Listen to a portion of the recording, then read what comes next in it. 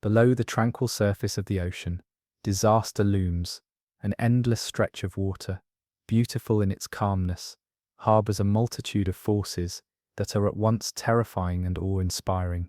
For centuries, sailors, divers, and explorers alike have ventured into the depths, only to be swallowed by the mysteries lurking far below. The ocean is alive with stories that are not always told by the living. Tonight, we venture into those very depths, where the sea becomes more than just water. It becomes a witness, a keeper of lost secrets, an unspoken force that, at times, speaks only through disaster. Before we begin, tell me, where are you listening from? And what time is it at your place, right now? Let's see how far these mysteries travel, from one side of the globe to the other. Now let us begin, as we descend into the uncharted, into the heart of the ocean's darkest disasters.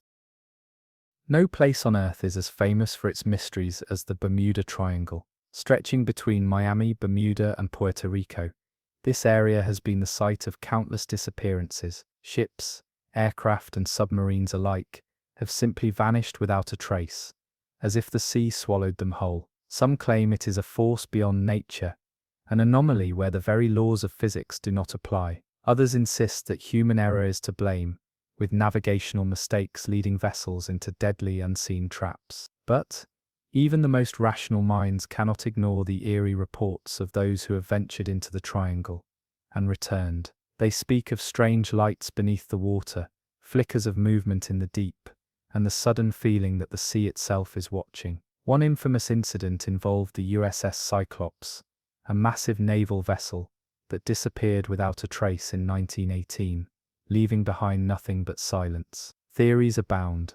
Some believe it was a simple navigational error. Others point to a violent underwater current.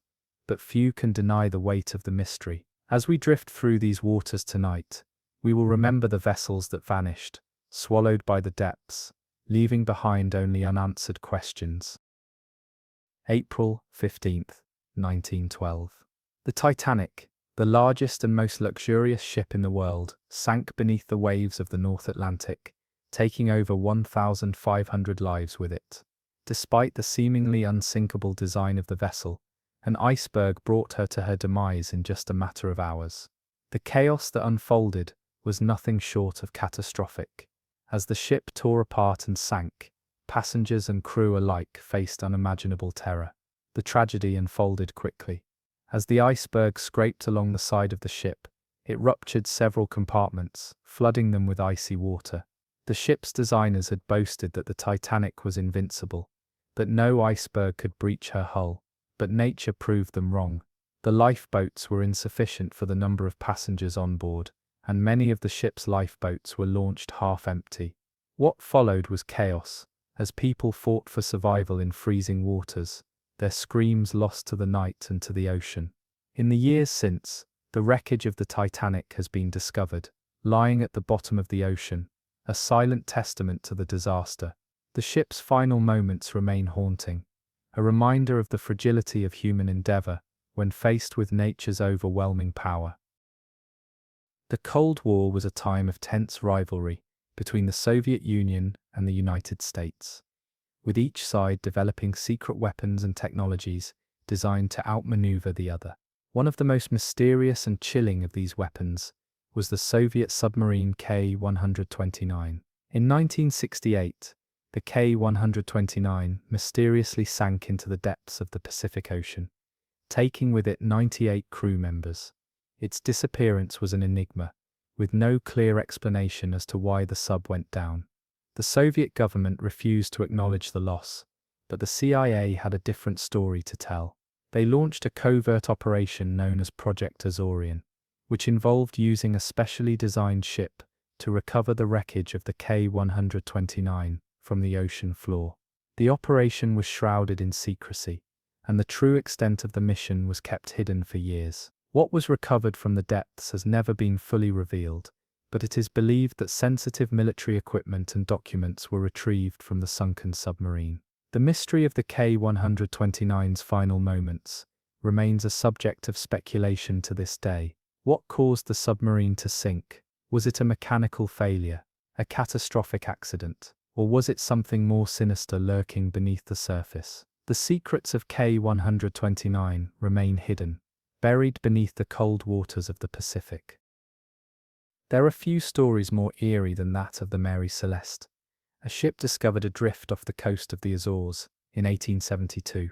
The vessel was fully intact, with no signs of damage, yet there was no one aboard. The crew had disappeared, leaving behind their personal belongings, food still on the tables, and an untouched ship, as though the crew had vanished into thin air. Aboard the Mary Celeste were the captain, his wife, child, and a crew of 7.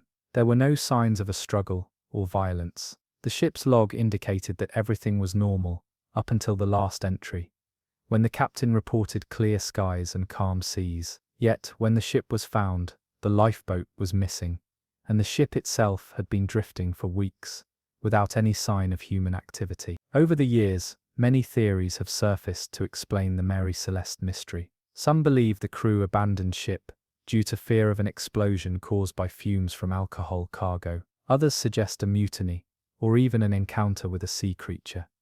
But no explanation has ever fully accounted for the eerie disappearance of its crew.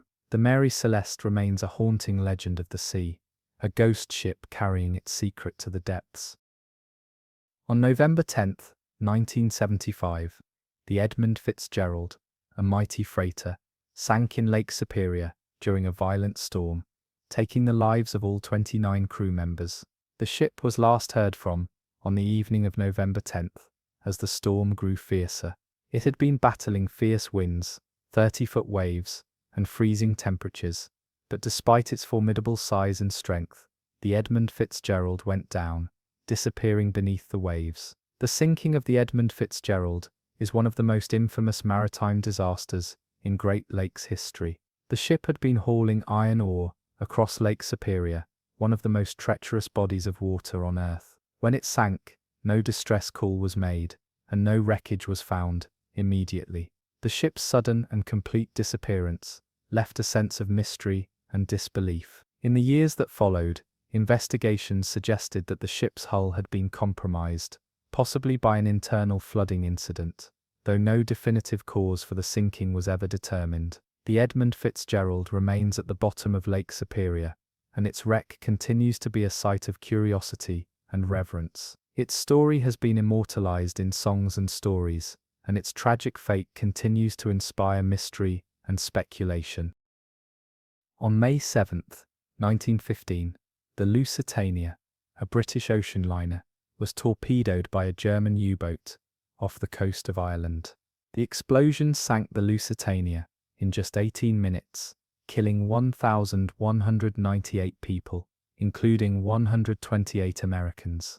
The attack sparked outrage and was one of the key events that led the United States to enter World War I. The Lusitania was a symbol of luxury and speed, known for its high-class passengers and its transatlantic voyages. When it sank, it shocked the world.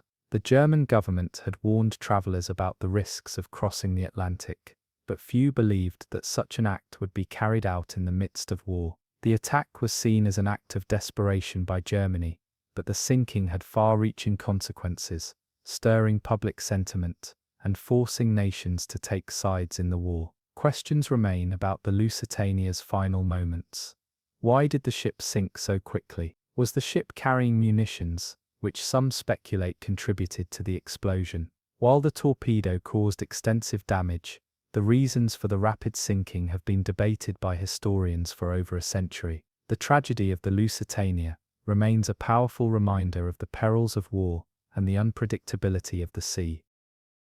In December 1945, 5 U.S. Navy bombers, known as Flight 19, disappeared without a trace over the Bermuda Triangle during a training flight. The pilots, who were experienced and skilled, reported disorientation and navigational problems before losing contact with the control tower. Despite a massive search effort involving planes and ships, no wreckage was ever found, and the planes were presumed lost. Flight 19 is one of the most famous disappearances in the Bermuda Triangle and remains unsolved to this day. The pilots were experienced and knew the area well, yet they became disoriented and their radio transmissions indicated that they were lost, circling the wrong way. At one point, the leader of Flight 19 reported that his compass had failed and the planes were running low on fuel. Some theories suggest that the planes may have been caught in a sudden storm or encountered magnetic anomalies that disrupted their navigational equipment. Others speculate that the planes were simply lost in the vast, often featureless expanse of the sea. Whatever the cause, Flight 19 remains an enduring mystery, a part of the Bermuda Triangle's shadowy legacy. The USS Scorpion, a nuclear-powered submarine, vanished in 1968 while conducting a routine patrol in the Atlantic Ocean. Despite the ship being fully equipped with advanced technology, the Scorpion never returned to port, and its disappearance remains one of the most baffling in naval history. The crew of 99 was never heard from again, and the submarine was found months later, miles from its expected location, sitting on the ocean floor. The search for the USS Scorpion was extensive, but despite many efforts, it was not until October 1968 that the submarine's wreckage was located. There were signs of damage to the hull, suggesting that an explosion might have caused the sinking. However, the exact cause of the explosion, and why it happened so suddenly and without warning, has never been fully explained. Conspiracy theories abound about the Scorpion's loss. Some believe that the submarine was the victim of a secret attack or sabotage, while others argue that a malfunction or accident caused the explosion. The mystery of the USS Scorpion remains unsolved, and the wreckage of the submarine serves as a chilling reminder of the dangers lurking beneath the surface of the ocean. In the 1940s, a chilling story emerged from the waters of the Strait of Malacca. A Dutch merchant ship, the SS Orang-Medan, sent out a distress signal that became infamous in maritime lore. The signal was brief, fragmented, and terrifying. All officers, including the captain, are dead. Lying in the chart room and on the bridge, probably the whole crew is dead. I die. Shortly after, all communication with the vessel was lost, and a rescue ship was dispatched. When the rescue crew boarded the Orang-Medan, they found the ship eerily silent, with no signs of struggle or damage. The bodies of the crew were discovered in various positions, frozen in terror, their eyes wide open, and their faces contorted into expressions of unimaginable fear. There was no sign of violence, but all crew members were dead. The strange part was that there were no obvious causes of death. No one has ever been able to explain what happened aboard the Orang-Medan. Theories range from poison gas or toxic cargo to more fantastical ideas, such as a cursed vessel or a paranormal event. In the end, the ship itself mysteriously caught fire and sank before any definitive investigation could be conducted. The Orang-Medan is remembered as one of the most unsettling mysteries of the sea, a story steeped in death and confusion, with no answers. In 1945, during the closing days of World War II, the USS Indianapolis sank in the Philippine Sea after being torpedoed by a Japanese submarine. The ship had just completed a secret mission, delivering components for the atomic bomb to the US airbase on Tinian Island. It was a historic and crucial mission, but it would end in tragedy. The Indianapolis was struck by 2 torpedoes, causing catastrophic damage to its hull. Within 12 minutes, the ship sank, leaving around 900 sailors stranded in the middle of the ocean without lifeboats. The men were forced to survive in the water for days, with nothing but the wreckage of their ship to keep them afloat. Worse still, they were left to contend with exposure, dehydration, and sharks that circled them, drawn by the scent of blood. The survivors of the Indianapolis were eventually rescued, but over 300 men perished in the ordeal. The tragedy of the sinking was compounded by the delay in the search efforts, as the Navy was unaware that the ship had gone down. For years the event remained largely unknown, but it became one of the most infamous and haunting naval disasters in history. The Indianapolis's story is a grim reminder of the dangers of war and the fragility of life on the open sea. It is also a testament to the horrors of survival when nature and circumstance conspire to test the limits of human endurance. The Andrea Doria, a luxury ocean liner sailing between Italy and the United States, was once hailed as the most beautiful and luxurious vessel in the world. But on July 26, 1956, the ship collided with the Stockholm, a Swedish freighter, off the coast of Nantucket. The collision caused a massive gash in the side of the Andrea Doria, which began taking on water at an alarming rate.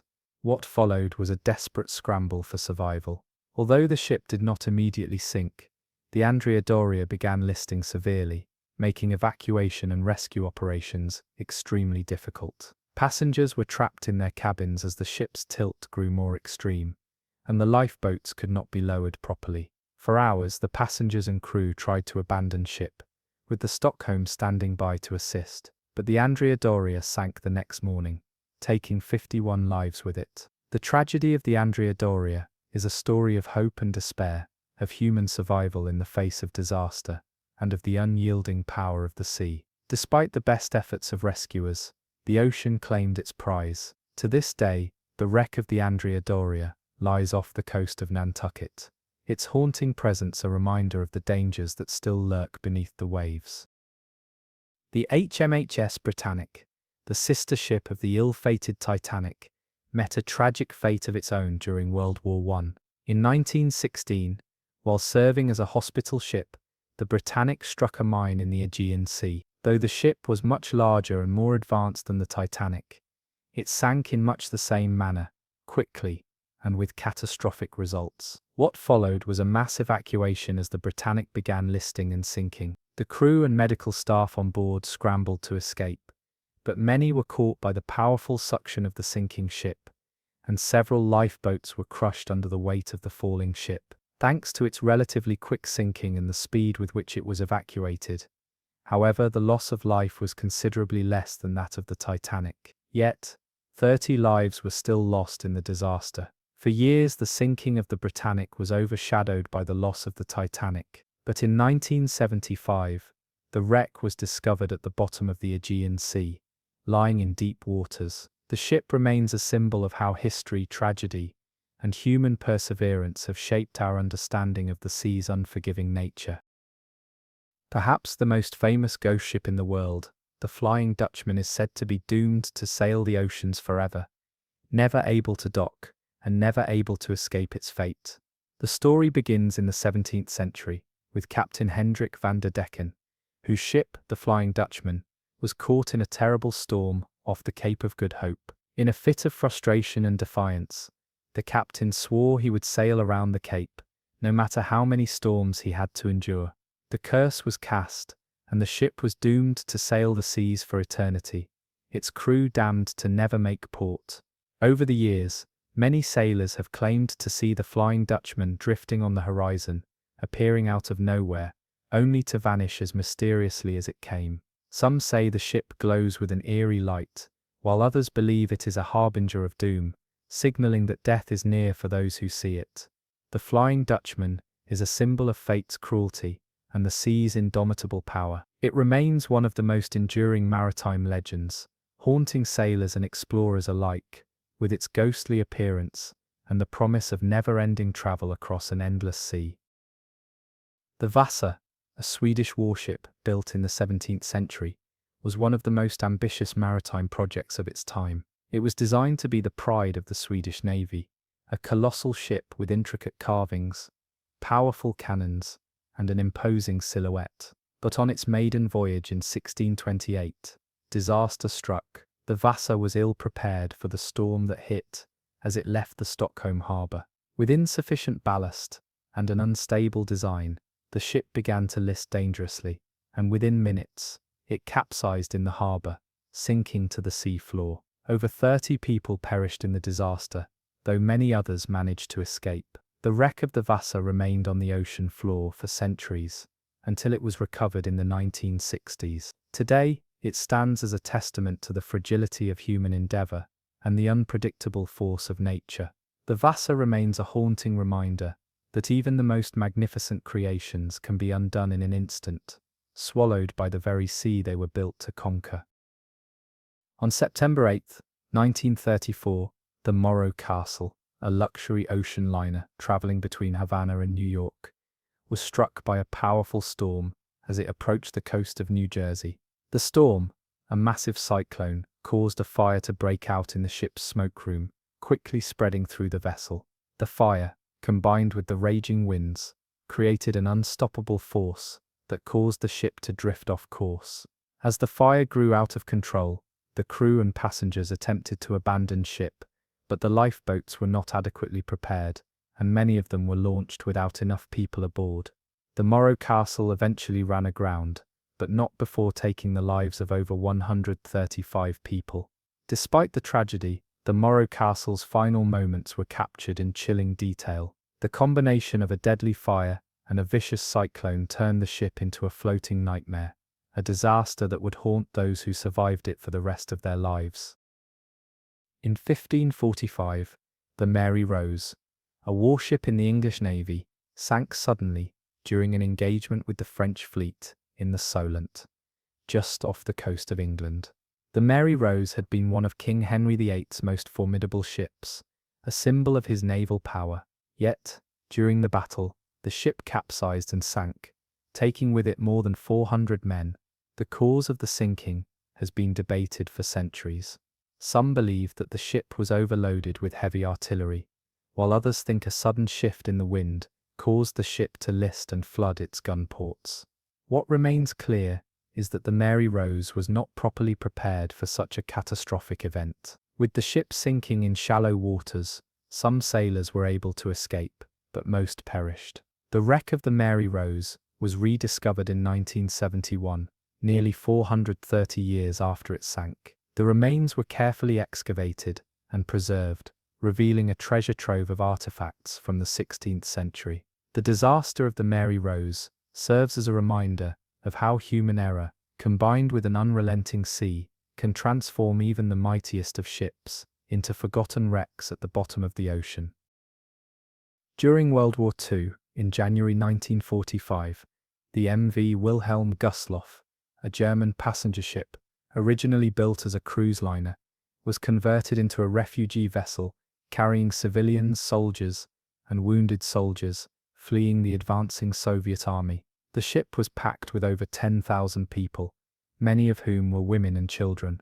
On January 30th, while trying to escape to safer waters, the Wilhelm Gustloff was struck by 3 torpedoes fired by a Soviet submarine. The ship sank within 45 minutes, and despite the chaos, many of the lifeboats were either inaccessible or ill-equipped for the number of people on board. Only about 1,000 people survived the attack, making it one of the deadliest maritime disasters in history. The exact number of lives lost varies, but it is estimated that around 9,400 people perished in the icy waters of the Baltic Sea. The tragedy of the Wilhelm Gustloff was largely overshadowed by the larger events of World War II and remained largely unknown for years. Yet, it serves as a haunting reminder of the horrors of war and the innocent lives lost in its wake. The wreckage of the Wilhelm Gustloff remains on the ocean floor, hidden beneath the cold waters, a memorial to the lives lost in a desperate attempt to escape.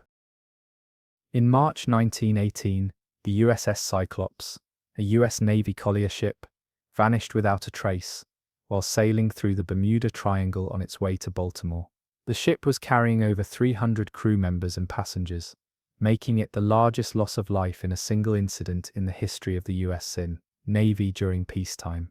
Despite an extensive search, no wreckage or survivors were ever found. The disappearance of the Cyclops has baffled historians, military experts, and conspiracy theorists alike. Some have speculated that the ship was lost due to structural failure or sabotage, while others believe that the vessel was caught in an unusually strong storm or a powerful underwater current. The Bermuda Triangle's reputation for unexplained disappearances only adds to the mystery of the USS Cyclops. In the years since, the disappearance of the Cyclops has become one of the most iconic maritime mysteries. Its disappearance remains unexplained, contributing to the lore surrounding the Bermuda Triangle and fueling speculation about strange forces lurking in the depths.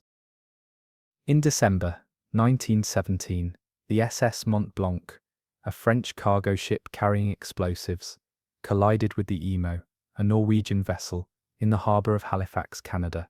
The collision ignited a fire on the Mont Blanc, and soon after, the ship exploded, in one of the most devastating man-made explosions in history. The blast was so powerful that it obliterated the Mont Blanc and caused widespread destruction in the city of Halifax. Buildings were flattened, and a shockwave was felt as far as 160 kilometers away. The explosion killed nearly 2,000 people and injured over 9,000 others, many of whom were caught in the shockwave or crushed by falling debris.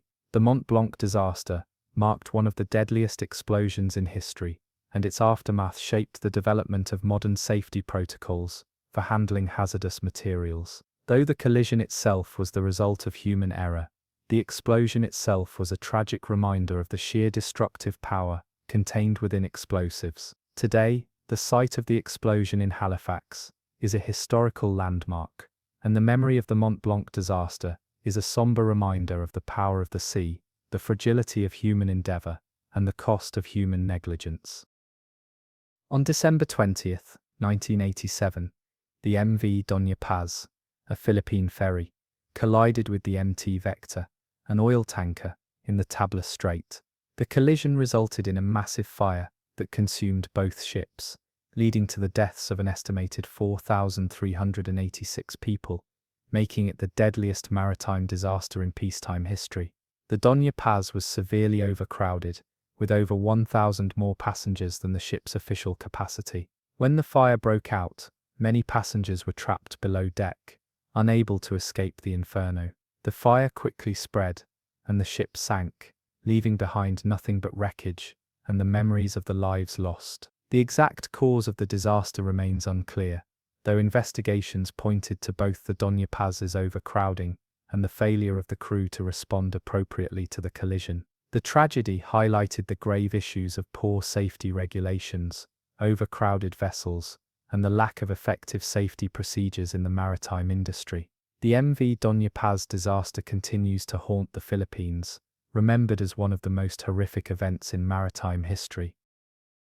In September 1994, the SS Estonia, a ferry travelling from Tallinn, Estonia, to Stockholm, Sweden, sank in the Baltic Sea during a storm. The disaster claimed the lives of 852 people, making it one of the deadliest maritime disasters in European history.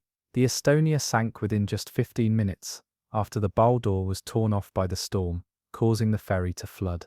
The cause of the sinking has been the subject of much debate. While the initial investigation blamed the ship's faulty bow door design, a later report suggested that a series of factors, including weather, the ship's age, and human error, contributed to the disaster. The sinking of the SS Estonia remains one of the most tragic and controversial maritime events of the 20th century. Despite the considerable loss of life, there was one remarkable aspect of the disaster: the rescue efforts. Many survivors were rescued by nearby vessels, but many others perished due to the frigid water temperatures and the speed with which the ferry sank. The tragedy sparked a re-evaluation of ferry safety regulations in Europe, and remains an event etched in the memories of those who lived through it.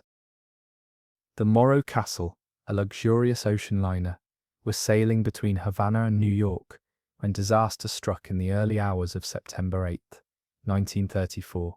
The fire started in the ship's smoke room, quickly spreading throughout the upper decks. Despite the quick thinking of the crew and passengers, the flames consumed the ship in mere hours. Passengers scrambled to abandon ship, but the chaos made it nearly impossible to do so safely. The fire spread so fast that many never had the chance to reach lifeboats. What followed was a harrowing struggle for survival, as the ship drifted without control, engulfed in flames. The Morro Castle's final hours were marked by desperation, confusion, and loss. The ship's captain, who had survived a previous disaster, was found dead in his cabin. No one knows the full extent of the ship's downfall, but what is clear is the sense of helplessness that accompanied the Morro Castle's fiery end. Despite rescue efforts, 137 lives were lost. The Morro Castle sank just off the coast of New Jersey, and its wreck remains a haunting reminder of the dangers of the sea. In 1915, during World War I, the Lusitania, a British ocean liner, was struck by a torpedo fired from a German U-boat. The attack, which occurred off the coast of Ireland, caused the ship to sink in just 18 minutes. nearly 1,200 people lost their lives, including 128 Americans. The Lusitania was known for its speed and elegance, but in the blink of an eye, it became a tragic symbol of the horrors of war.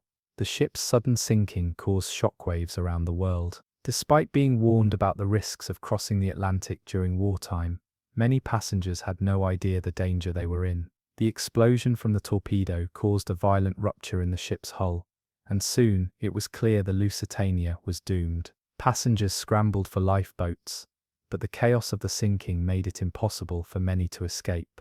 The British government's reaction to the tragedy was swift, but it didn't erase the grief felt by the families of those lost. The Lusitania's sinking is remembered not only for its tragic loss of life, but also for its role in turning public opinion in favor of the United States, entering World War I. Today, the wreck of the Lusitania rests in the deep waters off the coast of Ireland, a silent testament to the ship's lost passengers and the brutality of war. On July 25, 1956, the Andrea Doria, a luxury Italian ocean liner, collided with the Swedish freighter Stockholm in dense fog off the coast of Nantucket. The crash caused a gash in the Andrea Doria's hull, and within hours, the ship began to list.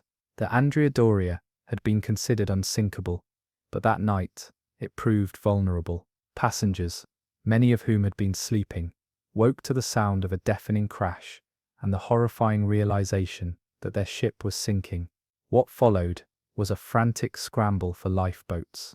The Andrea Doria listed at an alarming angle, and the lifeboats became difficult to deploy.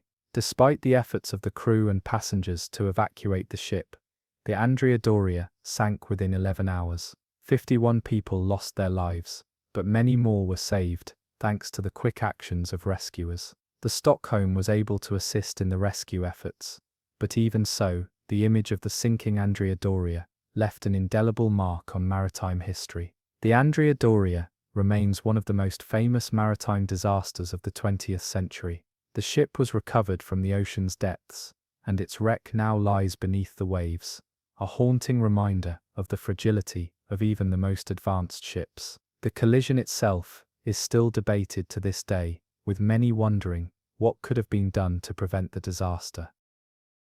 In 1934, the Argonautica, a luxury liner traveling from New York to London, disappeared without a trace in the North Atlantic. The ship was known for its opulence, equipped with the finest amenities and an elite guest list, including celebrities, diplomats, and wealthy businessmen. It left port on a clear, calm day, with every indication that the journey would be smooth. Yet, it was the last time anyone would see the ship alive. Just days into the voyage, a distress signal was sent, the message unclear but filled with urgency. Strange lights in the sky, the sea is moving beneath us. After that, all communications ceased. A search was launched, but no wreckage, no lifeboats, and no survivors were ever found. The Argonautica seemed to vanish into thin air, as if swallowed whole by the ocean. Years later, strange accounts began to surface, with sailors claiming they had seen a ghostly outline of the ship's silhouette appear on foggy nights, only to vanish before their eyes. The Argonautica's story remains a mystery, a ghost ship lost to the sea, with no explanations and no closure.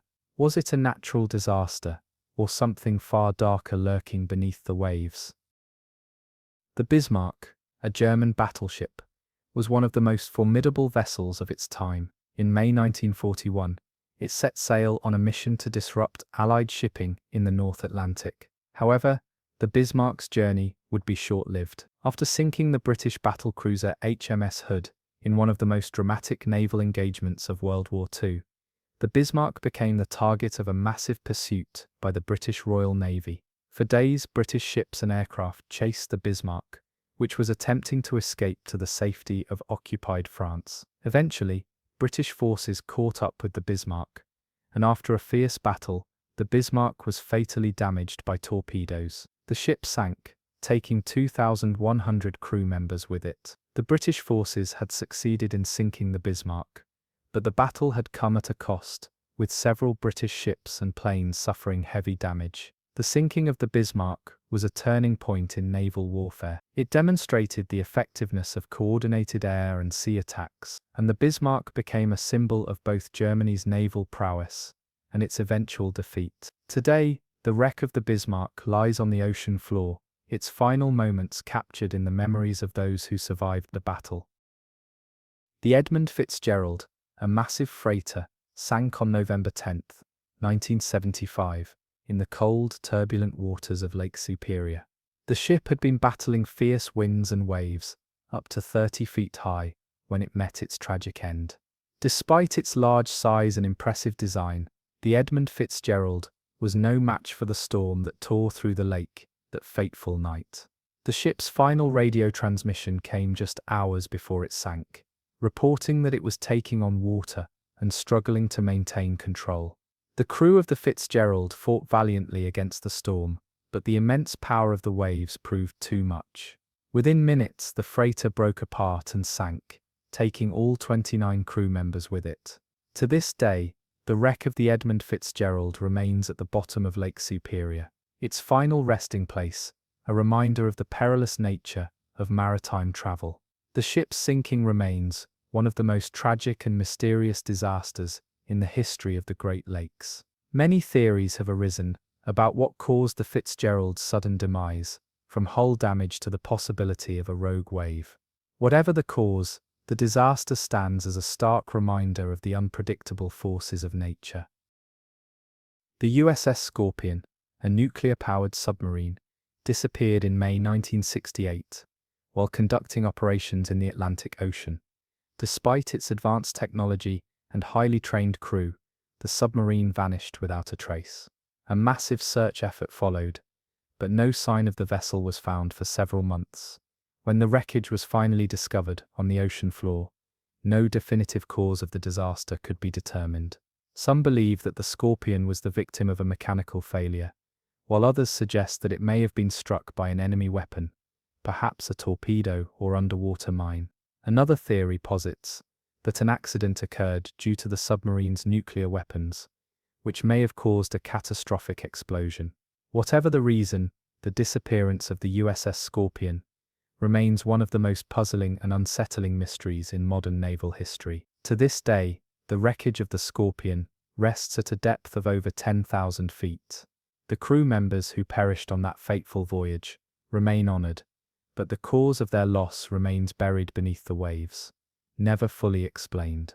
The Scorpion's disappearance serves as a sobering reminder of the dangers faced by those who serve in the world's most complex and hazardous vessels.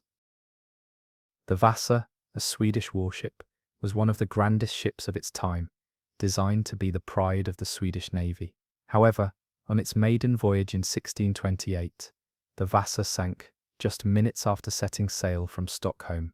Despite its massive size and impressive weaponry, the ship was poorly designed and unstable. The Vasa was top-heavy, and as the winds picked up on its first journey, the ship began to list dangerously. It capsized and sank in the harbour, taking with it the lives of over 30 crew members. For centuries, the wreck of the Vasa remained lost to history, buried beneath the waters of the harbour. It wasn't until 1956 that the ship was rediscovered and later raised in the 1960s. Today, the Vasa is on display in Stockholm, a well-preserved relic of the past. The sinking of the Vasa serves as a reminder of the fragility of even the most formidable vessels. Despite its ambitious design and construction, the Vasa was doomed from the start, its fate sealed by the very design that was meant to make it invincible. The HMHS Britannic, the sister ship of the ill-fated Titanic, met its own tragic fate during World War I. In 1916, while serving as a hospital ship, the Britannic struck a mine in the Aegean Sea. Despite its larger size and more advanced design compared to the Titanic, the Britannic sank in a similar manner. However, due to the speed and efficiency of the evacuation, the loss of life was significantly lower. Still, 30 lives were lost, and the ship, which had been a symbol of hope and survival after the Titanic disaster, was lost to the sea. The Britannic had been converted into a hospital ship during the war, carrying wounded soldiers and medical personnel. When the mine struck, the ship quickly began taking on water, and despite the best efforts of the crew, it sank within an hour. The Britannic was located on the ocean floor decades later, lying at a depth of over 400 feet. Its wreck is now a popular site for deep-sea exploration, and it stands as a symbol of both tragedy and survival, echoing the lessons learned from the Titanic disaster. The USS Scorpion was a nuclear-powered submarine that mysteriously vanished in May 1968, while conducting routine operations in the Atlantic Ocean. Despite its advanced technology and highly trained crew, the submarine disappeared without a trace. A massive search was launched, but no sign of the vessel was found until months later, when the wreckage was discovered on the ocean floor, thousands of feet beneath the surface. Theories about the cause of the Scorpion's disappearance have been varied. Some suggest that a mechanical failure led to the loss of power and communication. Others believe the submarine was struck by an enemy weapon, like a torpedo or mine. Still, others speculate that an internal explosion, possibly involving the submarine's nuclear weapons, caused the disaster. What remains clear is that the cause of the USS Scorpion's tragic end has never been fully determined. The wreckage of the Scorpion lies on the ocean floor, a haunting reminder of the dangers faced by those who serve beneath the waves. Despite the many theories and investigations, the submarine's disappearance remains an unsolved mystery, and the truth of what happened that fateful day remains lost beneath the sea. In 1820, the Essex, an American whaling ship, encountered a massive sperm whale in the Pacific Ocean. The whale, in an act of defiance, rammed the ship with incredible force, causing it to sink. The crew of the Essex was left stranded in small whaleboats, with little hope of survival. As the days stretched on, the survivors endured starvation, dehydration, and exposure to the elements. The situation grew desperate, and the men were forced to resort to cannibalism to stay alive. The Essex's story became a legend of human endurance, survival, and the brutality of nature. The survivors, who endured over 90 days at sea, were eventually rescued, but their tale remains one of the most harrowing survival stories in maritime history. Herman Melville's Moby Dick was inspired by the Essex tragedy, immortalizing the ship's doomed voyage and the whale that struck it. The sinking of the Essex serves as a chilling reminder of the dangers of whaling and of the immense power of the ocean and its creatures. The tragedy changed the course of the whaling industry and marked a turning point in how sailors viewed their relationship with the sea. In the 1940s, the SS Medan, a Dutch freighter, sent out a distress signal that became infamous in maritime history. The message was short and cryptic. All officers, including the captain, are dead, lying in the chart room and on the bridge. Probably the whole crew is dead. I die. After that, all communication ceased, and the Medan was found adrift off the coast of Malaysia. A rescue crew boarded the ship to investigate, but what they found was nothing short of eerie. The entire crew was dead, their bodies arranged in strange positions, with faces frozen in expressions of terror. There were no signs of violence or struggle, and the ship was undamaged, yet everyone aboard had perished. No cause of death was ever determined, and the Medan's wreckage was eventually lost, adding to the mystery. Theories about the cause of the crew's deaths ranged from poisoning by toxic cargo to supernatural explanations. However, no conclusive evidence has ever been found. The disappearance of the Medan remains one of the most unsettling and inexplicable events in maritime history, a ghost ship that haunts the annals of seafaring legend. On April 27, 1865, the Sultana, a steamboat traveling along the Mississippi River, exploded, killing over 1,800 people in what remains the deadliest maritime disaster in U.S. history. The Sultana had been carrying far more passengers than it was designed to hold, many of them Union soldiers, recently freed from Confederate prison camps. The ship's boilers had been in disrepair, and the explosion occurred as the ship was nearing Memphis, Tennessee. The Sultana was hastily repaired before its ill-fated journey, and the excessive weight from the overcrowding made it even more vulnerable. The explosion tore apart the ship's structure, and many passengers were thrown into the river, where they either drowned or succumbed to the cold waters. Those who survived the explosion faced further challenges drifting without supplies or shelter. The disaster occurred just days after the assassination of President Abraham Lincoln, and it was overshadowed by other national events. However, the loss of life aboard the Sultana was devastating, and the tragedy has since been largely forgotten in the collective memory, despite its overwhelming scale. Today, the wreck of the Sultana remains a somber reminder of the dangers of river travel and the deep costs of war. In 1851, the HMS Investigator, a British Royal Navy ship, tasked with exploring the Arctic, vanished during a scientific expedition to map the Northwest Passage. The ship had been caught in the treacherous waters of the Canadian Arctic archipelago, where ice floes were known to be thick and unforgiving. The crew, under the command of Sir John Richardson, had sent back optimistic reports before losing contact. Months later, when the Investigator failed to return to England, a search was launched.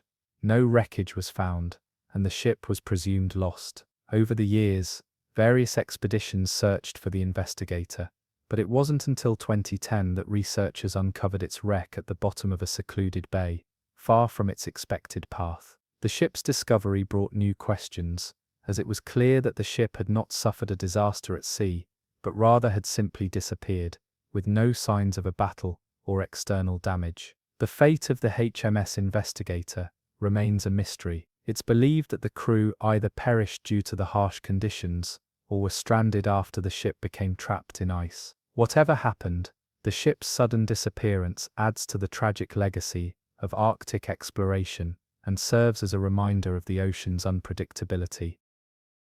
On May 29, 1914, the RMS Empress of Ireland, a Canadian ocean liner, collided with the Norwegian collier Storstad in the St. Lawrence River, resulting in one of the deadliest maritime disasters in Canadian history. The Empress was returning to Quebec City from Liverpool, carrying 1,477 passengers and crew. In dense fog, the Empress struck the Storstad on its starboard side, causing a fatal breach in the ship's hull. The ship sank rapidly, within just 14 minutes, as the cold, murky waters of the river flooded the lower decks. Many of the passengers were trapped below deck, unable to reach the lifeboats. The collision also happened in the middle of the night, making evacuation chaotic and nearly impossible. While some passengers were able to escape into lifeboats, over 1,000 souls perished in the icy waters of the St. Lawrence. What makes the Empress of Ireland disaster even more tragic is the fact that it happened just weeks before World War I began. The wreckage of the Empress was eventually discovered in 1964, and today it lies beneath the St. Lawrence River, its final resting place, serving as a somber monument to those lost in the tragedy. The sinking of the Empress of Ireland remains one of Canada's most heartbreaking maritime disasters.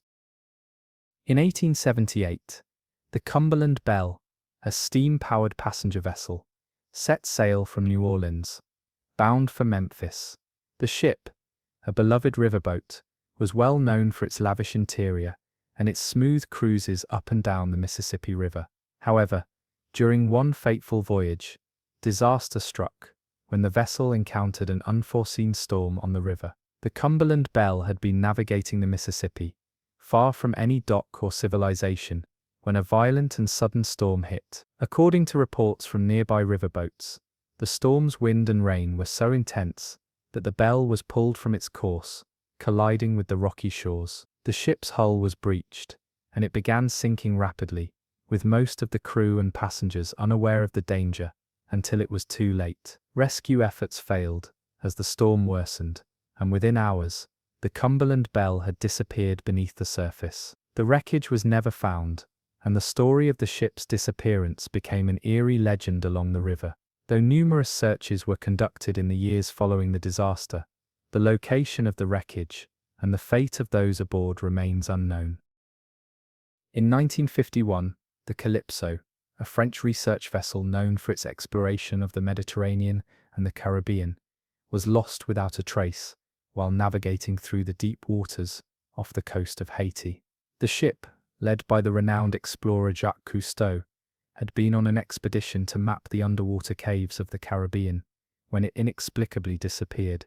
The Calypso had been equipped with state-of-the-art technology for its time, including advanced sonar and diving equipment. The ship's crew had sent regular reports during their voyage, indicating calm seas and steady progress. However, when a scheduled check-in was missed, authorities sent out a search party. For weeks, the Calypso remained lost, its trail leading nowhere. No wreckage or debris was ever found, and there were no survivors. Some suggest that the vessel might have run into a sudden storm, while others suspect that a mechanical failure, combined with the unpredictable nature of the Caribbean waters, could have caused the ship to sink. Whatever the cause, the disappearance of the Calypso remains one of the most puzzling maritime mysteries of the 20th century, and the legacy of Jacques Cousteau and his famous vessel continues to be marred by its unsolved disappearance. In 1854, the SS Arctic, a steamship sailing from Liverpool to New York, collided with another vessel off the coast of Newfoundland. The Arctic was a relatively new ship, built with the latest technology, and was considered unsinkable due to its design. However, after the collision, the Arctic began to take on water at an alarming rate. The crew worked desperately to launch lifeboats, but a panicked evacuation led to many boats being launched with too few people, or with not enough provisions. The Arctic sank in less than an hour, and more than 300 passengers and crew perished in the cold waters of the North Atlantic. Some survivors managed to board the lifeboats, but most were either lost to the sea or rescued by passing ships. Despite the proximity of rescue ships, the Arctic sinking became one of the deadliest maritime disasters of the 19th century. The tragedy led to significant changes in maritime safety regulations, particularly regarding the number of lifeboats required for passenger vessels. To this day, the SS Arctic disaster remains one of the darkest chapters in the history of transatlantic travel. In 1969, the Sirius, a luxury research vessel, equipped with cutting-edge technology for exploring the deepest parts of the Atlantic Ocean, set off on an expedition to document unknown marine species in an uncharted area of the Bermuda Triangle. The ship was equipped with high-tech sonar systems and had an experienced crew, making its sudden disappearance even more perplexing. After reporting strange sonar readings and unusual electromagnetic activity in the area, the Sirius went silent. Attempts to contact the ship failed, and a search operation was launched immediately. For weeks, no sign of the ship or its crew was found. Some believed that the ship had been caught in an underwater current, so powerful it pulled it deep into the ocean's abyss. Others thought the Sirius might have encountered a natural anomaly, something like an underwater vortex or electromagnetic field that disabled its systems. Decades later, some fishermen claimed to have seen an eerie glowing shape in the water, which they described as the outline of a ship. But despite numerous investigations, no wreckage from the Sirius has ever been recovered. Its disappearance remains an enigma, and the Bermuda Triangle continues to be a place of eerie fascination. In 1983, the Eclipse, a state-of-the-art cruise ship, embarked on a luxury voyage from Sydney, Australia, to the mysterious islands of the South Pacific. Known for its extravagant design and cutting-edge safety features, the ship was a symbol of modern travel. However, just 3 days into the voyage, the Eclipse encountered an uncharted storm system that had been absent from all weather reports. Passengers were first alerted to the storm's approach when the sea became unnaturally calm, followed by an eerie shift in the air pressure. Crew members scrambled to secure the ship, but the storm hit with terrifying speed and intensity. Lightning tore through the sky, and massive waves crashed against the hull. Then, as quickly as the storm arrived, it dissipated, leaving the Eclipse stranded in the middle of the Pacific. When a rescue operation was launched, the Eclipse was nowhere to be found. Its final distress signal reported the sighting of a giant shadow beneath the water. Many believe the ship may have encountered a massive, unknown whirlpool, or perhaps even an undersea creature of extraordinary size. Despite a decade of searching, no trace of the ship or its passengers has ever been found. The Eclipse's disappearance remains one of the most haunting mysteries of the 20th century. In 2010, the Triton, a deep-sea exploration vessel, embarked on its maiden voyage to explore the Mariana Trench, the deepest part of the world's oceans. The ship was designed to withstand the immense pressures of the deep sea and was equipped with state-of-the-art cameras and scientific equipment. Led by a team of scientists and oceanographers, the Triton descended into the abyss with the goal of discovering new marine life and mapping the ocean floor. However, as the vessel reached the deepest part of the trench, it lost communication with its surface crew. The last message received was a strange, distorted transmission. "Something down here, it's watching us." After that, silence. An extensive search was launched, but the Triton never resurfaced. Some suggest that the ship may have encountered an underwater geological anomaly, like a shift in tectonic plates, which caused it to sink further into the abyss. Others believe the crew may have discovered something so extraordinary, possibly a new species or an unknown underwater phenomenon, that they were too overwhelmed to communicate. To this day, the wreckage of the Triton has never been found. Its disappearance adds to the growing list of mysterious incidents in the uncharted depths of the world's oceans, fueling curiosity and fear alike. In 2042, the Vortex Voyager, an experimental ocean liner designed to travel faster than any ship before it, set sail on its maiden voyage across the Pacific Ocean. The ship was equipped with advanced propulsion systems and cutting-edge technology, promising a new era of high-speed maritime travel. But on the night of the voyage, something went terribly wrong. As the Vortex Voyager entered a region known for strange electromagnetic activity, the ship's advanced systems began malfunctioning. The crew reported that the ship was being pulled in an unexpected direction, as if caught in an unseen force. A large spiral of water appeared around the ship, resembling a vortex, and within minutes, the ship vanished from radar. Despite massive efforts to locate the vessel, no wreckage was ever found. Witnesses on nearby ships reported seeing strange swirling lights in the sky, possibly linked to the ship's disappearance. Some speculated that the ship had entered a natural electromagnetic anomaly, or that it had been pulled into another dimension altogether. The Vortex Voyager remains an unsolved mystery, with its disappearance becoming a central part of ocean lore. Whether the ship was lost to the sea, or to something far stranger, its fate remains an eerie reminder of the unknown forces lurking beneath the waves. In 1979, the Poseidon, a luxury liner traveling from the Mediterranean to the Caribbean, was struck by an unexplained phenomenon. While passing through a remote part of the Atlantic Ocean, the ship's electronic systems began to malfunction. Strange, rhythmic sounds could be heard throughout the vessel, and crew members reported sudden temperature drops in certain areas. Then, without warning, the ship began to tilt. The Poseidon was caught in a violent whirlpool, unlike anything known to modern science. The vessel was thrown into chaos as waves and currents seemed to drag the ship toward an enormous chasm. Passengers were thrown into a panic, and the crew struggled to maintain control. Despite their best efforts, the Poseidon sank in mere hours. What followed was the stuff of nightmares. As the ship sank, some passengers claimed to have seen ghostly figures in the water, floating just beneath the surface. The wreckage was never recovered, and no survivors were found. The Poseidon's mysterious sinking has sparked many theories, including a rogue underwater current, a freak storm, and even paranormal activity. But whatever the cause, the Poseidon's tragic fate remains unexplained, and its final moments continue to haunt the waters of the Atlantic. In 1899, the Zephyr, a state-of-the-art clipper ship, known for its speed and agility, embarked on a journey from San Francisco to Hong Kong.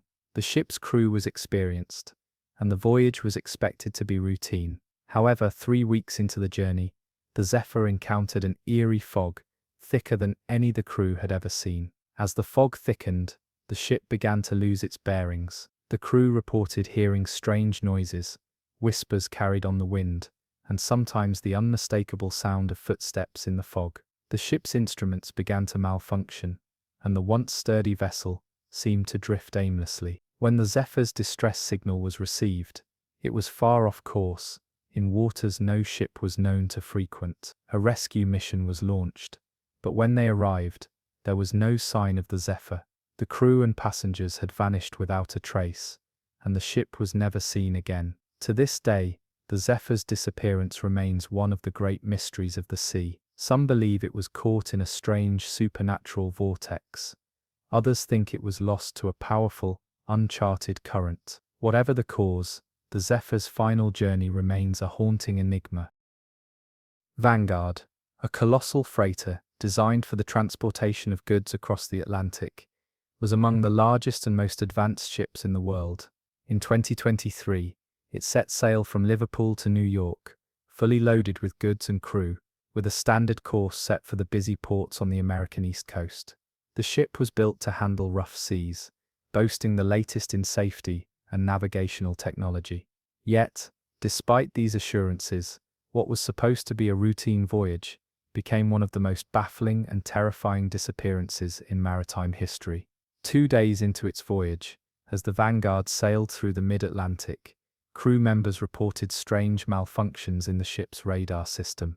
They also mentioned a sudden drop in water temperature and an eerie fog rolling in, even though the skies had been clear moments earlier. The captain, Captain Marcus Lindahl, noted this unusual phenomenon in his log, but assured the crew that they had experienced similar conditions before. The decision was made to continue, with the expectation that the weather would clear shortly. However, by the time the ship reached the coordinates, just off the coast of Newfoundland, communication with the Vanguard abruptly ceased. The last transmission from the ship was a garbled message, stating, "We've lost control. Something's pulling us. Power's down." After that, no further contact was made. A massive search was launched immediately by the Canadian Coast Guard, along with several commercial vessels that had been nearby. But despite their efforts, no wreckage was found, and the Vanguard simply disappeared from radar. In the weeks that followed, investigators combed through the ship's history, the conditions it encountered, and the materials it was carrying. What they found was puzzling. While there was no sign of external damage to the ship,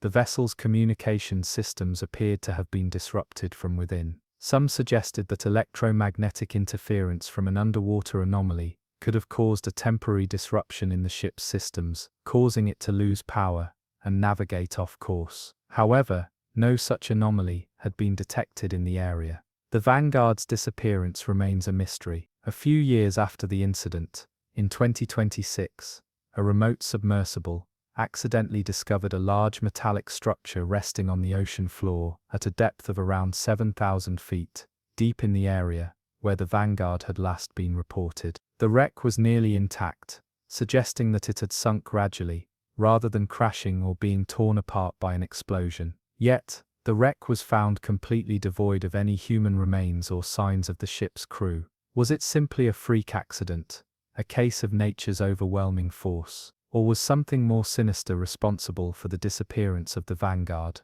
The answers remain elusive, but the wreckage stands as an eerie reminder that the ocean can still hold its most chilling secrets, no matter how much technology and innovation we throw at it.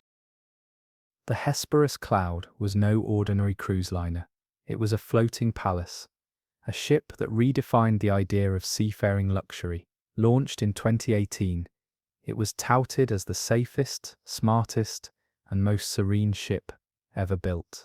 With AI-driven navigation, auto-stabilizers, and even an onboard weather manipulation system. Yes, you read that right. It was designed to be untouchable by the elements.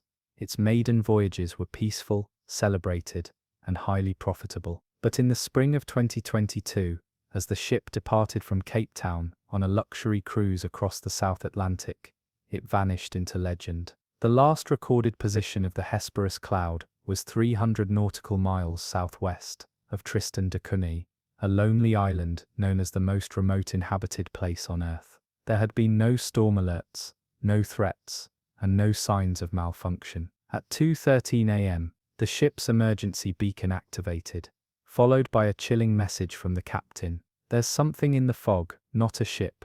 It's watching. We don't know what it is." The message cut off mid-sentence. Rescue efforts were swift. Drones, planes, and Navy destroyers searched the area for weeks, but not a single piece of the Hesperus Cloud was ever found, not even an oil slick. The company behind the ship, Lux Maritime, went bankrupt within months, under the weight of lawsuits and conspiracy theories. Some claimed a rogue wave hit the ship. Others whispered about a magnetic void, a Bermuda Triangle of the South Atlantic. Still others believed the ship stumbled upon something ancient and unknowable, buried beneath the sea. But what truly shook investigators was a recording recovered from an underwater probe, deployed months after the search was called off. In the murky audio, one can make out the faint sound of a foghorn, long, low, and not of any known make. Then after a pause, a strange sound, almost like whispering. Scientists claim it's a trick of the sonar feedback. Conspiracy theorists say it's the voices of the lost, still echoing through the sea. Today the Hesperus cloud exists only in whispers and digital ghosts, an entry in maritime databases, marked lost, cause unknown. But those who knew someone aboard, or had once dreamed of sailing on it, often stare out to sea and wonder. The ocean does not give back what it takes, not always, and sometimes, it doesn't just take, it chooses. So the next time you see fog rolling over the water on a calm night, and you hear a horn in the distance with no ship in sight, remember the Hesperus cloud. Remember that the ocean still holds places no map can mark, and secrets no science can explain. Sleep then if you can, with that thought gently bobbing in the back of your mind. A ship so advanced, so perfect, lost in a place so empty, and never seen again. Deep below the North Pacific Gaia, in a trench so dark and pressure-heavy that not even sonar dared linger too long, lay the Nereus Station, an experimental deep-sea outpost operated by a coalition of oceanographers, physicists, and biologists. Established in 2031 under the United Nations Oceanic Research Authority, the facility was built to explore extremophile ecosystems and the tectonic interactions beneath the seafloor. For 2 years, Nereus thrived. Its crew, rotating scientists and engineers, sent back reports of unprecedented discoveries, bioluminescent crustaceans with silicon-based exoskeletons, currents with reverse salinity, even a hydrothermal vent that emitted not heat, but cold. It became known in academic circles as the station that touched the void, that is, until the feed went dark on December 12, 2033. The last transmission from Nereus was a garbled fragment of video and audio, recovered hours after contact ceased. In the dim red light of the control room, a figure could be seen standing near a porthole, unmoving, arms outstretched. Behind them, the crew were chanting, not in English, not in any recorded language. There was a hum, low, melodic, and rising in pitch, until the screen pixelated into static. Then, silence. Navy submarines dispatched to investigate found only a crater. The Nereus Station, over 7,000 tons of metal and reinforced plating, was simply gone. The sea floor showed signs of recent activity, as though the station had been peeled away. Speculation went wild. Some scientists whispered of a conscious trench, a region of ocean floor that reacted to human presence like a living organism. Others pointed to a black file from 2032, labeled Project Leviathan, which allegedly involved experimenting with resonant frequencies capable of penetrating dimensional membranes. The public never saw those files. Most officials denied they ever existed.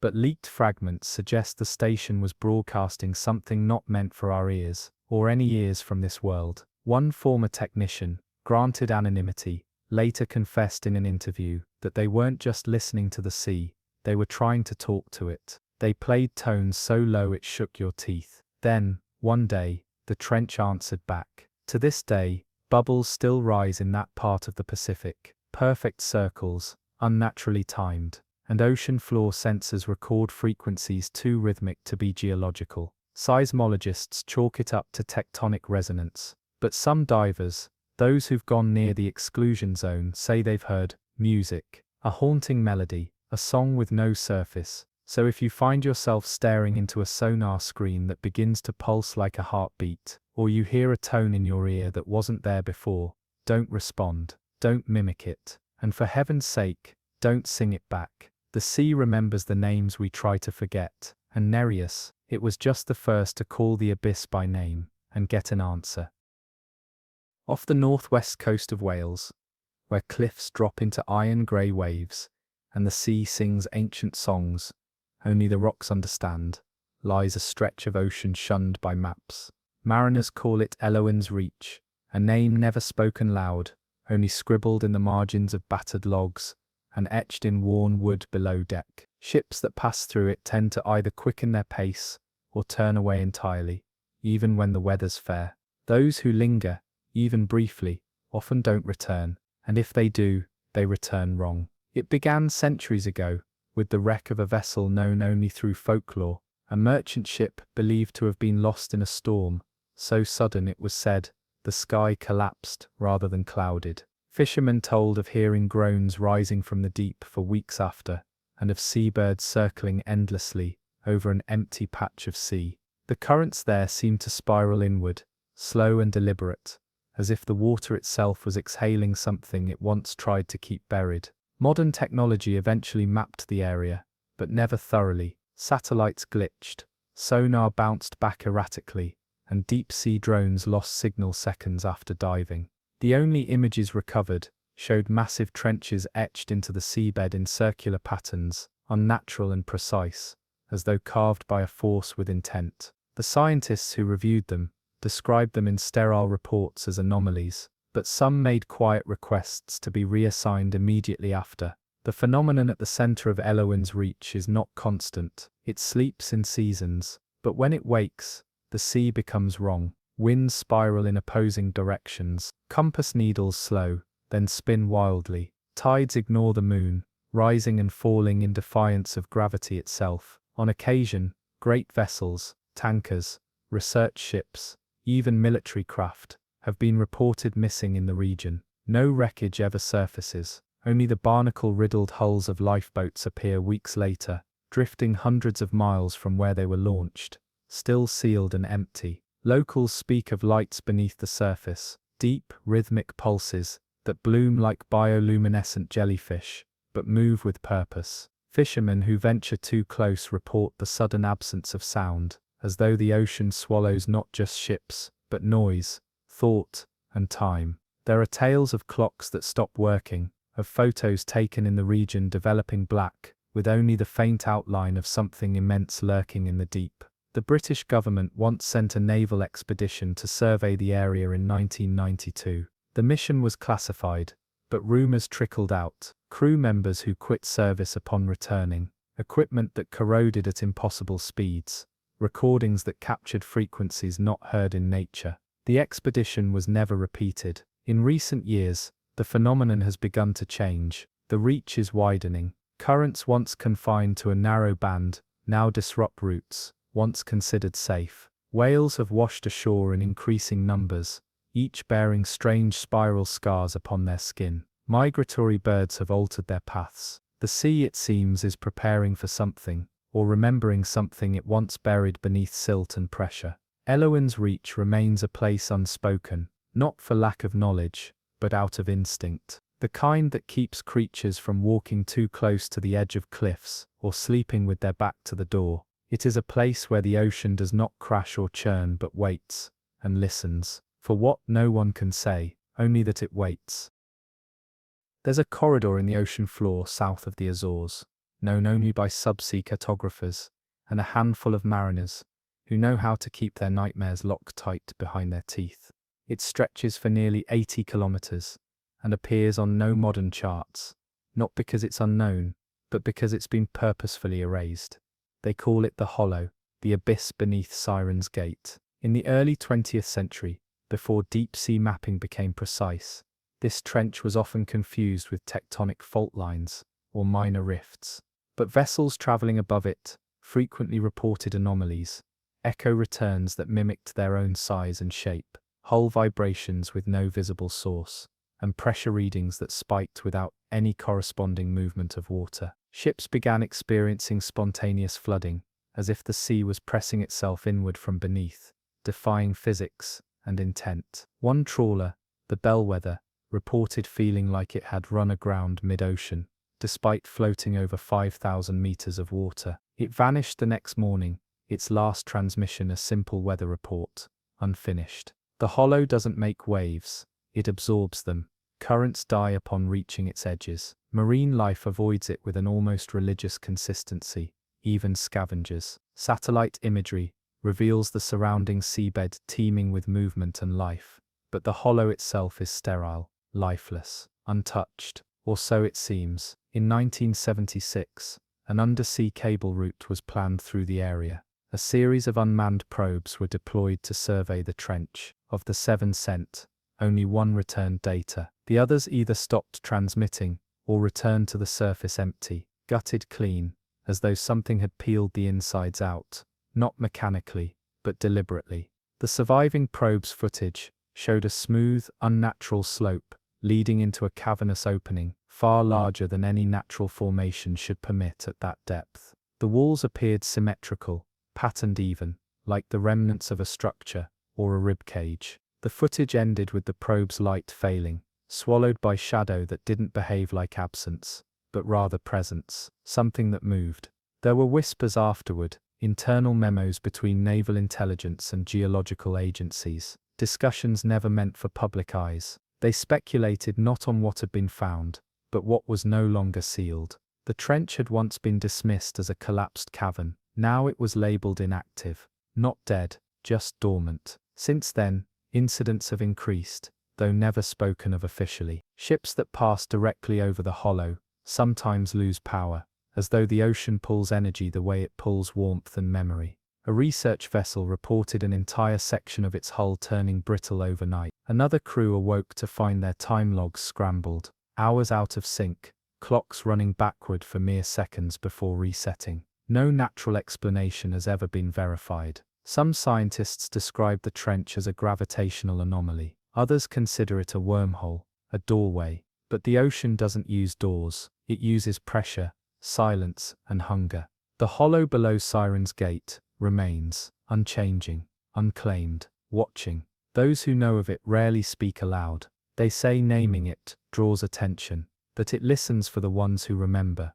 The sea has places that behave like absence. But this is not absence. It is presence buried so deep, even the earth tries to forget it ever woke. In 1892, a vessel known only by fragments of logbooks and second-hand testimonies set sail from Lisbon under the name Illyrian's Ark. There are no official manifests, no national registry, and no photographs. Just yellowed papers and inconsistent maps that place the ship somewhere between merchant cargo and floating monastery.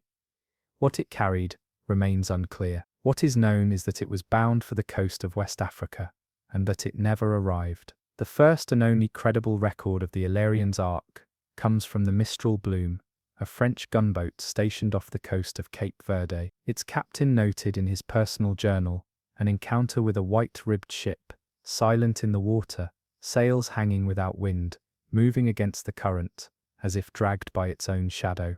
The crew attempted to hail it, but no reply came. What followed was stranger still. The gunboat's instruments began to register depth anomalies, the seafloor beneath them shifting, as if a shelf had suddenly opened. The waters grew unnaturally still, and fish rose dead to the surface, not floating, but spinning slowly, their eyes blackened. When the Mistral Bloom finally approached the vessel, it vanished, not beneath the waves, but in an instant. One moment, it was there, looming, listless. The next, only water. Awake without a cause, the Bloom's crew was ordered to forget the incident, but they didn't. Not really. Years later, fragments of Illyrian's Ark were found in strange places. A rusted lifeboat washed up on the shores of Mauritania, perfectly intact, but barnacle-free, its wood pale and soft as if soaked in milk. A compass with reversed poles was recovered by a diver near the Azores,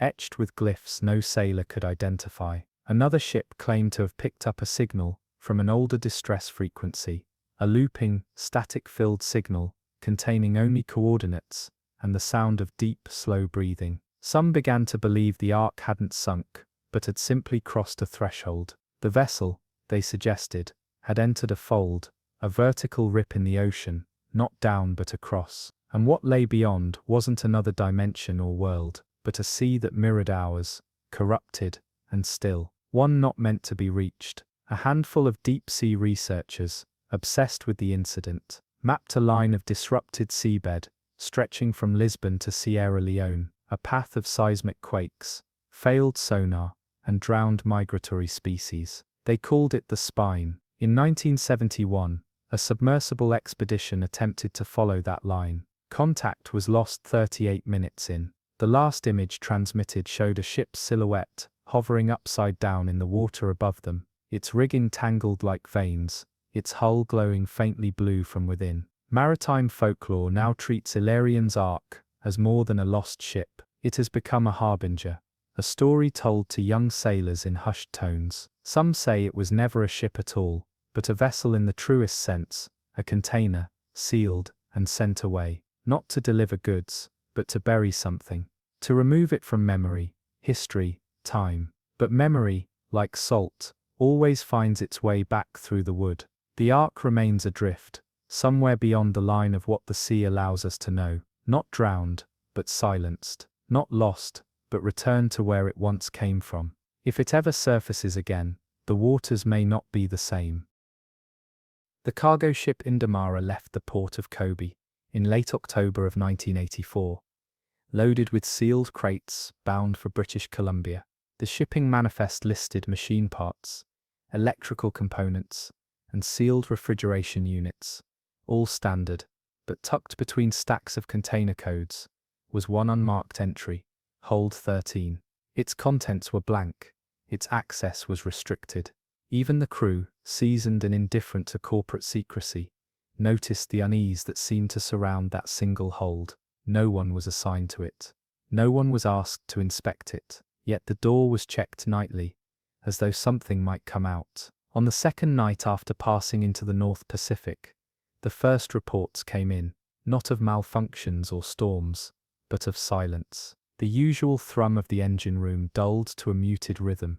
Radios hissed quietly, emitting tones too low to register consciously. Crew members began waking in the middle of the night, claiming they'd heard dripping sounds, despite dry decks or footsteps pacing just above them. But there was never anyone there. The chief engineer, after running a diagnostic of the ship's systems, noted strange interference in the circuits nearest Hold 13. Lights dimmed along that corridor, flickering not randomly, but in a rhythm, a pattern. He mentioned it in his log, then omitted the detail from the official report. 2 days later, he was found asleep at his post. When woken, he spoke in an unfamiliar language, his eyes blank, his breath slow. He collapsed minutes later and never regained consciousness. As the voyage continued, the rest of the crew grew quiet, not in fear, but in forgetting. They began moving more slowly, as if the weight of the ship had seeped into their limbs. Conversations dwindled, meals were left unfinished. Some stood at the railings, eyes fixed on the sea without blinking, murmuring nothing at all. The Indamara sent no distress call, it simply arrived.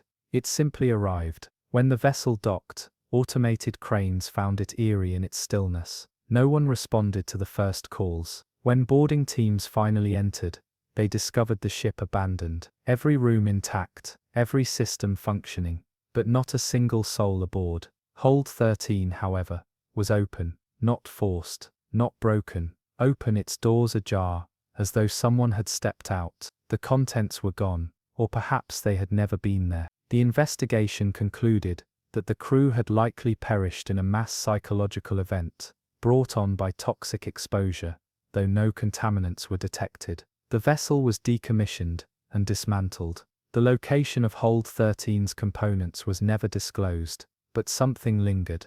Dock workers, who handled the Indamara's remains later, reported unsettling dreams, visions of walking through narrow metal corridors where the ship never ended, only looped. Some described descending stairwells that curved inward, narrowing until it became impossible to breathe. Others spoke of being followed by something wet and slow, not footsteps, but the sound of dragging. In the years that followed, shipping companies quietly stopped using Hold 13 as a designation altogether. Container ships now skip that number, jumping from 12 to 14 like hotels avoid unlucky floors. The ocean forgets nothing. It buries, it erases. But sometimes, it returns what we try to throw away, not whole, not sane, but rearranged. If ever you walk the hull of a cargo ship at night, and feel the air grow thicker near a sealed door, keep walking. Don't look at the handle, and never, under any circumstance, open it.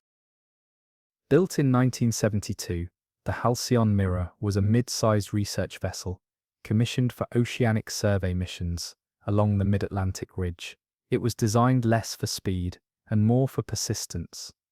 A drifting laboratory meant to follow underwater currents, catalogue tectonic shifts, and capture acoustic signatures from the Earth's shifting crust.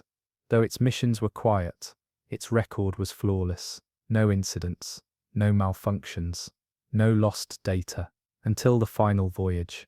In 1988, the ship embarked on a routine deployment from Dakar, heading west to monitor microquakes along an unmapped segment of the ridge. The crew was small, 12 scientists, 3 engineers, and 2 deckhands, experienced, unremarkable. The ship's course was clear, the waters calm. For the first week, transmissions arrived like clockwork. Then they began to shift. The reports grew vaguer.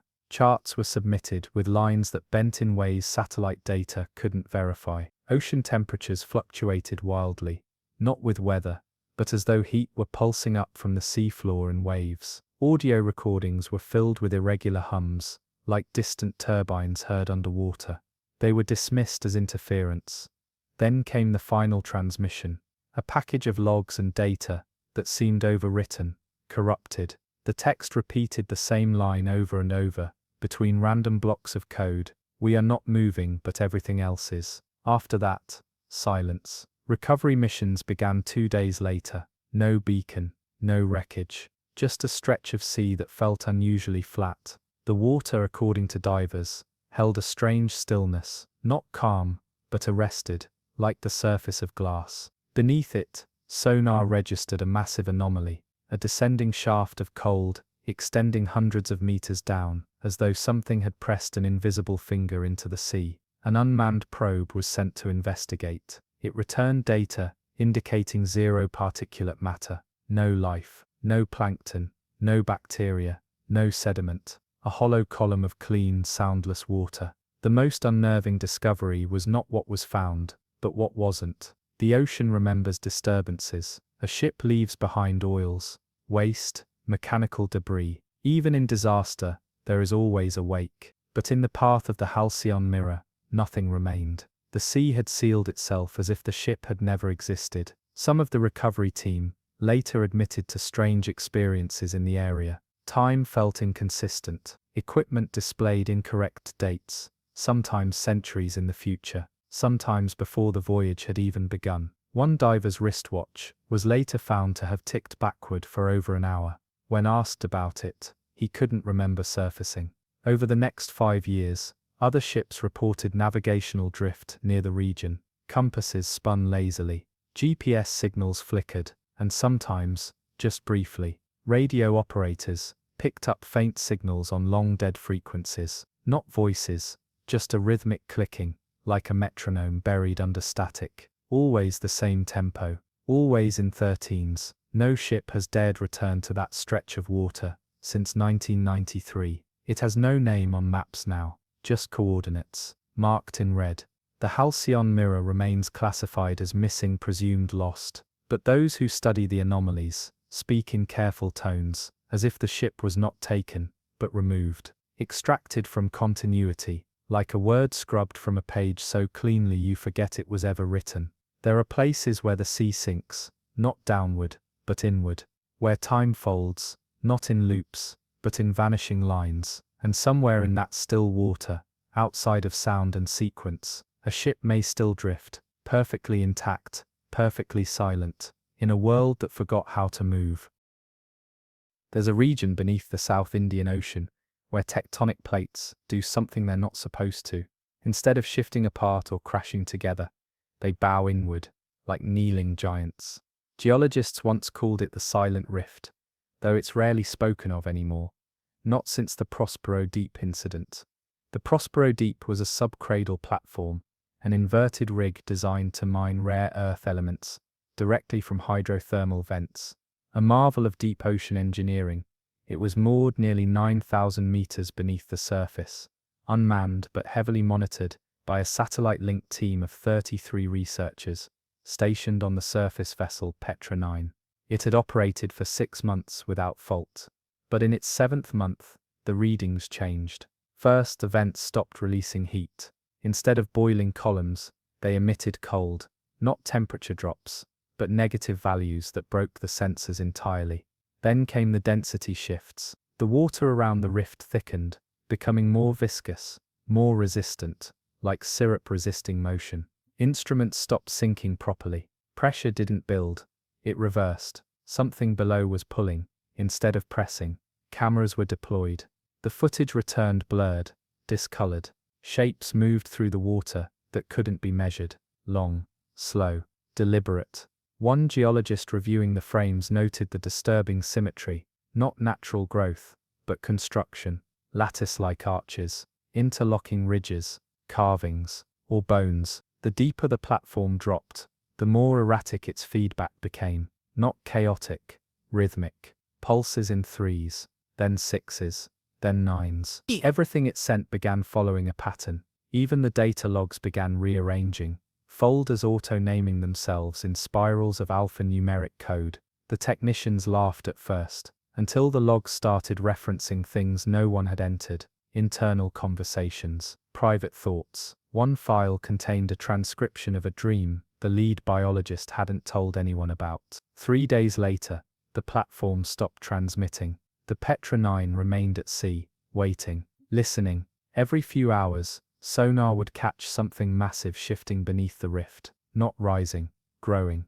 The water hummed, not in sound, but in sensation. Crew members began to exhibit symptoms: nausea, migraines, toothaches in perfectly healthy jaws. Dreams became shared, strange rituals, great halls submerged in ink, light that bent upward in impossible geometry. Then at 3:12 a.m., the platform returned a single packet of raw data, 6 terabytes of visual logs, heat maps, and biological samples. The video feed was time-stamped 14 hours into the future. It showed the Petra 9 itself, split open at the center, its metal curled outward, like peeled fruit. No bodies visible, only a steady stream of rising sediment and glimmering, coin-like shapes spiraling upward.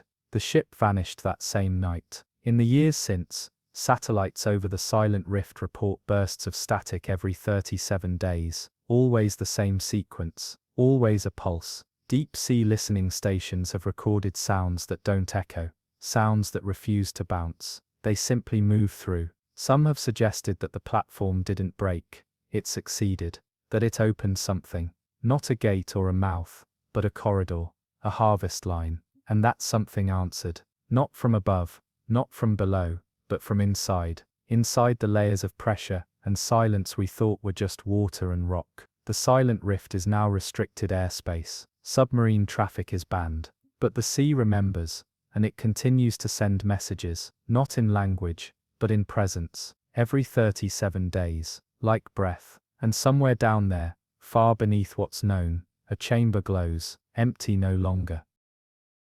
Launched in 1997, the Hallostar Relay was a private undersea comms node, part of a short-lived attempt to build an ultra-secure, latency-free, global internet infrastructure using fiber cabling tethered to the seabed. It was the only node installed before the project was scrapped. Cost overruns, legal disputes, the usual.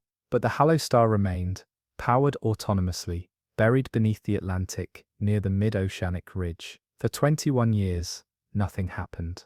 Then, in 2018, it began transmitting again. The signal wasn't part of any known system, not email, not video, not telemetry, just data, long strings of hexadecimal, wrapped in recursive timestamps. Each packet seemed to reference another one before it, a kind of loop. But what unsettled the analysts wasn't the structure, it was the content. Deep within the code, nested in fractal-like patterns, were video frames, glitched, muted, too damaged to decipher.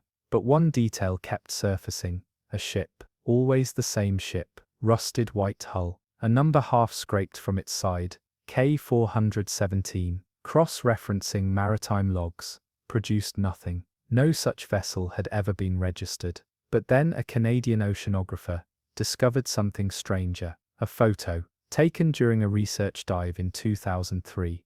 It showed the same ship, same color, same number, far in the background, half submerged, and visibly deteriorated.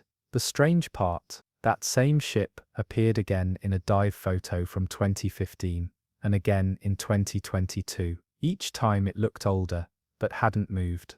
The ocean was aging it. But time wasn't linear.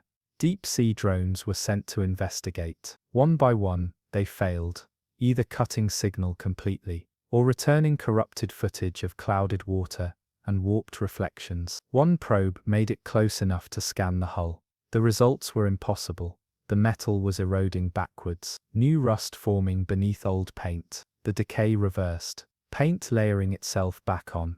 The ship was undoing time, or time was undoing itself around the ship. Speculation exploded. Some suggested the Hallostar relay was caught in a quantum feedback loop, its systems endlessly bouncing fragments of data between now and not now. Others believed the ship, if it could even be called that, wasn't a relic, but a beacon, a wound in chronology, stitched shut with steel and silence. The deeper scans were worse. Echo returns near the relay began repeating themselves in slow patterns. Sonar images that mirrored the exact shape of previous scans, but at irregular depths, as if the same moment was echoing downward, again and again, into older and older water. The team shut the relay down in late 2022, disconnecting it from global infrastructure. But the transmissions didn't stop. In fact, they intensified, not just in data size, but in tone.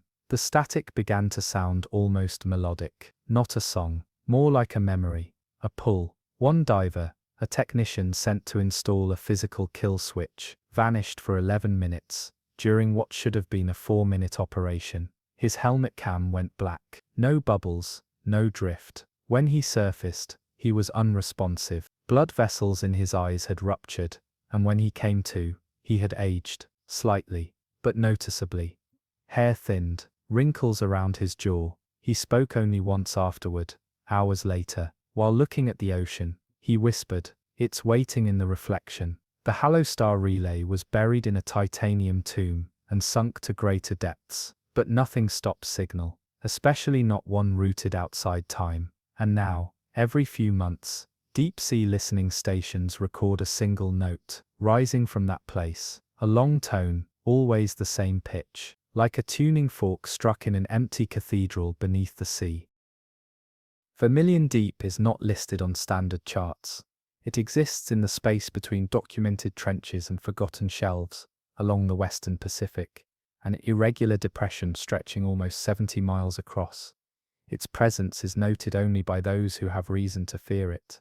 Ships avoid the area not because of storms or currents, but because of what the water does to the air. Instruments record perfect calm, yet every vessel that nears its edge slows, as though something unseen presses against the hull, like fingers against glass. In 2006, a private ecological expedition, funded by an unnamed foundation, set out to study bioluminescent life along this forgotten stretch. They called the vessel Odyssey White, equipped with a state-of-the-art submersible and experimental low-light cameras. It was meant to be a quiet mission, 3 weeks of surveys and sample gathering, before returning to Singapore. That was the plan. For the first 8 days, the logs remained routine: shallow dives, strange coral growths, minor anomalies in salinity. But then the footage began to change. The lights beneath the surface no longer blinked in random scatter. They formed lines, patterns. They began to move in response to the submersible's presence, not fleeing, not attacking, but rearranging, as if trying to communicate. The sub-team reported feeling subtle shifts in pressure inside the craft, the sense that the vessel was being watched from below by something with awareness but no body. On day 10, the divers descended near the center of Vermilion Deep. The cameras caught something unusual, a field of luminous structures laid out like a network, geometric, too organized to be coral. They pulsed in unison, not violently, but with intent. It was described in the logs as a heartbeat without origin. That night, the crew aboard Odyssey White began experiencing sleep disruption. They reported dreams in which they were underwater, not drowning, just endlessly sinking past glowing shapes that seemed to follow without swimming. Several crew members noted symbols on the walls of the submersible when they woke. No one had drawn them. No one could explain them. Yet they reappeared the following night in the same place. Faint, enough to question but too distinct to dismiss. By day 12, audio logs from the dive team became inconsistent. Gaps in memory. Words repeated out of sequence. Timestamps flickering. The last full recording from the captain included a strange note in her log, scribbled in the margins of her weather chart. She had written 3 words that were not part of any code or instruction. It is blooming. The next morning, the ship was gone. Satellites showed no storm, no rogue wave. The sea was calm.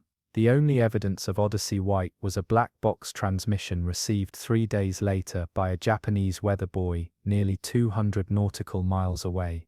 The signal contained no coordinates, no distress call, only light patterns. Flashes recorded in binary. When converted to images, the frames showed underwater scenes of impossible architecture, steps descending into pitch, pillars of light spinning without a source.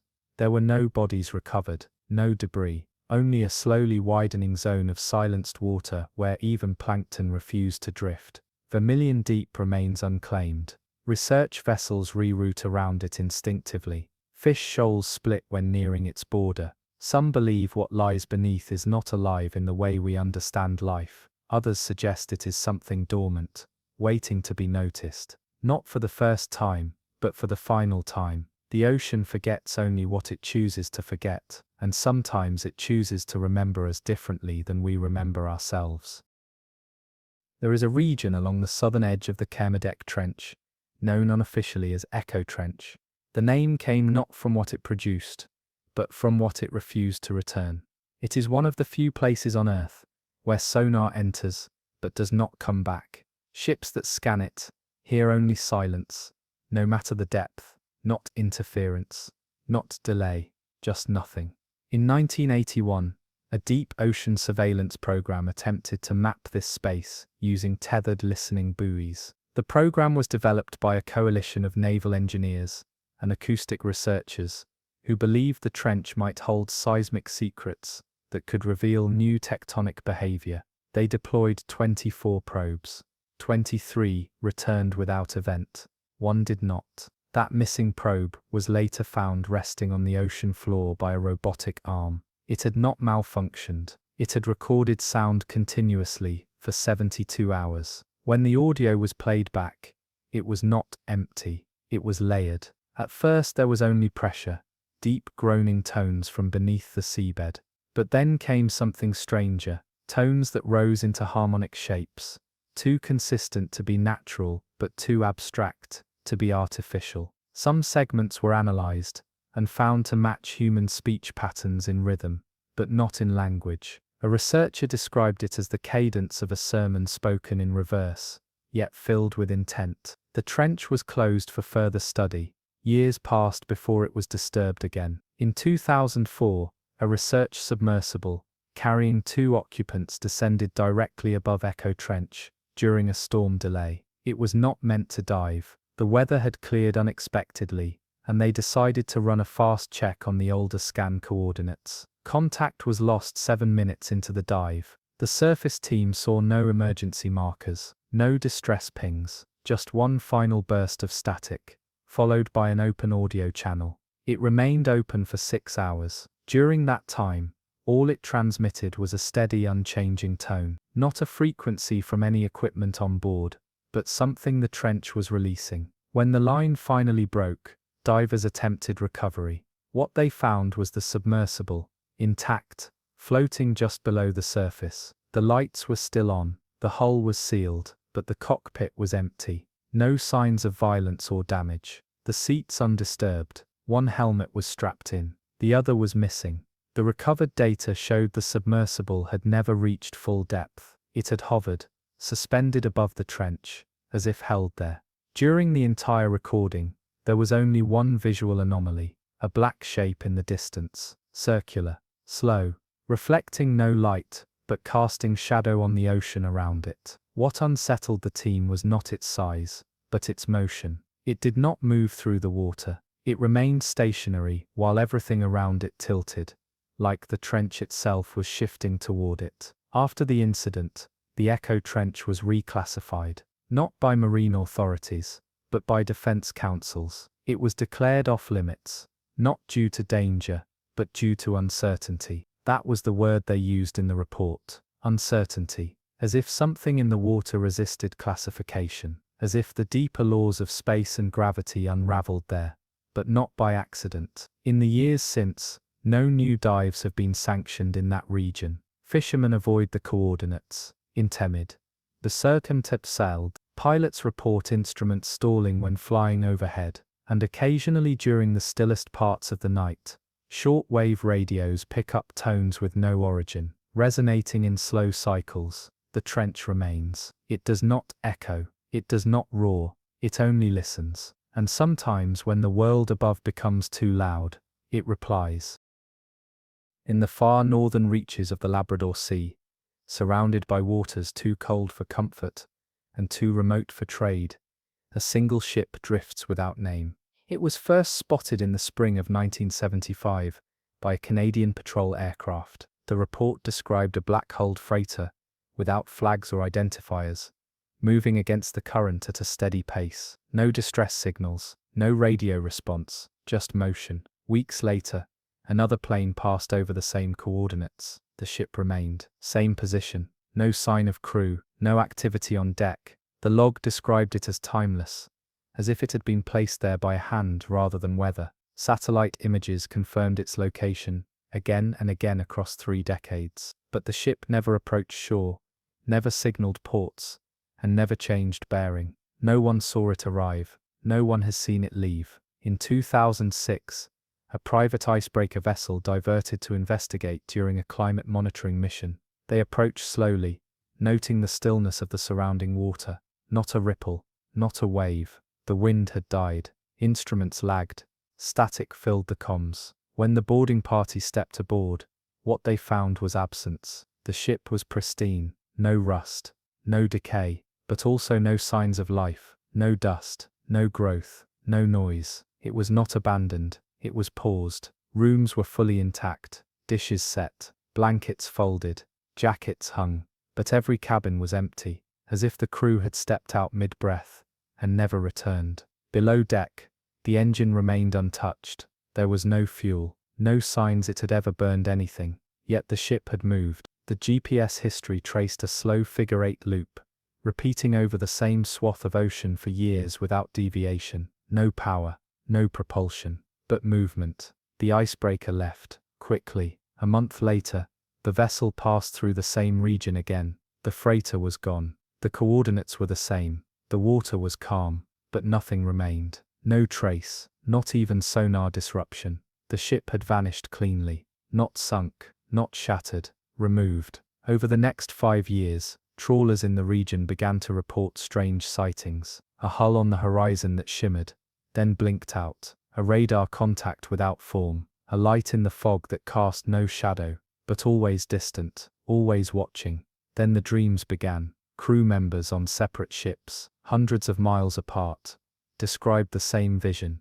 A deck beneath their feet that did not sway. A door at the end of a hall that never opened. The sound of footsteps coming from water. Some woke speaking in rhythms that matched the figure-8 movement pattern of the missing ship. Others began pacing in their cabins without realizing it, in loops. Psychologists dismissed the symptoms as stress. Naval reports labeled the dreams a coincidence. But the oceanologists working near that stretch of sea started calling the phenomenon by a quiet name. They called it the vessel that forgot the shore, because every time it appeared, instruments froze, compasses dulled, and crew members stared longer than they should, not because it looked threatening, but because it felt familiar, as if it had once been theirs, as if it had followed them home. That region of sea remains unclaimed. The charts label it international, but no vessels linger, no cargo routes pass through, and the ice flows around it, like something being avoided by instinct. The ship still appears from time to time, only for seconds, long enough to be seen, never long enough to approach, and those who glimpse it report the same thing. It is no longer empty. The Aurelian Fold is not a place on the map, it is a phenomenon, a marine distortion observed only by those who stumble into it, then drift away changed. Its name comes from a torn page found in a sailor's journal, recovered near Madagascar in 1931. The journal contained no dates, no legible name, only 2 words repeated in inconsistent handwriting. Aurelian Fold. The first recorded encounter came from the crew of the Naberius Dawn, a commercial vessel rerouted due to political unrest near its port of destination.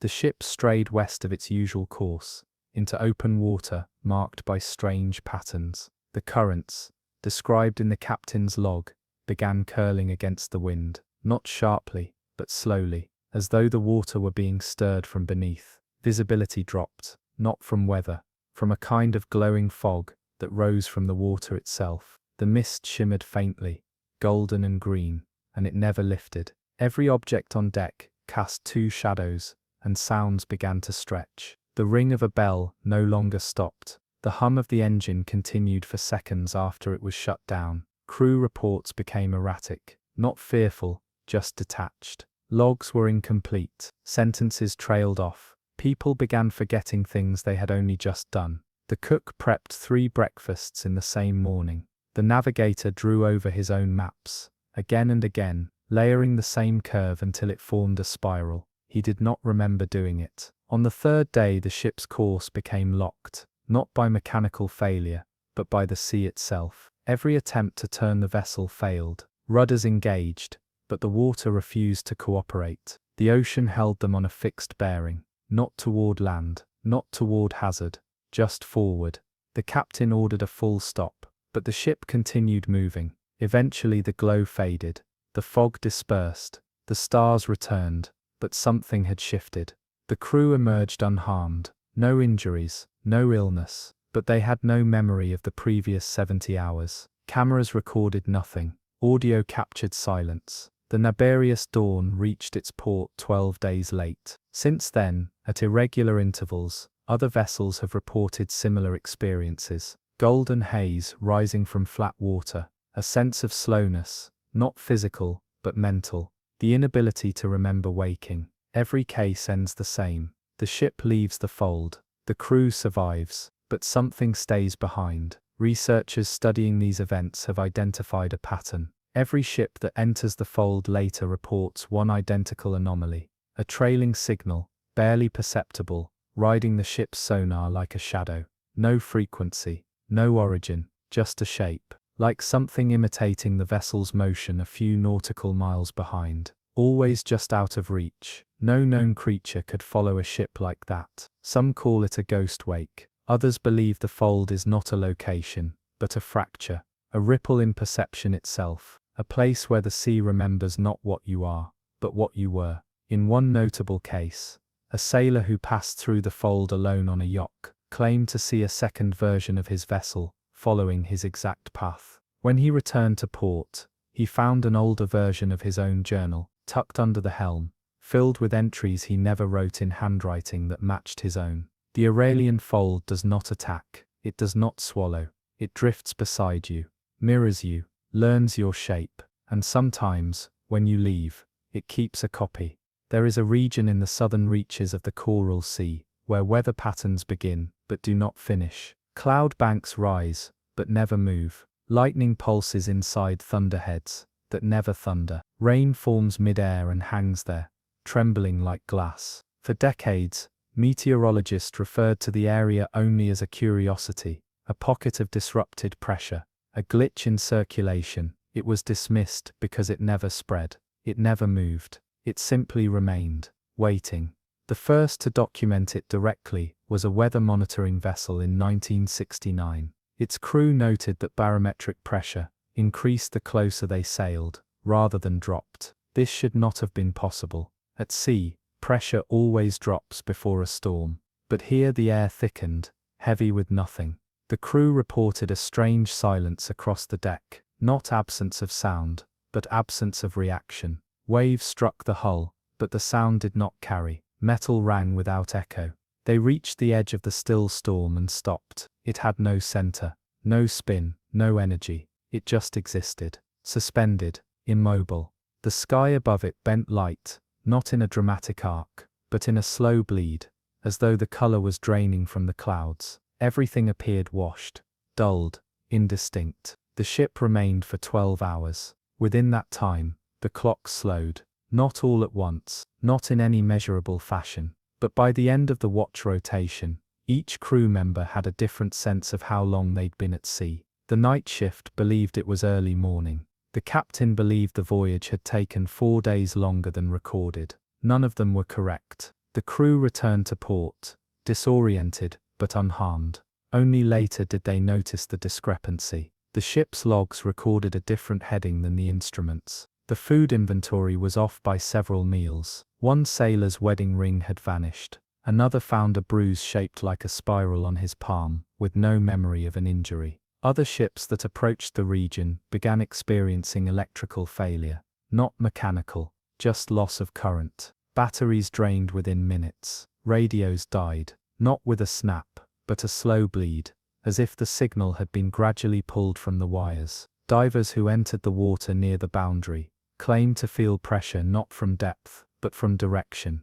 They described it as being nudged gently back toward their ships, like the sea was pressing them away without force. By 1984, the region had acquired a new reputation among sailors. They began calling it the weather that waits. In 2001, a satellite overpass recorded a looping distortion in cloud movement, not swirling like a cyclone, but repeating. The clouds reset every 4 minutes, always the same shape, always the same delay, like footage rewinding silently, over and over again. The phenomenon still persists. It has not grown, not faded. It remains. The surrounding water is slightly cooler than it should be. Fish avoid it. Birds do not fly overhead. Planes reroute instinctively without warning. The few who have studied it up close believe it may be something older than weather. Not a storm, not a pattern, a remnant, a bruise on the sky, a place where time or memory has been punched out of the atmosphere and left to hover. Some say that if you enter deep enough into the stillness, you will see your own reflection above you, in the clouds, in the static, waiting, not moving, not aging, just watching you from a place where weather never begins and never ends. There is a stretch of the Pacific where the water forgets its own depth. It lies between the Mariana Trench and the Marshall Islands, a corridor of open ocean, unremarkable on any chart. No reefs, no trenches, no named currents, just blue, endless, and indifferent. Yet sailors whisper of a place where the sea does not behave as it should. The first reports came from whalers in the 19th century. They spoke of a patch of water that did not ripple, not still, not frozen, just wrong, like a sheet of glass laid over the waves. Ships passing over it slowed without resistance, as if the water beneath them had thinned. Hulls groaned, planks creaked, but no wind died, no tide shifted. Then came the disappearances, not wrecks, not storms, just silence. A merchant vessel in 1923 found adrift with no crew, its holds full of untouched cargo. A fishing boat in 1947, its net still cast, its engine humming softly, but no one aboard. Each time the same details, no signs of struggle, no logs of distress, just empty decks and open doors, swinging gently in a breeze that did not exist. In 1978, a research vessel named the Calliope anchored in the region to study an anomalous sonar reading. Their instruments detected a void beneath them, not a trench, not a cave, but an absence. The water column showed normal density for the first 100 meters, then nothing, as if the ocean simply stopped. The crew lowered a probe. It descended without issue, until at precisely 307 meters, the feed cut to static. When they retrieved the line, the probe was intact, drying, as if it had never touched water at all. That night, the crew reported sounds beneath the hull, not waves, not fish.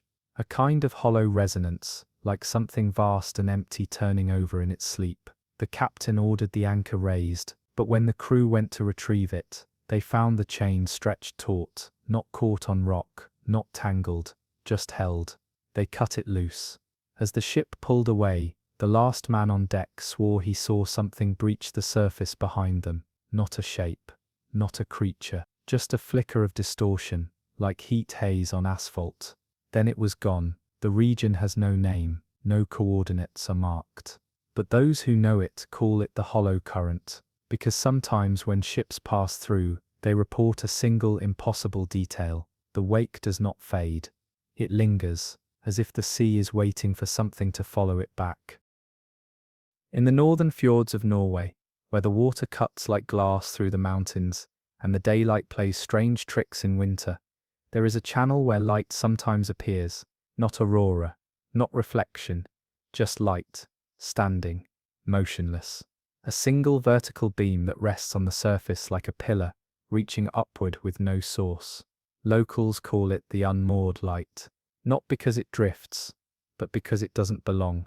It appears without pattern, sometimes only once a year, sometimes 3 times in a week, always in the same narrow corridor of black water between 2 cliffs, carved by glaciers, older than memory. Fishermen avoid the channel instinctively, boats idle near its mouth, but never pass through, not from fear, but from something quieter, a sense that the water ahead is listening, that the stillness is not calm but alert.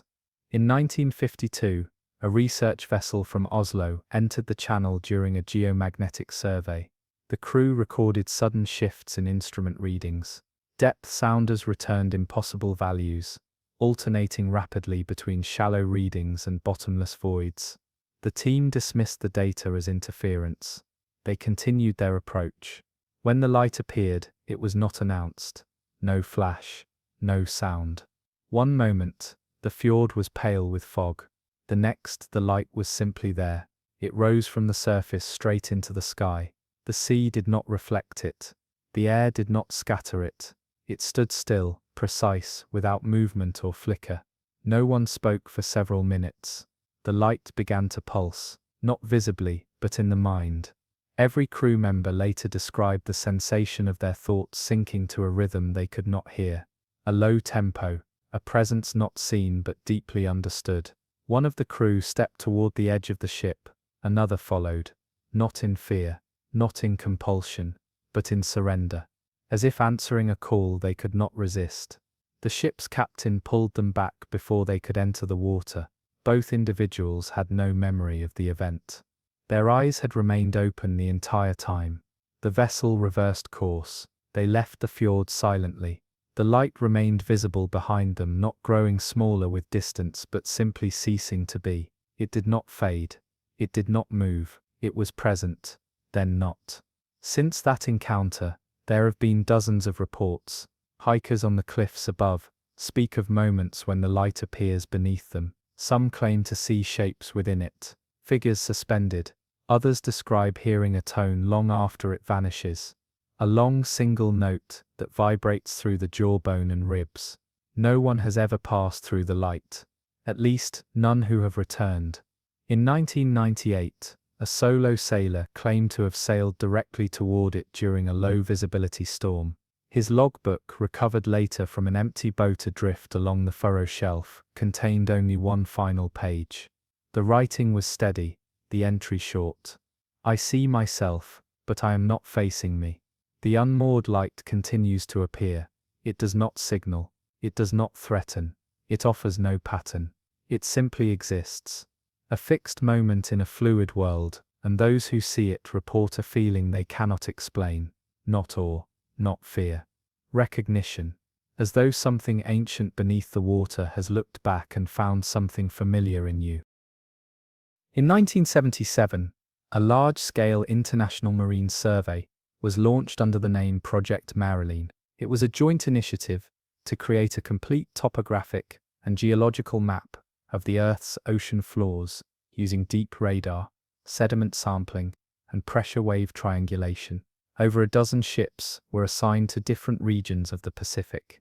Every mission returned with consistent and complete results.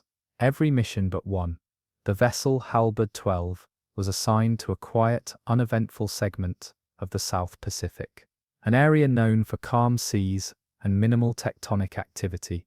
Routine.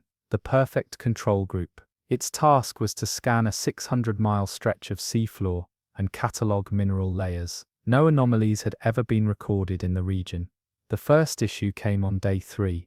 The sub-bottom profiler returned scans that didn't match known maps. Depths shifted between runs. A pass at midnight returned a smooth basin. A second pass an hour later revealed mountainous ridges. The captain believed the instruments were faulty. They rebooted. The same thing happened again. Sediment samples were then collected. When analyzed, the results confused the science team. The topsoil contained a mix of silt and organic matter dated at less than 50 years old.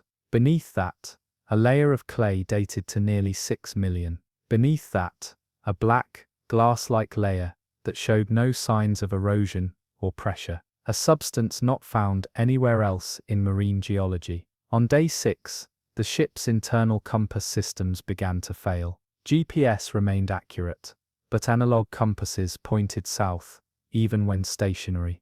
The crew recalibrated them repeatedly. Each time the readings drifted back, slowly, precisely. By day 8, the weather above the vessel had become anomalously consistent. Cloud cover at a perfect overcast, temperature constant, windless. The surrounding sea appeared normal, but beneath the surface, everything had stopped behaving. Fish vanished. Pressure readings hovered at levels impossible for the recorded depth. No movement in currents, no tide. The data logs show an increase in redundancy. The ship began repeating scans, not because of error, because the team wanted to verify that what they were seeing was real. But the more they verified, the stranger it became. The same patch of seafloor would appear different on every scan, sometimes smooth, sometimes jagged, occasionally perfectly symmetrical. On the 9th day, something shifted. The scans began to return no data, not errors, not voids, just nothing.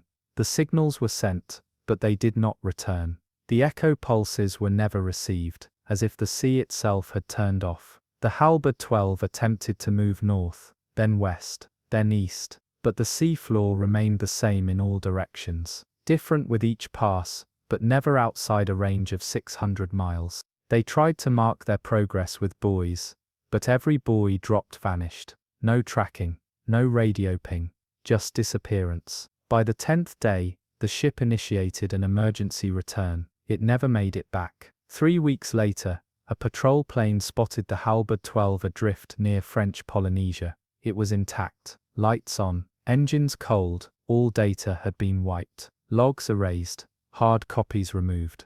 The only evidence of anything strange was the onboard hydrophone. It had recorded one sound repeatedly over the final 12 hours, a constant series of 4 tones, rising in pitch, repeating endlessly. Geological teams later reviewed satellite records. They found that, during the Halberd 12's mission, the region it had surveyed went completely dark on satellite thermal scans. No readings, not blurred or blocked, just removed. Since then, the coordinates assigned to that region have changed. The ocean floor was redrawn, not because it was mapped, because the previous maps no longer made sense. The sea had erased the survey.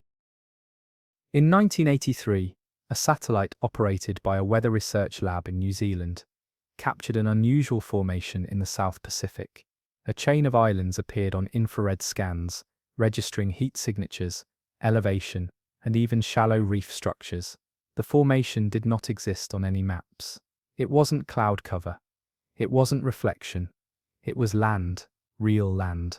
But when aircraft were dispatched to investigate, there was nothing there, no sign of disturbance. Only open water. The images were reviewed, confirmed. Over 20 separate frames taken within an hour showed the same group of islands, small but distinct, forested, triangular, arranged in a perfect arc. They were labelled temporarily as a phantom archipelago and dismissed as atmospheric anomaly. The report was buried, but in the following months, strange correspondence began to arrive at maritime authorities across Polynesia and Micronesia. Letters, handwritten. Photographs too old to match the current century. logbooks from vessels that did not exist in any naval registry. Each described a voyage that passed through or stopped on islands, matching the satellite's formation. Descriptions of beaches shaped like crescents, birds with no flight response, and ruins covered in vines that did not grow anywhere else. One logbook described an entire village made of black stone, with carvings that seemed to change when not being looked at directly. The problem wasn't the accuracy, it was the dates. Every document predated the satellite photos by decades, even centuries. One was dated 1891. Another was from a Dutch cargo ship, presumed lost in 1934. These weren't recreations or fabrications. The materials were authentic, aged correctly, and in one case, splashed with salt water from an algae species that had only ever been recorded near the Mariana Trench. None of the senders were ever found.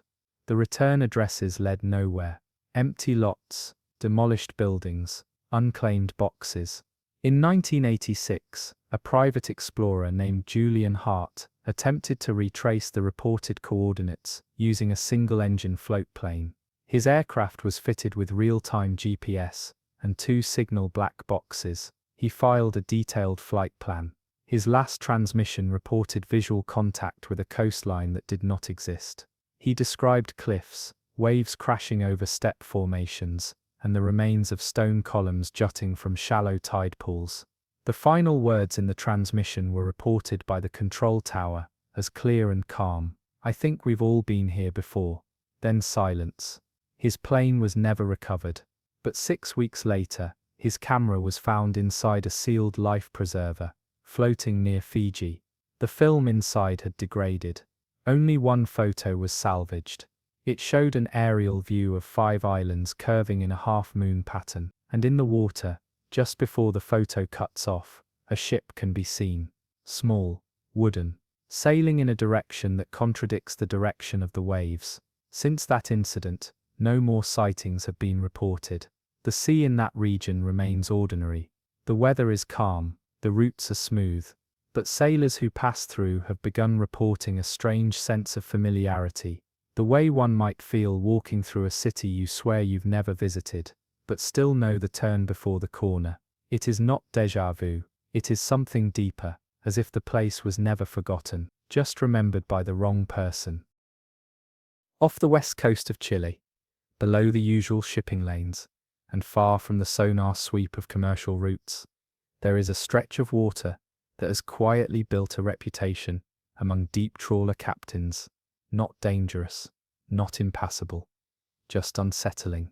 The current there does not behave like a current at all. It follows no wind, no pull of tide, and no gravitational drift. It mirrors movement. This section of ocean has been unofficially labeled by navigators as the imitation current. It does not show up on oceanographic maps, but those who have entered it often describe the same sensation, not of being pushed, but of being followed. Not a presence behind, but a replication just beneath. The first confirmed study of the current was conducted in 2002 by a privately funded research team testing autonomous maritime drones. The drones were deployed in sets of 3, tasked with navigating independently through various open water challenges. In this region, something strange occurred.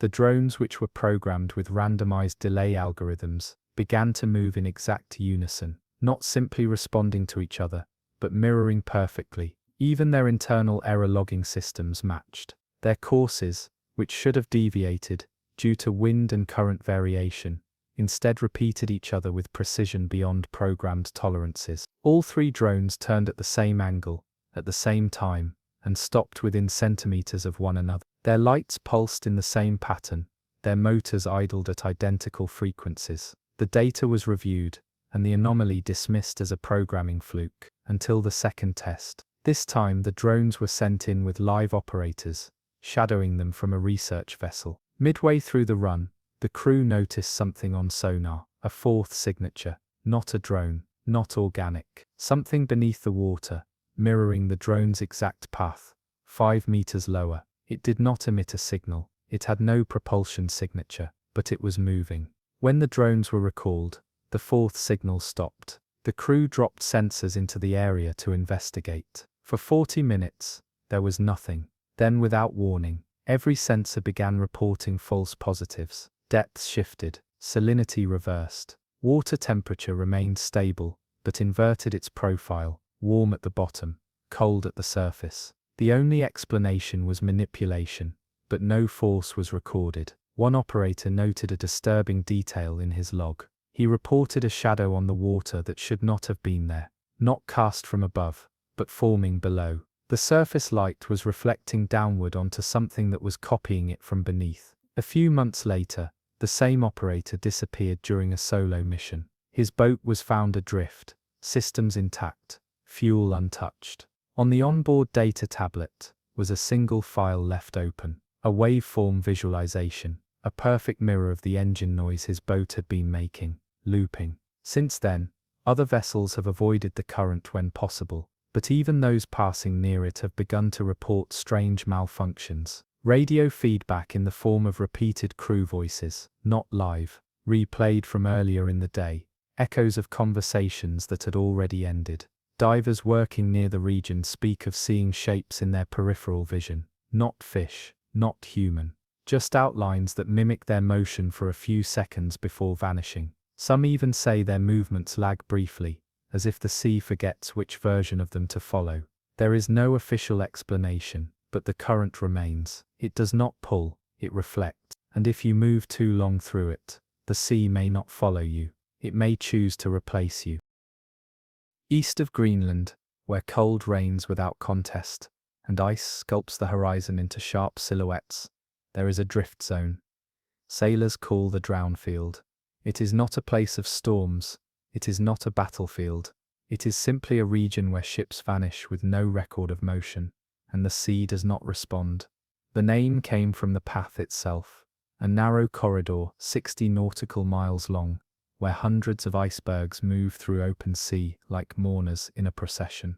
They do not drift naturally. They align, one after another, perfect spacing, not dictated by current or wind. The ice does not crack or shift, it glides. Ships that sail near the drown field report the same sequence of anomalies. First, a drop in ambient noise, not silence, suppression. Radios function, but carry no background hum. The wind quiets but still moves the sails. There is movement, but it happens without sound. Then comes the delay. Everything begins to respond slower. Not machines, not controls, but perception. Steering feels distant. Reaction time stretches. Crew members begin to speak slower, but without realizing. One log described the sensation as trying to move through the memory of water, not water itself.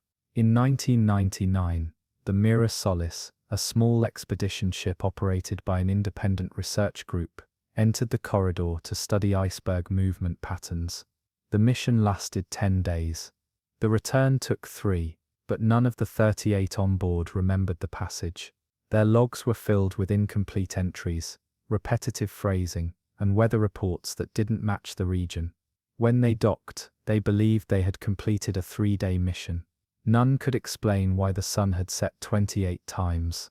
The most disturbing detail came from their onboard data systems. Photos taken by automated drone flights showed an extra vessel in the ice. Faint, always distant. A black hull, no wake, no visible crew. Every photo placed it at the same relative distance, as if it had never moved, or had moved just far enough to remain at the edge of sight. The final entry from the expedition's primary geographer noted a dream in which he stood on the deck of a ship identical to the Mira Solis, watching his own team float by without recognizing him. He described a sky filled with no stars, only outlines. Over the next decade, 4 more ships attempted to cross the drown field. 2 returned. Both carried missing time. The other 2 were found months later, adrift and empty, systems powered down but not damaged. Their last recorded positions were within a mile of each other. One had a mirror nailed to the helm, salt-encrusted, facing downward. Satellite imagery over the drown field remains blurry, not distorted, not corrupted, just empty, like a window through the sea into something else, but fogged over to keep us from seeing too much. Sonar pulses return warped. Echoes come back in the wrong order, sometimes longer than the signal sent, sometimes shorter, sometimes shaped like speech but carrying no words. The ice continues to move. The sea does not freeze there, even in winter. No wildlife crosses the corridor. Migratory paths twist around it with unnatural precision, and the ships that vanish leave no trail, no debris, no beacon. Only the faint imprint of mass, recorded by deep-sea instruments as pressure that should not exist. Mass without presence. A shadow of weight. The drown field does not take with violence. It does not call. It waits. Until you do not feel watched but remembered. There is a point in the Southern Ocean where the horizon breaks. It does not fracture or vanish. It bends. Ships that pass through it record a slow shift in the curvature of the sky. It happens gradually, unnoticed at first. Then, without warning, the line between sea and sky begins to flatten until both seem to stretch toward each other. The effect is subtle, but unmistakable. Objects appear closer than they are. Distances compress. The world folds in. This region has no name on international records, but it appears in the handwritten charts of early whalers. A ring, an oval of ocean, marked with tiny symbols that resemble anchors drawn upside down. Explorers avoided it, not because it was cursed, but because it was impossible to return from unchanged. In 1975, a private survey crew aboard the vessel Augural entered the region while attempting a shortcut between supply lines. The captain logged unusual barometric stability. For 60 hours the weather did not fluctuate. No wind shift, no cloud drift. The stars held position longer than expected. Sextants returned inconsistent readings, suggesting the sky itself was misaligned. By the third day, the ship's navigation systems reported overlapping coordinates. Not movement, but presence. The same location began appearing in logs across different times. It was as if the Augural was crossing over itself, laying tracks through its own memory. And yet the water remained calm. One crew member described a moment where the sun appeared twice, once overhead, and again near the horizon, glowing faintly. Not a reflection, not a second source. Just a repetition of light, delayed by some invisible veil between what was and what had already been. The phenomenon grew stronger, the deeper they traveled. Maps began to rewrite themselves. The ocean floor shifted with each scan. At first it mimicked known shapes. Then it began creating forms no one recognized. Jagged trenches that formed perfect spirals. Shelves shaped like glyphs, cut clean through sediment layers. Communication slowed, not the signal itself, but the response time between speakers. Questions were asked and answered, but never in sync. Conversations staggered. Voices came through moments before lips moved. In one night, the crew witnessed an object rise from the water ahead. It appeared to be a lighthouse, dark and ancient, wrapped in rusted supports. But as the ship neared, it vanished, not by movement. It faded as though erased from existence, leaving no ripple behind. The Augural turned back, but the horizon would not. Every direction they traveled bent the same way. The sea curved inward, not physically, but perceptually. Crew members began reporting that the ship was no longer floating, but suspended, drifting not through water, but through a space made from memory. The stars above began repeating positions, identical clusters appearing minutes apart, mirrored and flickering. Eventually, they returned to normal water. The sky snapped back into place. The maps reset, but the logs did not. Every recorded detail from the journey remained intact. The crew had photographic evidence, sound recordings, precise location stamps, proof of a place that should not exist. And yet none of them could remember how they got back. Over the following months, several of the crew began to suffer from what doctors labeled memory drift. They recalled events out of order. They wrote letters to people who had been dead for decades. One man swore he had lived through the voyage twice, with different outcomes. In one version, they never escaped. In another the sea was red. The hollow horizon remains unmarked, but it appears in the dreams of sailors more often than the stars. In the summer of 1988, a small oceanographic vessel named Anodyne was dispatched from Tierra del Fuego for a 3-week mission to study salinity anomalies at the edge of the Antarctic circumpolar current. It was a standard mission. Weather forecasts were clear, communications fully operational, equipment newly calibrated. The ship vanished on day 7, no distress signal, no emergency beacon. It simply failed to report at its scheduled check-in. Search operations were launched. The route was traced, nothing was found. No debris, no trail, not even a signal echo. Then, 11 days later, the Anodyne returned. It entered port at dawn, intact and unannounced. Lights off, engines silent, no crew visible. Authorities boarded and found the ship perfectly preserved. Tables set, equipment in place, not a single body aboard. The strange part wasn't the absence of people, it was the presence of memory. Cabins were filled with belongings, not just uniforms and tools, but journals, clothes, letters, personal items that hadn't been logged with the ship's manifest. There were photos pinned to walls of people no one could identify, meals half-eaten, books open mid-page. The scene didn't feel abandoned, it felt paused, frozen. The logs were recovered, they were complete. Every crew member's entries were dated and signed up to the morning the ship disappeared. But none of the handwriting matched the medical records. The entries referred to memories that didn't align with the real lives of the crew, names of spouses that didn't exist, childhood towns that weren't on any map, entire lives documented in detail, but never lived. One log mentioned a return home after the mission, a farm, a specific breed of dog waiting by the fence, a rainstorm that left the gate open. These were not metaphors or symbols. They were written plainly, real, lived. Every cabin repeated this pattern. Each crew member had written about people and places that couldn't be traced. No relatives matched, no addresses confirmed. It was as if the ship had brought back not just different people, but different versions of the people who had left. The engine room held the only physical anomaly.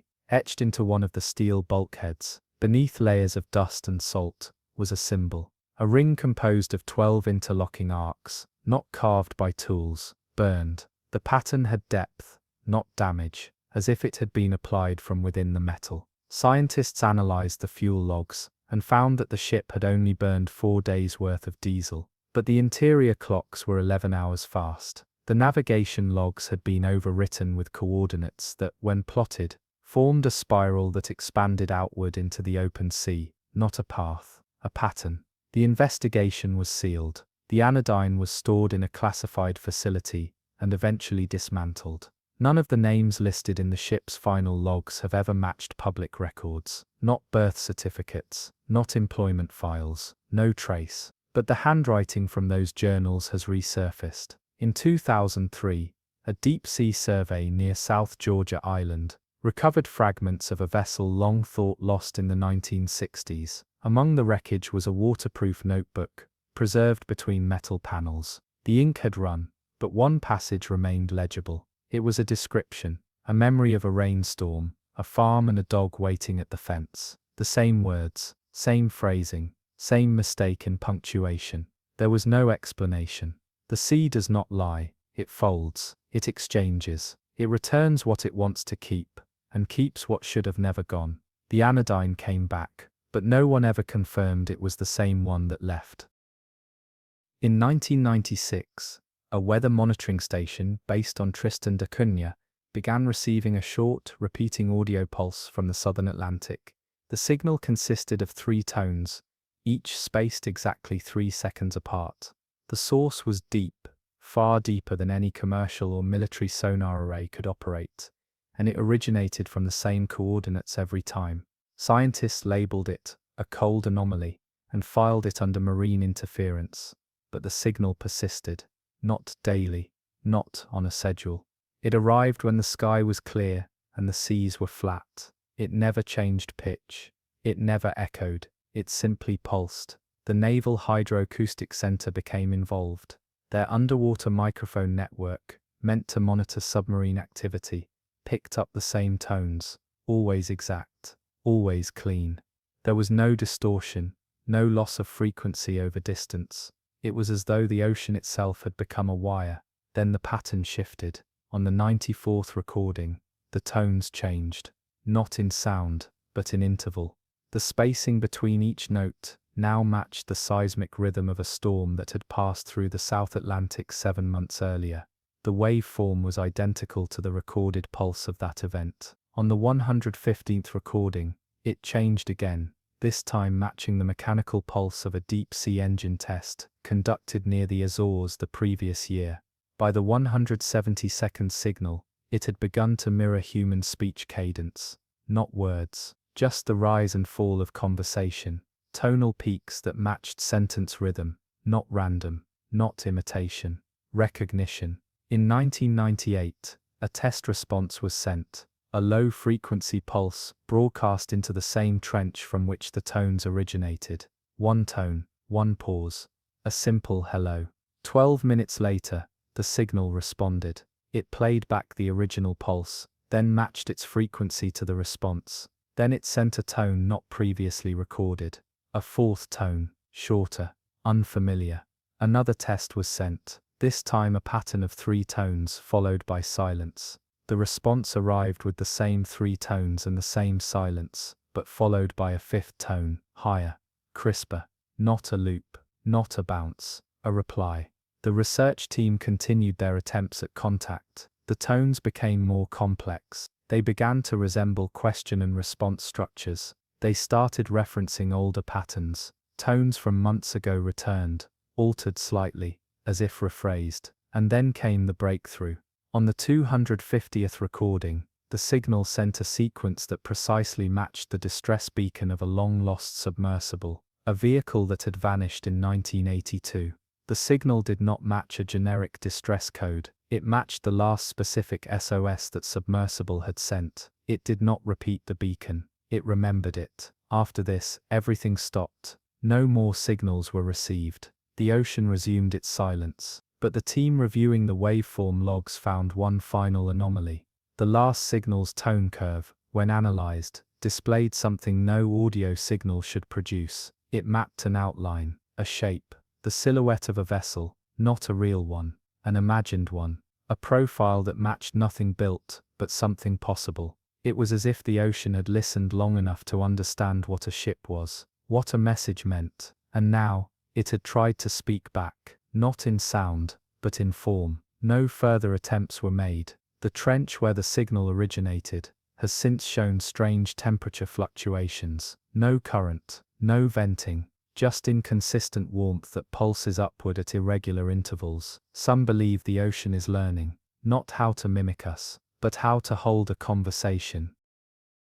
North of Papua New Guinea, hidden beneath a jagged shelf of dead coral and volcanic glass, lies a trench formation once believed to be an extinct thermal fault. It was charted briefly in 1974 and nicknamed Anchor Reef due to a bizarre magnetic interference that caused ship anchors to swing vertically beneath the hull. Even when fully secured, the reef was dismissed as unstable terrain, and survey efforts moved on. But in 2005, during an unrelated dive mission, a remotely operated vehicle passed over the reef and recorded something new, a shape, not a rock formation, not a cave, a door. It was embedded deep into the trench wall, perfectly circular, 12 meters across. Its surface was covered in a material that appeared organic but refracted sonar like polished metal.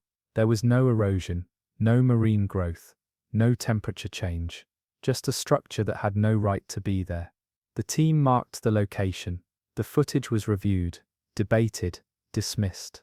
Some believed it was a natural phenomenon. Others argued the symmetry was too precise. But the ocean floor is full of mysteries, and the door was catalogued and forgotten until it opened. In 2011, a seismic reading was detected in the same region, not large, not violent, just a pulse. The epicenter was logged at the reef's coordinates. 3 days later, a deep-sea survey drone returned to the site. The door was no longer visible. What remained was an opening, a tunnel, curving inward and downward, lined with repeating patterns that glowed faintly in infrared scans. Not bioluminescence, not heat. Something else. Exploration was ordered. 2 manned submersibles were deployed, each outfitted with real-time feed and return protocols. Both entered the tunnel. Communications remained clear for exactly 11 minutes. Then silence. No alerts. No static. Just absence. Not cut off. Removed. When the drones were later sent in to retrieve them, the opening had closed. The wall had returned. Seamless. No break. No mark. Nothing. Every trace of the submersibles was gone. The last recovered footage from the pilots showed a chamber. A perfect sphere, larger than any natural cavern. The floor was smooth. Liquid, but not reflective. It seemed to absorb light without losing brightness. Suspended above the floor was a single object. A sphere within a sphere, the outer shell translucent. The inner core rotating slowly, covered in carvings that did not resemble any written language. And inside that spinning core, something moved. Not violently. Not with purpose. It drifted, and every few seconds it would tilt. Not toward the camera, but toward the signal, as if listening. The footage ends there. Since that dive, seismic patterns in the area have shifted. Not upward, not outward, inward. A steady drawing in of tectonic stress, focused into a narrowing spiral of pressure. The trench wall has begun to warm slightly, not from magma, but from friction. Deep beneath the reef, something is turning. Those who studied the footage noted a disturbing repetition. The carvings on the inner core were not just symbols. They were maps, not of oceans, but of memories. Each one matched brainwave activity recorded during dreams. Not randomly. Specifically, they matched the exact neural signatures of the 2 pilots lost in the dive. The vault beneath Anchor Reef did not take them. It recorded them. And now it has begun to reconfigure. The reef above remains quiet. The sea still passes over it without protest. But the pressure beneath grows heavier by the month, as if something is waiting, not to be released, but to be understood. In 2017, a multinational oceanic research vessel, the Caldera Ray, was dispatched to a deep fault line southeast of Easter Island, following a string of underwater tremors that had been registering at frequencies far too regular to be tectonic. What made these quakes unusual wasn't their power or magnitude. They were minor, barely enough to shift a sandbar, but their timing. Every 24 hours, precisely, one would pulse outward from the same location, echoing through the seabed like a breath taken on a schedule that nothing alive should be keeping. The ship's team, made up of geologists, oceanographers, and remote signal analysts, approached the mission with skepticism. Automated drones had already mapped the location and found no new faults, no evidence of magma, no vents, and certainly no signs of geothermal activity. Still, funding had been granted. The vessel arrived and anchored above the coordinates, deploying its suite of equipment to scan the ocean floor. On the first day, the scans returned normal topography, a gradual descent into a deep undersea plain, scattered with debris and silt ridges, featureless, save for a faint ridge that the geologists dismissed as a collapsed mudflow. But when they re-scanned the next day, something had changed. The ridge had moved, not shifted due to quake or current, but changed shape entirely, now curving inward and extending across the plain in a formation that resembled a spiral or an open eye. At first, the researchers believed it to be an error in imaging or sonar distortion, but every diagnostic showed their equipment functioning perfectly, so they scanned again. This time, it wasn't the terrain that had changed, but the seabed's density. The pressure readings began to reflect mass that should not exist, mass that was rising, but not physically. It wasn't that something was approaching the surface, but rather that the ocean was becoming heavier in that space, as if memory, gravity, and depth had started collapsing inward around a point that no one could see. On the 4th night, the data logs began to alter themselves. Raw files were found rearranged, not corrupted, but reordered into formats that matched previous days' readings with exact decimal precision. Only the timestamps were wrong.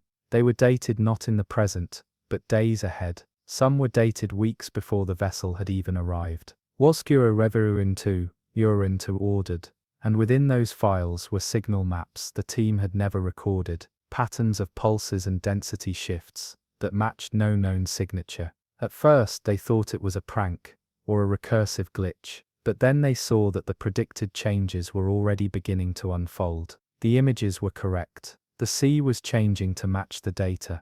When they pulled their drones back to the surface, they found that one of them, the deepest, the one that had been closest to the shifting fault, had recorded something just before its feed went black. Not an image, but a distortion, a lensing of light that should only occur at immense gravitational levels, bending the surrounding water into an unnatural curve. At the center of the curve, something moved, not quickly, not forcefully, just slightly, in a slow and deliberate arc that matched the shape the ridge had formed below. It wasn't a structure, it wasn't an organism, it was something undefined that the ocean had been folding toward, reconfiguring its floor around, as if responding to something old and unfinished. The Caldera Ray turned back the following morning. The last entry in the lead scientist's private log noted that while the sea itself had remained still, the stars above them had shifted. Constellations were intact, but their positions were subtly wrong, as if the surface of the world had moved, not in space, but in reference to something deeper, and whatever it was, it had started to rise. The seafloor off the western coast of New Zealand, known to hydrographers as Greywater Ridge, has always been difficult to map. Its terrain shifts constantly, not violently like a fault line, but slowly, like a memory being rewritten beneath the pressure of centuries. Topography changes gradually over the years, then reverts inexplicably to older forms. What was once a basin becomes a hill. What was charted as flat becomes a trench. It's not seismic activity, it's something else. In 1992, a government-contracted research sub was deployed into the ridge's deeper zones to investigate a series of unnatural magnetic pulses. The readings had been dismissed by most as equipment error, but they were too consistent to ignore. Every pulse followed a perfect 44-hour cycle, each more precise than the last, timed down to the millisecond. What made them strange was their shape. The waveform of each signal wasn't a spike or an arc. It was curved inward, like an inverted echo. Not something sent out, but something drawn in. When the sub descended, it passed through two distinct thermal layers before reaching the floor, where it encountered a shelf that hadn't been visible on satellite bathymetry. The terrain was unusually smooth, not scoured or rough, but polished, like it had been swept repeatedly over time. The walls surrounding the area were shaped not by erosion but by intentional symmetry, too clean to be natural. At the center of the shelf stood an arch. It was massive, easily 20 meters tall, constructed from a single unbroken material that defied classification. It was neither stone nor metal, opaque yet lightless, absorbing even the probe's infrared without reflection. There were no symbols, no carvings, no signs of origin. But when the lights hit it, the sub's internal data systems began reacting. No signals were sent, no interaction occurred, yet files within the onboard storage began duplicating, rearranging, and replacing themselves. The sub's log was filled with terms the crew hadn't entered, words in languages no one aboard understood. Some matched ancient dialects that had never been spoken on that side of the world. Others didn't match anything at all. Several words repeated across multiple files. One was consistent across all data logs after the arch came into view. Anabasis, an ancient Greek term roughly translating to a journey upward from the depths. They lost video shortly after, not due to signal degradation or hardware failure. The feed simply stopped. The remaining telemetry showed the sub still descending, even though the ocean floor should have prevented further movement. It was as if the vessel had continued down into a space that wasn't there. No crash, no breach, just disappearance. A recovery drone was sent after 3 hours, but the arch was gone. Where it had stood, only the polished shelf remained, now covered in a thin layer of silt, as if untouched for centuries. The trench walls were intact, no sign of movement, no residual heat. The terrain matched maps from before the descent. The data on the sub was unrecoverable. It was listed as lost to pressure failure, the standard explanation when no better one exists. But what troubled the researchers most came later. Months after the mission, one of the engineers who reviewed the initial footage before it was sealed by the agency began to experience a repeating dream, a descent, slow and silent, into a space beneath water where no water moved. He described passing beneath an arch that looked like stone, but felt like breath, pulsing softly with pressure that wasn't his. He took notes on the dream. In every version, the descent ended in silence, not darkness, not drowning, just stillness. And in the stillness, something waiting for him to speak first. In the spring of 2014, a set of long-range oceanic weather buoys, drifting near the equator, began transmitting unusual environmental data. Their instruments designed to measure temperature, current speed, and surface pressure all began to show perfect synchronization, despite being hundreds of kilometers apart.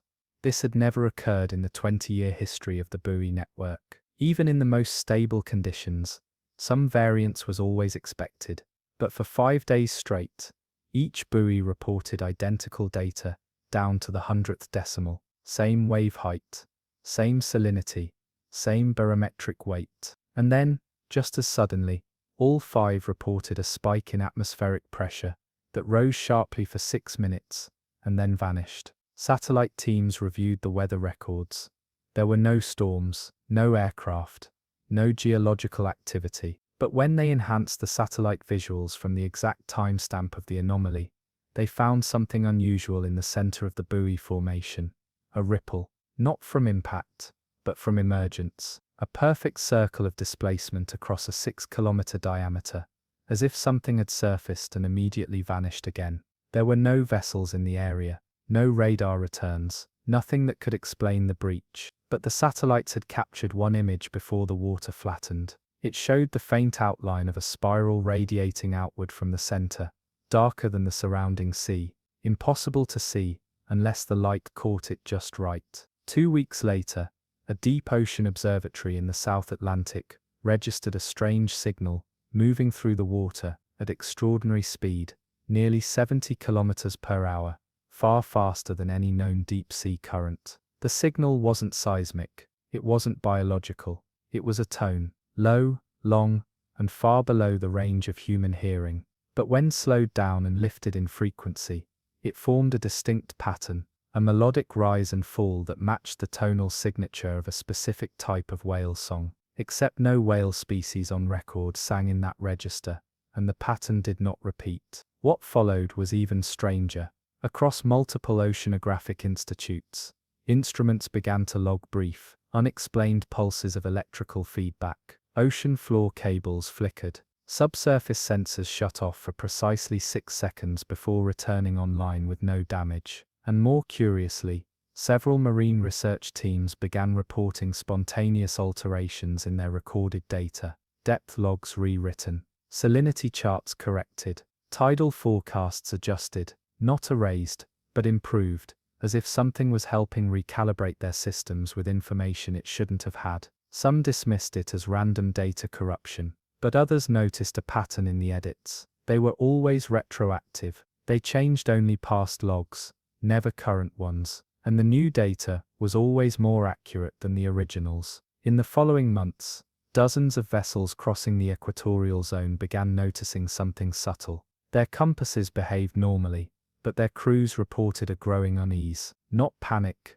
not fear, something quieter. The feeling of being watched without hostility, like a museum visitor observed by a painting that had just remembered your face. On one ship, a hydrophone technician reported hearing a sound in the headset that hadn't been part of the recording. A breath, inhale, then nothing. One moment, like someone leaning in close before stepping back. The technician noted it casually in the log, never spoke of it again, and resigned the following week. Some began to believe the sea had become aware not just of its own depth, but of the surface above it, that somewhere in the folds of pressure and silence, something had listened long enough to understand what time was, and now, for the first time, it had chosen to reach up, not to drag down, not to break through, but to make itself known. not a breach, an introduction. In 2008, a remote observatory perched on Bouvet Island's ice-shrouded cliffs began receiving faint surface readings from the surrounding sea. They were small disturbances, low-pressure movements, too subtle for satellites, but clear on the ground-based radar. They always came at night, always at the same time, and always from the same direction, due west, out toward a stretch of ocean, officially designated as non-navigable. For weeks, the disturbances remained mild. The patterns never shifted.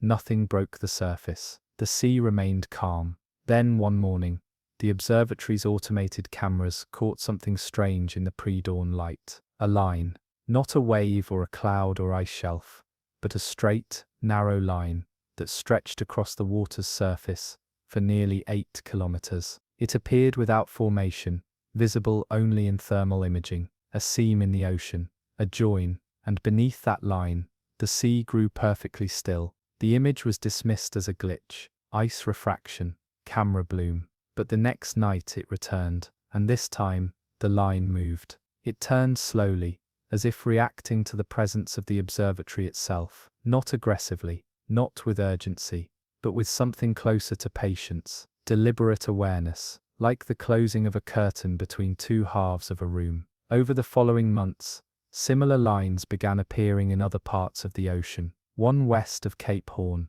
one near the southern Indian Ridge, another off the coast of eastern Antarctica, each of them identical in shape and size, each appearing just before sunrise, and each accompanied by a sudden stillness in the atmosphere, the kind that animals respond to but humans do not notice until it's already passed. Then came the fog. It didn't roll in like mist. It rose straight up from the water, pulled upward like thread on an invisible loom. The fog was dense, not in visibility, but in silence. Radar passed through it, light passed through it, but sound did not.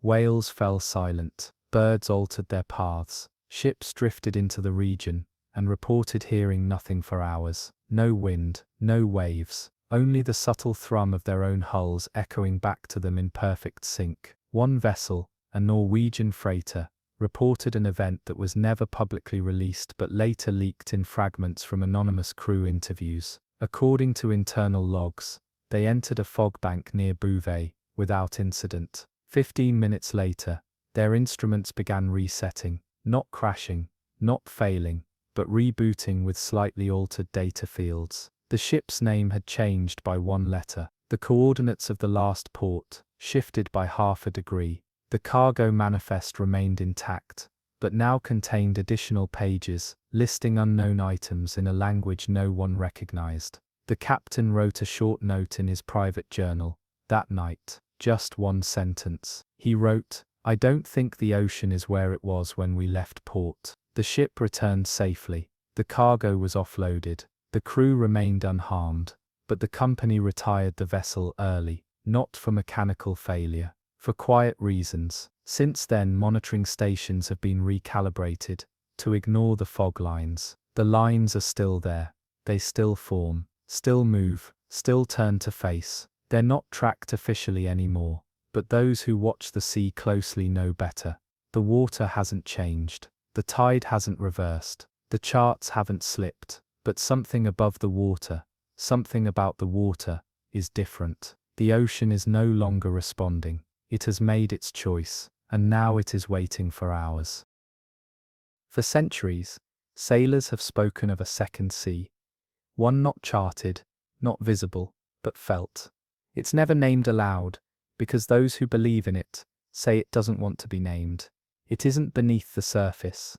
It is the surface, or rather, it waits just behind the surface, like a reflection that forgets to move when you do. The concept first appeared in scattered fragments, ancient logs preserved in salt, translated from seafarers long forgotten. Each described the same vision in different ways: water within water, silence beneath noise, a pressure too even to be real. They claimed there are places in the ocean where the sea folds inward, not into depth, but into memory, and where it folds most tightly, the second sea slips through. In 1936, A deep-sea mining crew working in the northern Mariana Basin reported an incident that was never officially logged, but passed down through anecdote and rumor. For 3 days, the crew drilled into what they believed to be standard basalt crust. But as the work continued, they noticed that the depth gauges became unreliable. They showed negative depth, numbers that suggested they were climbing, not descending. One engineer insisted they stop, convinced the drills had broken through a pressure boundary that wasn't geological. He spoke of a new viscosity in the water, not thicker, just wrong, like the sea was no longer water, but something becoming water, mimicking it a little too perfectly. His concerns were ignored. Then the light began to shift. The crew noticed that the flood lamps mounted to the drill rigs no longer bounced off the ocean floor the way they should have. Instead, the light entered the ground, or what looked like ground, and vanished as if being absorbed. They described it like shining a flashlight into velvet.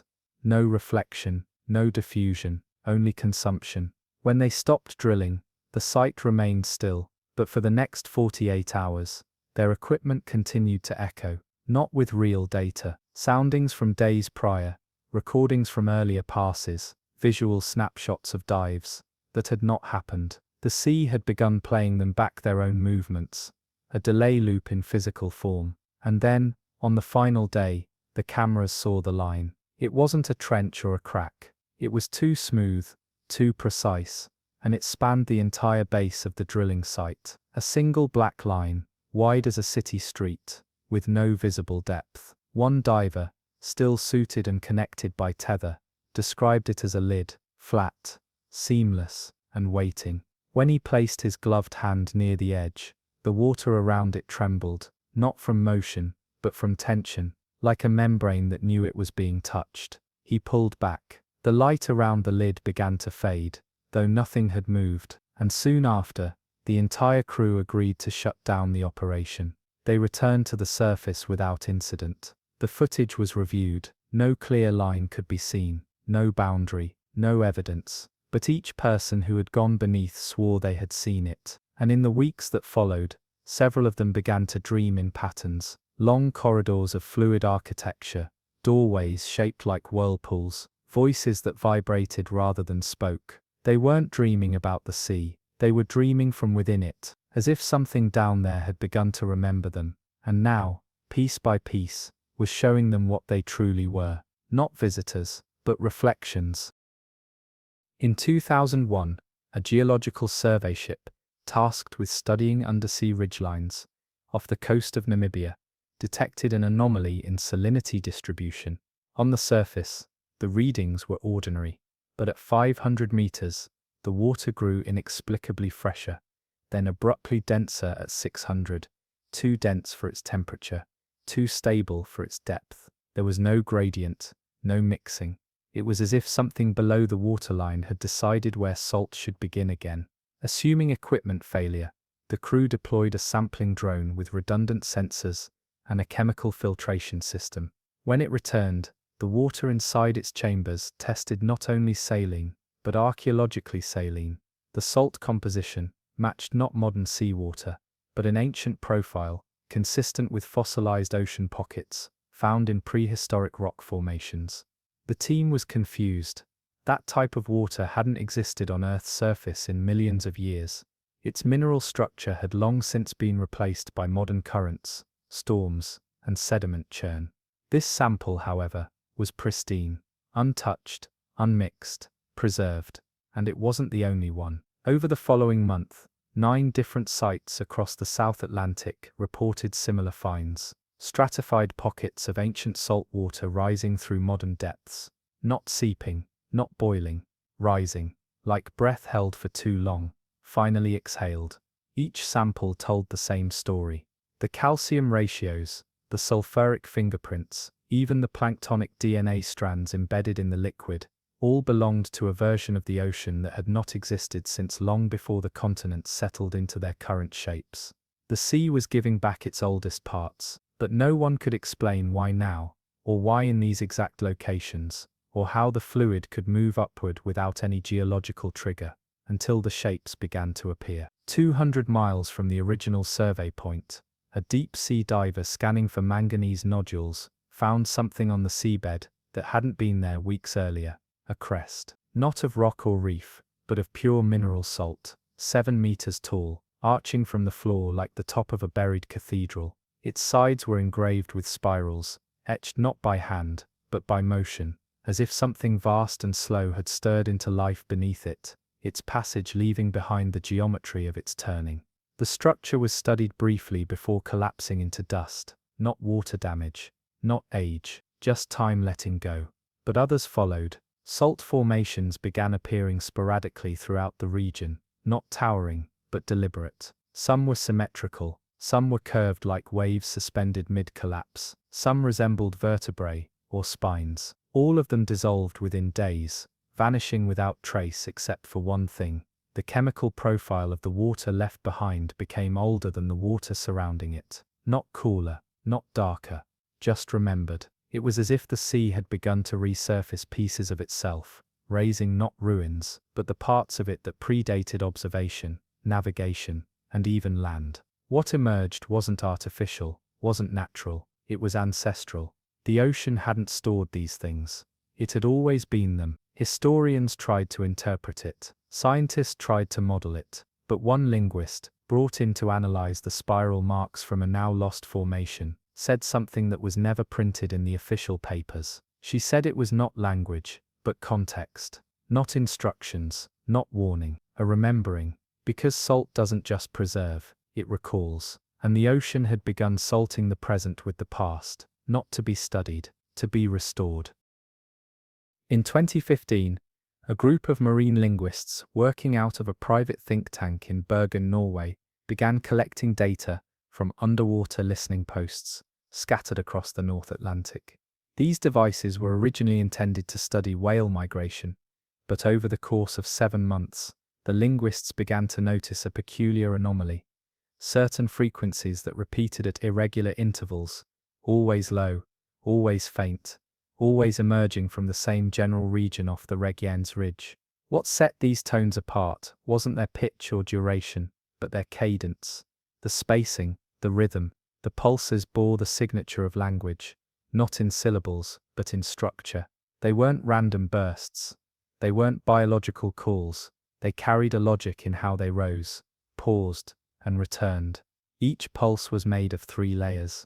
A long drone, a short double echo, then silence. When mapped visually, the signals resembled old cuneiform patterns, not identical, not derivative, but familiar in the way that gravity is familiar, not understood, only experienced. The team compiled months of signal data and ran it through every known linguistic model. Nothing matched, not clicks, not speech, not Morse. But then one researcher, working alone late one evening, decided to stop treating the signal as something to decode. He began treating it like a name, not as a symbol, as a presence. When he reprocessed the signals through waveform modeling software and combined the pulses by date, a strange thing happened. The sound took on shape, not audible shape, physical shape, like the vibration of a thing trying to define itself inside a container, too small for its form. The pattern became clearer, and one phrase began to surface, repeated dozens of times in signal overlap, even though no machine had recorded it directly. The Arael. The word came unbidden, like a breath that had been waiting to be spoken. The team didn't find it in the data. It began appearing in their notes, on whiteboards, in error logs. At first it was dismissed as coincidence, but then one of the team members, a cartographer with no background in etymology, discovered something unnerving. The same name, or at least its shape, appeared in the margins of a 17th century sailor's journal recovered off the coast of Iceland. Faded, barely visible, just 4 letters repeated over and over in the gaps between tide measurements and latitude calculations. Not a title, not a prayer, a signature. Further digging turned up similar marks carved into the hull of a Viking burial ship discovered in the early 1900s. Not graffiti, not runes, just curves, spirals, lines that repeated until they looped, every loop the same number of turns, every spiral descending inward like a funnel, as if something in the water had always wanted to be remembered. The team eventually stopped their analysis.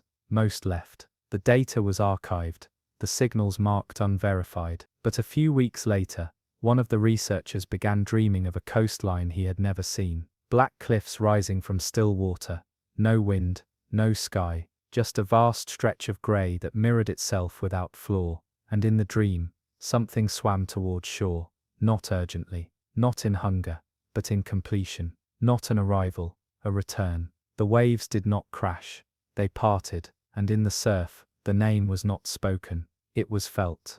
Ariel, not a creature, not a god, not a ship, just the thing the sea had once been before it became the sea, the thing it remembers when it becomes still. In 2022, during a series of high-resolution ocean floor scans near the Weddell Sea, a private Antarctic research vessel captured a distortion that was not part of the seabed.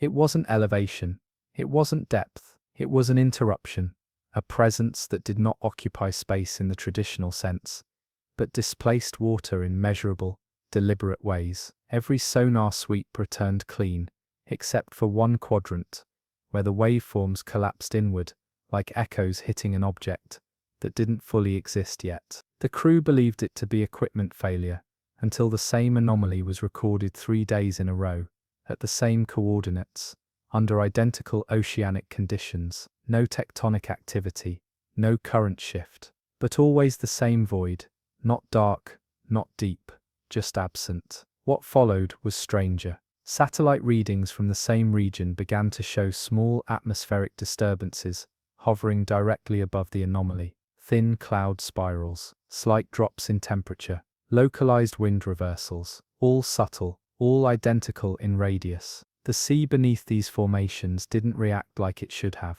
Waves didn't build, pressure didn't fluctuate. It was as though the water had entered into alignment with something that hadn't quite arrived. And then it did. The first visual sighting came from the Seraphim 9, a drone ship operating without crew as part of a deep ice survey. Its high-altitude camera captured footage at 3:41 local time. What it saw was not a craft or creature, not a mass. It was an outline on the surface, not in the water, but of the water. A formation appeared in the waves, etched not by wind or tide, but by stillness itself. A symmetrical shape over 2 kilometers across, rising briefly with each swell, fading with each fall. It was visible for exactly 7 minutes. No shadow, no glow, no sound, just shape. And then it sank, not downward, but inward, as though the surface had remembered something deeper than gravity, and let it pass. Analysis teams pored over the footage. What disturbed them wasn't the size or geometry, it was the accuracy. The outline matched sketches taken from an expedition journal, dated 1842, written by a seafarer who had sailed beneath a blood-red moon near the same coordinates. He described a marking in the water that knew its place better than the sea around it. The image he drew had never been published. Somehow the shape had reappeared, line for line, curve for curve. The journal called it the crown without weight, but others began referring to it simply as the arrival shape. In the weeks that followed, similar outlines were reported across multiple oceans, some only a few meters wide, others too vast to be seen entirely from sea level. But every shape carried the same properties: resistance to echo, total silence, and the strange pressure of recognition in those who viewed them. People who saw them often described a single phrase afterward. It varied slightly by language, but the meaning remained the same. I didn't know I'd been here before. Governments closed the data channels, satellites stopped reporting over the hot zones, but the ocean kept showing the shape. Not every day, not with force, just enough. Like a ripple felt in the bones before it touches the skin. Like something walking through the deep and brushing the world as it passes. Not a warning, not a message, a rhythm. Something that had always been returning, now arriving. In 2024, a weather monitoring vessel, drifting through the South Pacific, recorded a series of rhythmic pulses on the surface of the water. At first, the crew believed them to be rogue waves, small but regular, arriving every 11 minutes, pushing slightly northeast. What made them odd was their precision. Each swell was the exact same height. Each crest broke at the same angle. Over 48 hours, the ship logged 201 of these pulses. Then the captain noticed that the stars had begun to rotate slightly faster overhead, not visibly, not to the naked eye. But time-lapse footage from the mast cam showed a tightening arc in the night sky, as if the heavens themselves were being tugged. When they rechecked their location, the GPS placed them 50 nautical miles from where they had dropped anchor, except they hadn't moved, and they weren't alone. Over the next week, 6 other vessels in the same quadrant of ocean reported identical movements. Not drift, not navigation error. A slow, organized procession, ships being gently moved eastward by water that remained visibly calm. Every ship reported full control of their engines, rudders, and electronics. Nothing was forcing them, but none could change direction. They were being carried, not pulled, not pushed, just moved, as if they were part of something larger. The phenomenon became known as the precession. Some theorized a tectonic shift, a magnetic disturbance, a satellite glitch, but there were no anomalies in gravitational readings, no seismic activity, and most disturbingly, each ship had begun receiving low-band signals through systems not designed for communication. The signals weren't messages in the usual sense, they were timestamps, each one marked with a location in the ocean and a time of passage. When cross-checked, the locations mapped out a perfect arc, hundreds of points sweeping across the Pacific in a slow, unified curve. Not just one ship, but dozens, moving in sequence. The curve had no center, no axis. It wasn't circular, it was spiral, expanding outward, like something being drawn from within the Earth itself. The path was silent, no wreckage, no flares, no distress calls. But as the days passed, other strange changes occurred. Birds no longer flew overhead. The air grew neutral, without scent. The waves stilled further. Even the color of the ocean dulled, turning from blue to a kind of gray, so faint it seemed drained. The ship's hulls gathered no salt. The water left no marks. It was as if the ocean had stopped aging, or had drawn these vessels into a version of itself that no longer obeyed time. The process continued for 19 days. Then the leading vessel, a bulk carrier named Aphora's Wake, vanished from radar. No splash, no signal, no drift. It simply reached the final coordinate on its stamped path and ceased to be. The remaining ships, still progressing slowly eastward, made emergency diversions. All control systems responded normally now. The movement had ended. They turned back. When recovery aircraft searched the final coordinate, they found nothing. Not debris, not oil, not current. Only a section of ocean shaped ever so slightly different. Not in waves, but in pattern. The water moved with a pulse now, one large enough to see from satellite footage, like breath filling a long hollow space beneath the sea. What unnerved the scientists wasn't that the ship had disappeared, it was that the spiral had not, and it was still expanding. Turning retro again, in the winter of 1949, a convoy of 5 Allied merchant vessels departed from Dakar under British registry, set to cross the Atlantic toward Nova Scotia. The mission was routine, no threats. The war had ended years ago. The ships were lightly escorted, carrying only civilian supplies, agricultural goods, and engineering equipment. A final ripple of post-war logistics. The sea was flat, wind favorable, radio traffic light, but stable. Everything pointed to a smooth passage. Then, on the 4th day, the convoy's signals changed. It began with time delays. Standard check-ins were sent late. A few minutes at first, then hours. Position reports started contradicting each other. One ship logged itself 50 nautical miles north of its actual trajectory. Another reported sighting a lighthouse where no structure existed. A third went completely silent, then returned to the channel speaking in code formats not used since 1942. Formats that hadn't been in practice since before some of the crew were even enlisted. Command assumed miscommunication, outdated charts, maybe even fatigue. But then came the most disturbing transmission of all, one that wasn't sent by any of the 5 ships. It was a brief, cracked message, caught on naval frequencies by a Canadian weather cutter near Bermuda. The signal was weak, just a few lines. a voice reading coordinates that matched the convoy's intended path, followed by the word delivered spoken slowly, 3 times. No ship name, no call sign, only static after that. 4 days later, all 5 ships arrived at Halifax Harbour, but every single one was empty. No crew, no cargo, no damage. The ships were in perfect condition, engines humming at idle, lights flickering as though someone had only just stepped out of the control rooms. Personal effects were still aboard, coats folded, meals half-eaten, journals open mid-entry, but not a soul remained. One logbook, recovered from the bridge of the Hawthorne Glen, ended with a page soaked in salt but still legible. The last entry read, "Convoy sighted ahead, lights in the fog, no engine noise." No convoy was scheduled ahead of them. Investigators combed every inch of each ship. No signs of struggle, no water damage, no biological traces beyond dust and mold. The holds were empty, yet the shipping documents confirmed cargo was loaded, inspected, and sealed before departure. Lifeboats were untouched, radios functional, compass needles spun, slowly, never settling. Official explanations ranged from mutiny to mass desertion.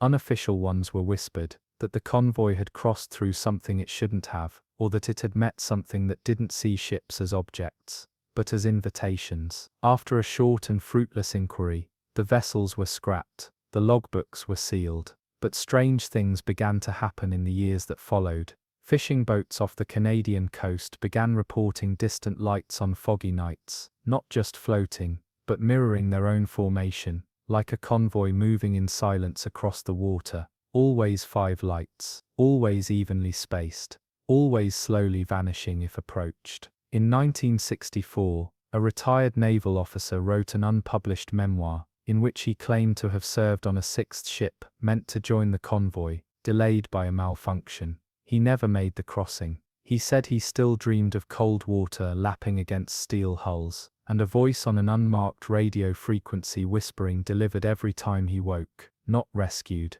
not returned, delivered. In the fall of 1911, along a strip of water near the Texas coast, known then as Galveston Sound, local fishermen began whispering about a pattern, not in the weather or in the tides, but in the behavior of the catch itself. Boats would leave at dawn and return with nets heavier than usual, but not filled with the fish they knew. The scales were wrong, too flat, too thin, pale, even in the light, and when held in bare hands, the fish twitched not with instinct, but in a way that felt performative, like they knew how a fish should behave, but had never quite lived as one. Most were discarded.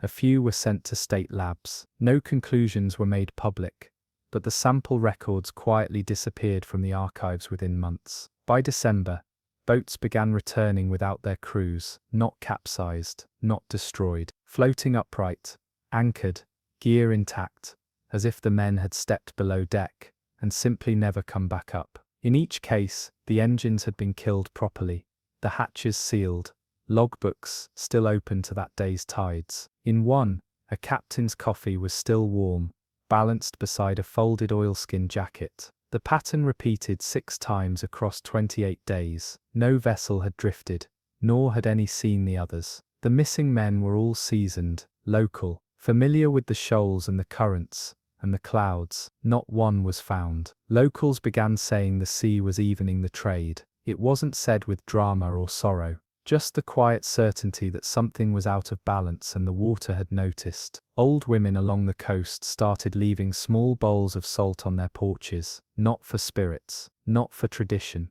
just to keep the line between sea and land from fading. When asked what they meant, they'd shrug and say the ocean sometimes forgets what belongs where, and needs reminding. Then in early January, a steamer docked in Galveston carrying sugarcane and textiles from South America. Upon unloading, the dock hands found something sealed inside a shipping crate, not stowed, not packed, just placed. Inside was a small wooden box, carved with symbols unfamiliar to any of the ship's crew.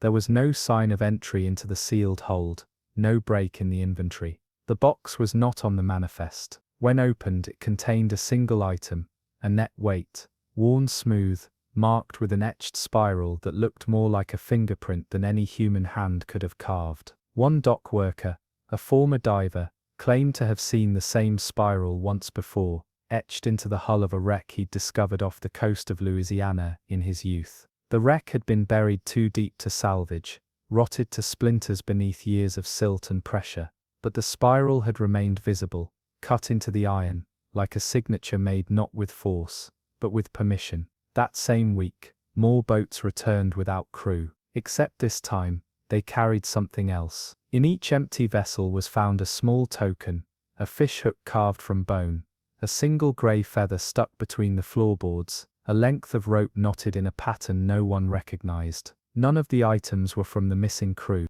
They were left behind, placed with care, as though the ocean had tried to make an offering, or more precisely, a correction. Whatever it had taken, it was now beginning to offer something back, but no one could tell whether it was meant as restitution or as replacement. Because sometimes, the sea does not take in greed or vengeance or need. Sometimes it simply adjusts, a trade, one weight for another, and it never asks if we approve of the balance.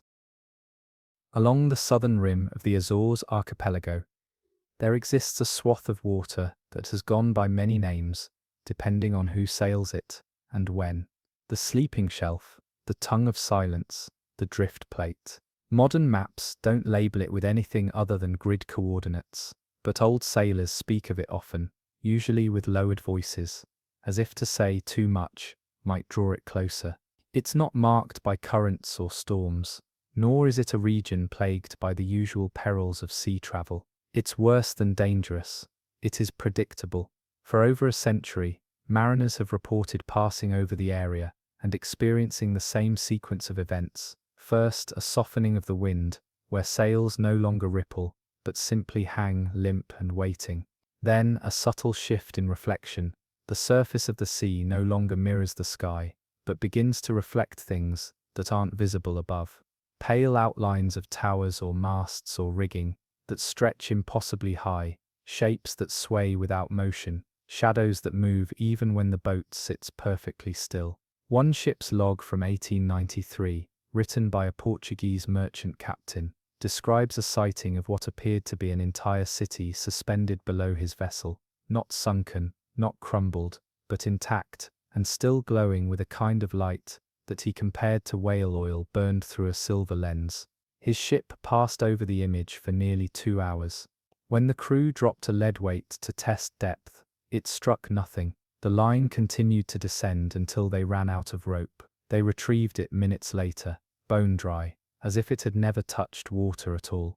Theories emerged over the decades: volcanic gas mirages, submarine projection experiments, optical illusions caused by mineral-rich currents. But none explained the one detail common to every account: the recurring appearance of things no longer missing. Among the quietest rumors passed between harbour masters and old navigators was this: that in the heart of this still water, the ocean keeps a record, not just of wrecks or storms, but of everything that has ever passed through it. Every ship, every body, every tool and thought and whisper. And from time to time, when the tide is right, and the stillness just deep enough, it offers a glimpse of what it has stored, not as a warning, not even as a memory, but as a gesture. In 1972, a deep-sea salvage team recovering equipment, lost from a Soviet trawler, accidentally deployed a sonar scan far beyond their target area. The sonar returned data, not of the seafloor, but of a perfect grid of objects, suspended in open water. The readings described items too symmetrical, too static to be natural: crates, iron wheels, lengths of chain, a bell, a sealed glass container holding what looked like a folded flag. The team dismissed it as a ghost ping, an echo from past runs interfering with the new scan. But 2 years later, a separate expedition passing through the same quadrant registered the exact same shapes, in the same positions, with only one change. The glass container was now open. Since then, the shelf has been largely avoided, not out of fear, but out of superstition. Captains navigate around it the way people step around a sealed box in a locked attic, not because they believe something is inside, but because they can't bear to confirm it. And so it sits, calm, unclaimed, slowly filling with everything the sea has been given, but never truly released. All of it held just beneath the tide, arranged not as burial, but as archive, a cathedral of forgotten things. And maybe, somewhere within that quiet drift, the ocean is not hiding the past or preserving the present. Maybe it's simply collecting pieces for whatever comes next. In the summer of 1937, a small British survey team set sail from Tangier, tasked with updating hydrographic charts along the western coast of Morocco, a routine mission, part of a broader project to modernize colonial naval records and tide predictions. The expedition included only 6 men, a single-engine cutter named Northwick Vale, and a pair of newly manufactured sextants intended to test against compass readings in remote conditions. They had no expectations of discovery. The coast was well known, the waters were calm. The goal was measurement, not mystery. The strangeness began on the 3rd morning, when the lead surveyor noted discrepancies between the recorded shoreline and the charts they were meant to update. The beaches extended farther inland than expected. Sandbars had shifted. One cove marked as shallow and narrow now opened into a wide horseshoe-shaped bay. The team assumed storm erosion or outdated mapping. They updated their sketches. They moved on, but the pattern grew more pronounced. The further south they traveled, the more the coast changed. Not just topography, but texture. The cliffs became smoother, the grains of sand finer, the color of the rock lighter and less weathered. In several locations, ruins previously documented by French geologists were gone, not collapsed, not reclaimed by vegetation. Gone. One of the men, a cartographer's apprentice, recalled a village ruin, marked by 3 columns and a worn stone cistern. The columns were missing, the stones were pristine. The cistern was now a well, capped and clean, as if freshly built. The cistern was now a well, capped and clean, as if freshly built. After 6 days, the men grew quiet. The shore they were tracing no longer matched any record, not the French maps, not the British, not even the oral reports given by fishermen who passed through the region only months earlier. Each location they visited seemed to be pulling away from the past, not decaying, not aging, but becoming less old. The surveyor began writing something unusual in his logbooks, not bearings or depths, but behaviors. He described the shoreline as behaving, as if it were aware of being measured. Rocks that had once blocked certain inlets now rested to the side, revealing deeper pools. Sand patterns changed shape with each tide, forming crescent ridges aligned perfectly with their anchor points. The wind carried a smell that was familiar, but unplaceable. Not salt, not rot, something more like stone being slowly rubbed clean. On the 10th day, they anchored just off a flat beach bordered by low dunes and driftwood. No buildings stood nearby, no roads, but when they made landfall, they found footsteps, dozens of them, pressed into sand that hadn't been disturbed in years. The tracks led nowhere, no entry, no exit, only a looping trail along the high tide line, spiraling outward before disappearing beneath the surf. The surveyor took a photograph of the beach. He mailed it to his brother upon return. His brother received the envelope, postmarked from Lisbon, but inside the photo had changed. The beach was visible, but now the shoreline was different, not steeper, not altered by time. It simply reflected a geography no one could name, unfamiliar cliffs rising in the background, a crescent bay curving too sharply for any known feature in that region. And in the middle of the image, barely noticeable, stood a shape like a monument or obelisk, too small to measure, but casting a shadow in the wrong direction for the angle of the sun. The original negative was never found. The surveyor never returned home. When questioned by naval authorities, the rest of the crew refused to speculate. But one man, after several drinks, admitted he had stopped marking their journey after day 8. When asked why, he said, "Because the coast wasn't matching our charts anymore." The charts were beginning to match the coast, as if the sea had begun writing over the world it had once been forced to carry, one tide at a time. In the early months of 1904, a Norwegian cargo ship named Hester Emfjord set sail from Trondheim, bound for Buenos Aires. Her manifest was simple: timber, canned meat, and machine parts. She carried a small crew of 18, mostly seasoned men, used to cold air, tight routines, and the soft creaking of ice-hardened hulls through the Atlantic drift. There was no urgency. The sea was steady. The sky wore only the occasional squall. But after the third week, the weather changed. Not violently. There were no storms or crushing waves. The ship simply began to slow, not mechanically, not by drag, but as though the water had turned into something thicker. The horizon remained clean, but the stars seemed to spin slower at night, and the wind, while present, made no sound against the sails. On the 12th day of this strange silence, the crew sighted wreckage. First a single barrel, then a crate, then a splintered mast, drifting upright like a monument. Each piece passed on their port side, spaced evenly. The captain believed it to be the remains of a schooner, lost the previous year, one whose disappearance had been chalked up to piracy, or a sudden Atlantic gale. But as the wreckage continued, the men grew uneasy. The fragments never dispersed. Each floated perfectly parallel to the ship's course, as if placed there with purpose, not a field of wreckage, a path. Then, in the early hours of morning, the lookout spotted the source. Wonderpold und Storbiens, Wonderpold of the Ascentans, the Tebelabusimus. It appeared on the horizon like a second ship, moving alongside them at an identical pace, hull black with algae, sails rotted, but still full. It was a ghost ship in the truest sense, not because it was empty, but because it was wrong. Its mast was bent backward, not broken but curved like a spine that had grown the wrong direction. The ropes didn't hang, they floated, twitching softly like the gills of a dying fish. Most disturbingly, its nameplate was intact. It read Hester M. Fjord, their own ship, perfectly mirrored. Same markings, same windows. Even the damage from a scrape they'd suffered weeks prior was present on the twin vessel's starboard side.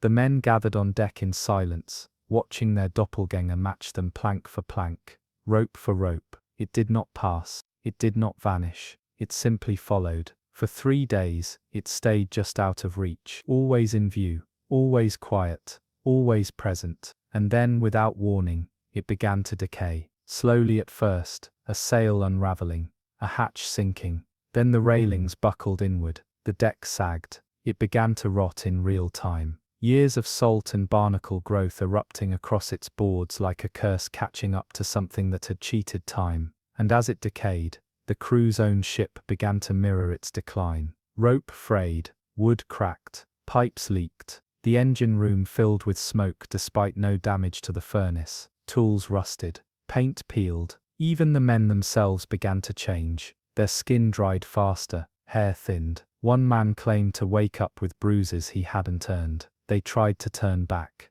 The compasses spun, the wind died. And on the 30th day, a passing cargo ship, a Belgian steamer named Mercura, reported seeing a vessel adrift. No crew, no sails, just a gutted hulk floating low in the water, its wood swollen and blackened like something left at the bottom of a swamp for decades. The hull read Hester M. Fjord. No bodies were found, no logs, just a single entry scratched into the wall of the helm room. We were not the first to cross ourselves, we were only the first to see it. And the sea rolled on, unbothered, as it always does. The only witness to a voyage that ended not in wreckage, but in a replacement.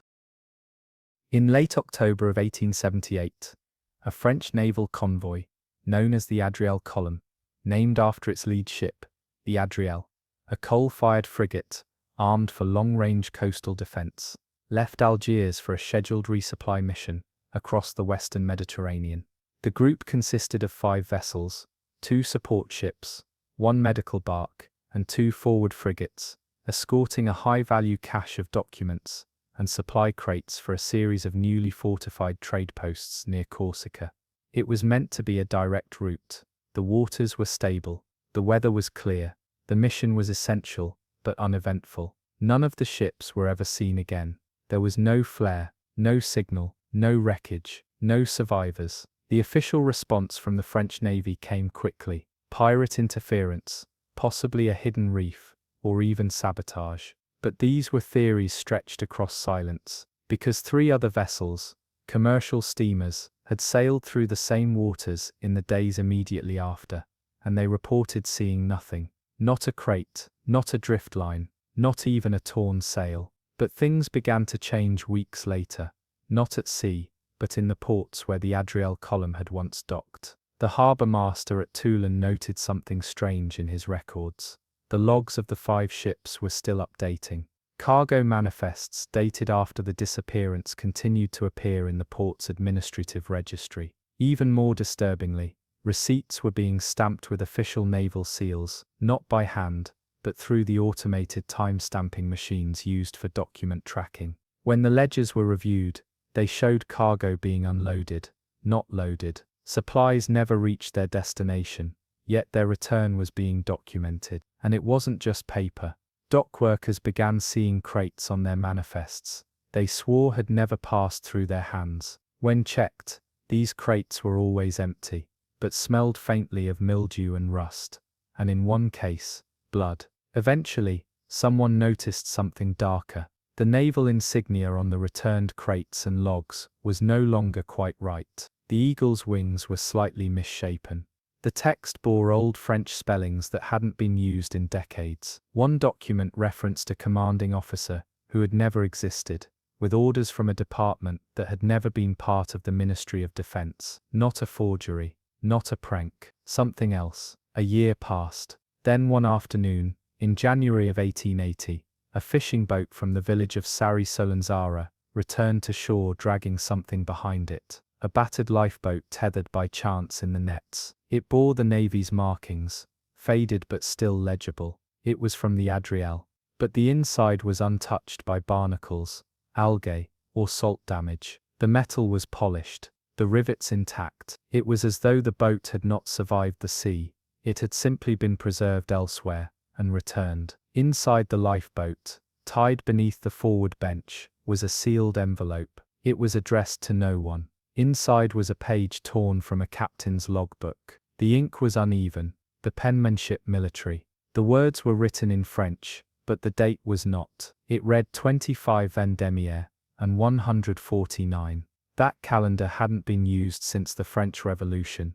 The letter ended with a line that translated roughly to, "The water does not forget, nor forgive, but when it chooses to edit, it edits everything, including what was supposed to happen next." Over time, every trace of the Adriel column was quietly removed from the public record. Naval historians labeled it a logistical loss, a paperwork ghost story. But in the quiet circles of seamen who still study the sea as a living thing, the tale lingers. Not because of the vanishing, but because for a brief moment in time, 5 ships didn't just disappear, they rewrote the world around their absence.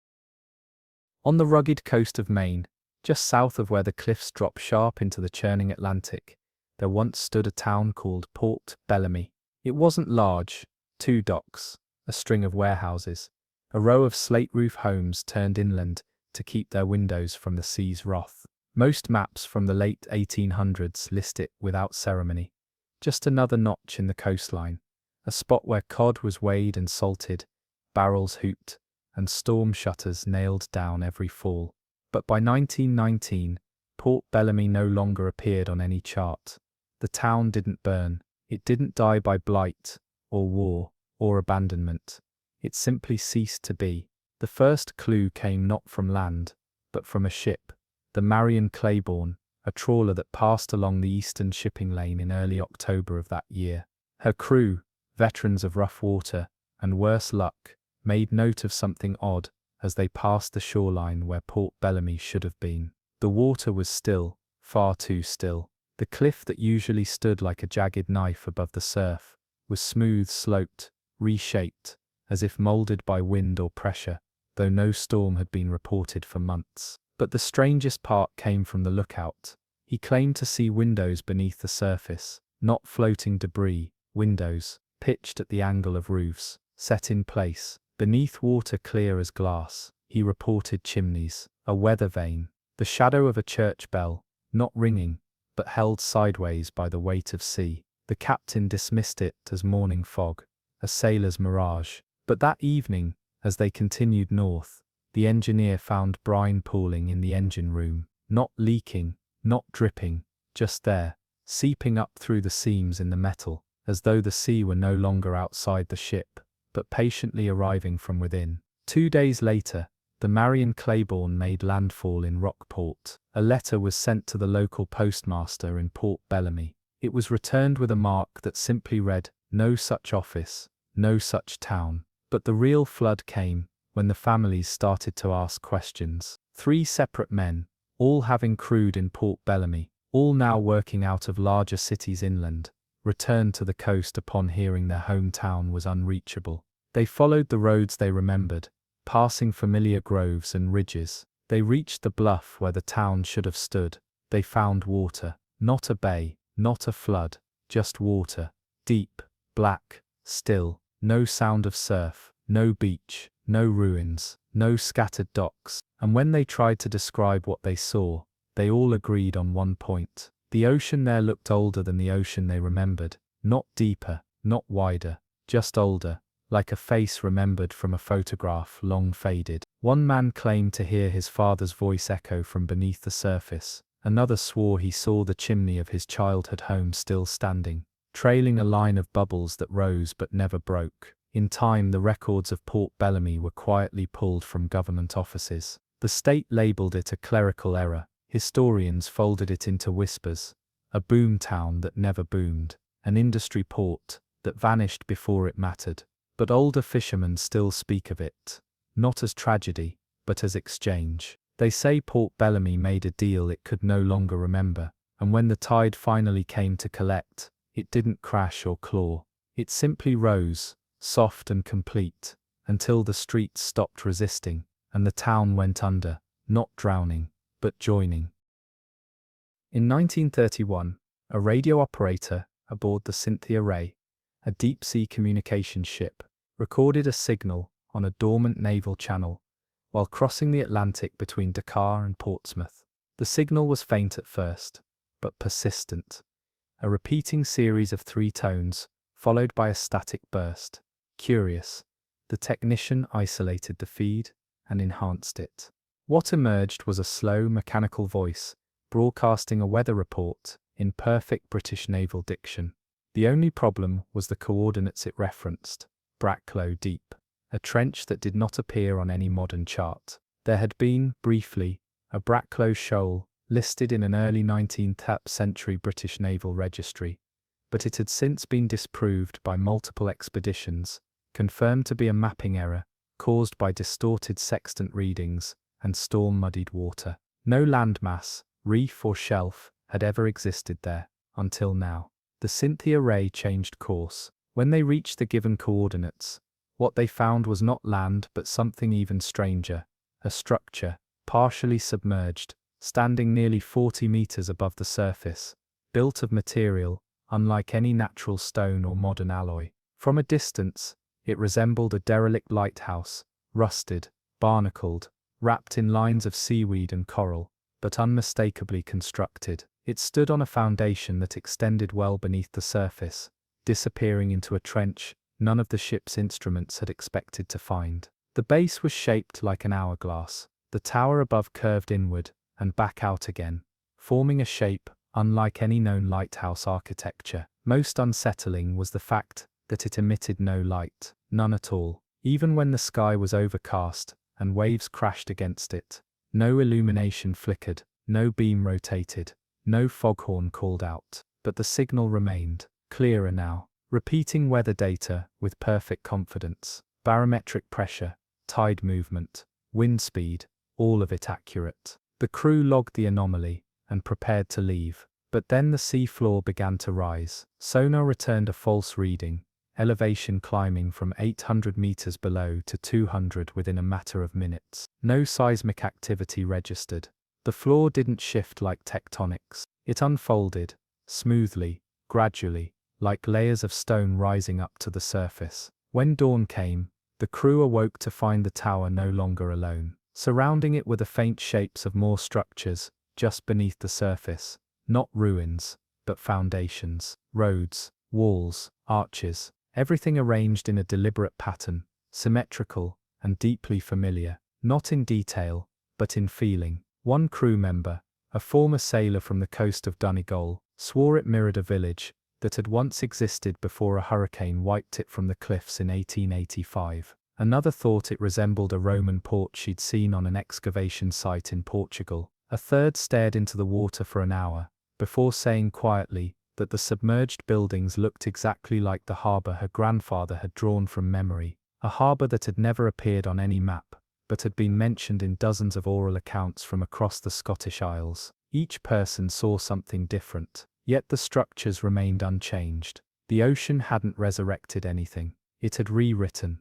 When the Cynthia Ray returned to Portsmouth, every photograph taken of the Bracklow site came back blank, not fogged, not black, simply blank, as if nothing had been captured at all. But the crew remembered, each of them, and each in their own way. The lighthouse continued to transmit for 37 more days, then the signal ceased. But in the decades that followed, other ships passing through the area began receiving weather updates on decommissioned frequencies, each broadcast signed not with call signs, but with the coordinates of harbours that hadn't existed for centuries, as if the ocean had begun stitching them back together, one signal at a time, not because they were needed, but because they had once belonged. In the spring of 1924, the trading schooner Langram's Mercy made an unscheduled stop near the mouth of the Loire River. After a rough Atlantic crossing, her rudder had suffered damage during a squall off the coast of Galicia, and her captain, a cautious man with 20 years of logs beneath his belt, was not keen on continuing upstream without repairs. The charts indicated a small inlet nearby, sheltered and quiet, where the crew might anchor and wait for the tides to settle. But when they turned into the cove marked St. Bard's Hollow, a forgotten rocky alcove, previously known for little more than storm-strewn driftwood and an abandoned customs house, they found something that none of the crew had ever seen before, nor would ever be able to explain again. There was a dock, not the remains of one, not ruins, a freshly constructed dock, wooden slats bleached white by salt, rails gleaming with recent varnish, rope tied tight and evenly along the bollards. The structure was pristine, but empty, no mooring posts, no warehouse, no signs of trade or traffic. It extended 20 meters into the inlet, then abruptly ended in a clean, squared edge. More unsettling than the dock's sudden appearance was the fact that it had not been there 3 months earlier. One of the sailors, whose father had served on a coastal cutter patrolling the French western shores, had seen the inlet many times. He swore on his blood that it had always been bare rock and sand. Even the tide patterns now seemed changed, gentler somehow, as if the bay had been reshaped to receive visitors. Cautious but curious, the captain ordered the ship, tethered for the night. The sea that evening was unnaturally still, not a single gull in the sky, not a sound of wind or surf, just the occasional creak of the Langram's Mercy, shifting gently against the new dock's beams. That night, the crew began to hear movement, not voices, not footsteps, but movement. The sound of rigging swaying where no sails were tied, the splash of oars in water too calm for wake. When the first mate stepped on deck to investigate, he saw the dock had changed. It was longer, another 10 meters added. No one had seen the construction, no tools lay about, but the extension was real, same grain, same smooth finish, and the rope, once coiled neatly, was now unraveling down the planks, as if welcoming something forward. By morning the ship's barometer was stuck. It read no pressure, no shift, just a flat line, a reading that, according to their instruments, meant the air around them had stopped behaving like air. The sea too now offered no resistance. Buckets lowered came up dry, not empty, dry, no moisture, no salt spray, just dry wood. They tried to leave. The sails caught nothing. The current moved in circles, not pushing outward, but folding inward like a whirlpool that hadn't yet committed to pulling. The dock stretched further again, and then came the footprints, not fresh ones, ancient, embedded in the wood, pressed into the slats, dozens, all heading in one direction, off the dock, as though something had walked into the sea long ago and never returned. The crew cut anchor, ignited the emergency boiler, and forced steam out into the glass-smooth cove. They made it out. When they returned a month later, out of curiosity, out of obligation, out of disbelief. There was nothing there. No dock, no inlet, no bay, just open coast and sharp rock, exactly as the old charts had described. But for years afterward, other sailors began reporting brief sightings along that stretch, flashes of white wood beneath waves, ropes slithering up rocks, the gleam of varnish just beneath the surface, never staying, just waiting, as if the sea had tried to offer something in return, not repair, not shelter, a structure it remembered, even if no one had ever built it. In the late summer of 1896, the Royal Mail steamer Devonshire Wreath left the Canary Islands en route to Plymouth. The journey was routine. The waters, warm and open, the route, long established. But on the fifth evening, as they crossed through a calm stretch of the eastern Atlantic, the crew began to notice a sound that none of them could identify, a low, pulsing hum that vibrated not through the air, but through the hull itself. It was not mechanical, it was not natural, it was too perfect, too even, too present. Engineers searched every pipe, shaft and boiler for leakage or vibration, but found no cause. The sound remained constant, not loud enough to hurt, but impossible to ignore. Some described it as harmonic. Others said it was like the low drone of a foghorn, played through stone. It resonated in their chests, in the soles of their feet, in the railing whenever they placed a hand upon it. No direction, no origin, just presence. As they continued eastward, the hum grew stronger. At midnight, the ship's navigation officer recorded a shift in compass heading. The needle had begun to drift, not wildly, but gradually. The crew corrected their course, but each adjustment seemed to fall short. The sea appeared unchanged, the stars visible, the current weak, and yet the ship kept sliding off course, slowly but unmistakably drawn toward a blank patch of ocean, miles from any mapped feature. The crew debated turning back, but the hum had changed. It had grown structured. Now it beat in 3 slow pulses, then a pause, 3 again, a pause, as if marking time, or distance, or direction. The signal reminded one sailor of a tolling bell, heard from a cliffside monastery during a storm. Deep, deliberate, patient, and with each cycle, the pull grew stronger. 2 days later, the lookout sighted land, not land, exactly, massive, dark, smooth-faced and low-slung against the sea like a citadel designed not to defend, but to remain seen. No light, no flag, no docks, just walls that rose from the ocean in massive sweeping arcs, as if the sea itself had tried to build something in imitation of the structures we leave behind on shore. The ship approached slowly. No birds, no waves. The water grew flat, then thinner, not clearer, thinner, as though it had lost something essential, a thickness or tension that normally defined it. The hum had reached its loudest then, no longer ambient. It shook glasses on tables. It cracked one of the outer lanterns. It caused the boiler to cycle irregularly, as if confused, and then it stopped. The ship fell silent. Not even the creak of wood, or the slap of rope. The structure, now only a few hundred meters away, began to shift, not move, shift. Its surface bent with a shimmer, like light glancing off oil, and the upper ledges of the massive arcs revealed carvings, symbols, shapes the crew could not describe, not because they were obscure, but because they changed as they were looked at. A decision was made. The ship turned away. As the Devonshire Wreath moved from the structure, the hum returned, quieter now,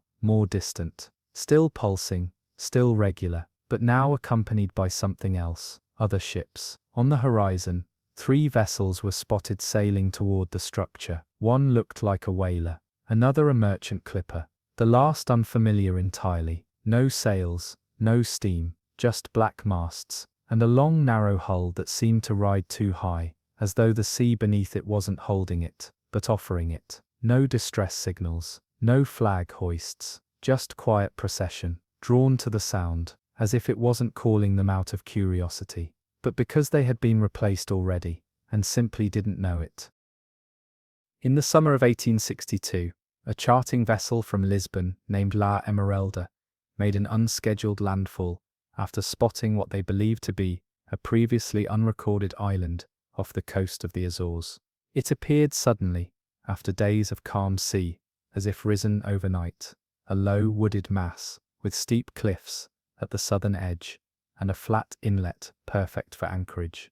The captain, Antonio Bravura, a veteran of Atlantic navigation, initially dismissed it as a mirage or volcanic illusion, but as the ship approached, the shoreline held its shape, no fog, no distortion, and most curiously, no surf. The waves did not break on the sand, they simply reached the beach, paused, and receded like breath into a mouth too old to speak. They named it Isla do Silencio, the Island of Silence. No maps mentioned it, no locals recognized it, but the crew stepped ashore anyway, as crews often do when something doesn't match a chart, not out of boldness, but because the sea gives you no other choice when it offers something. The beach was warm, the trees bore no fruit, but dropped curled leaves that crackled underfoot like paper.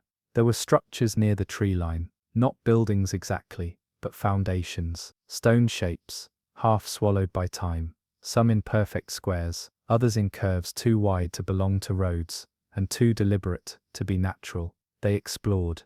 That night, they anchored offshore to avoid unknown tides. But at dawn, the helmsman noticed something deeply wrong. The ship's name had changed, painted in the same brush, in the same spot on the stern, in the same style, but now it read La Esquecida, the Forgotten. The captain accused the crew of a cruel prank. None confessed. Worse still, the logs and letters on board reflected the new name too. Journals, manifests, charts, everything had already accepted the change. The next day, when they returned to the island, the crew was different. They were still themselves, still speaking, still joking, but their tone had changed, softer, less urgent, as if the weight of destination had faded and only proximity mattered. Men who had once spoken often of return and report and recognition now wandered inland, with no compass and little hesitation, content to follow paths that hadn't existed before they stepped on them. The island revealed more, a well clean and perfectly circular, filled not with water, but with some still substance too dark to be shadow, and too reflective to be oil. A series of stones arranged in a long crescent, a sitting place, or a staging ground, or an altar for something that no longer required name or offering.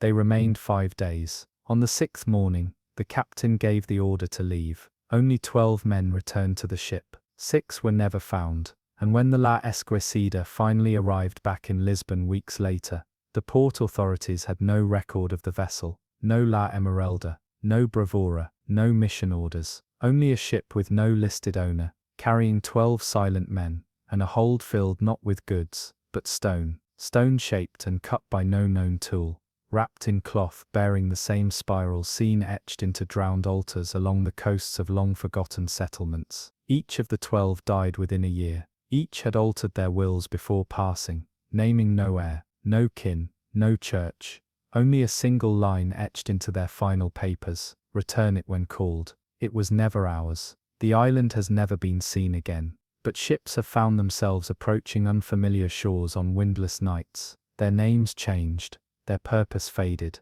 and somewhere in the saltwater ink of old maps that should have been erased, the name Isla do Silencio still appears, not in print, but in handwriting, never traced, only replaced.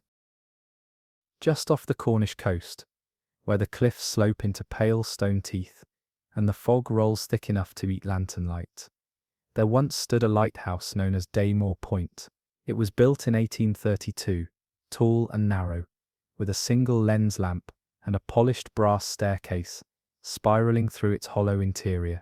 Its keepers were always solitary men, drawn from the lower ranks of the Royal Coast Office, not because they were unworthy, but because Daymore demanded a certain kind of silence. The logs were minimal, the storms were rare, the light rarely failed. But in 1874, a series of entries began to appear in the logbooks that didn't match the standard protocol. It started with small observations, seafoam patterns repeating too precisely, flocks of gulls flying in mirrored spirals, tides arriving not an hour early or late, but 12 minutes wrong, always 12, always exact. The keeper, one Bartholomew Strathy, recorded them with clinical attention.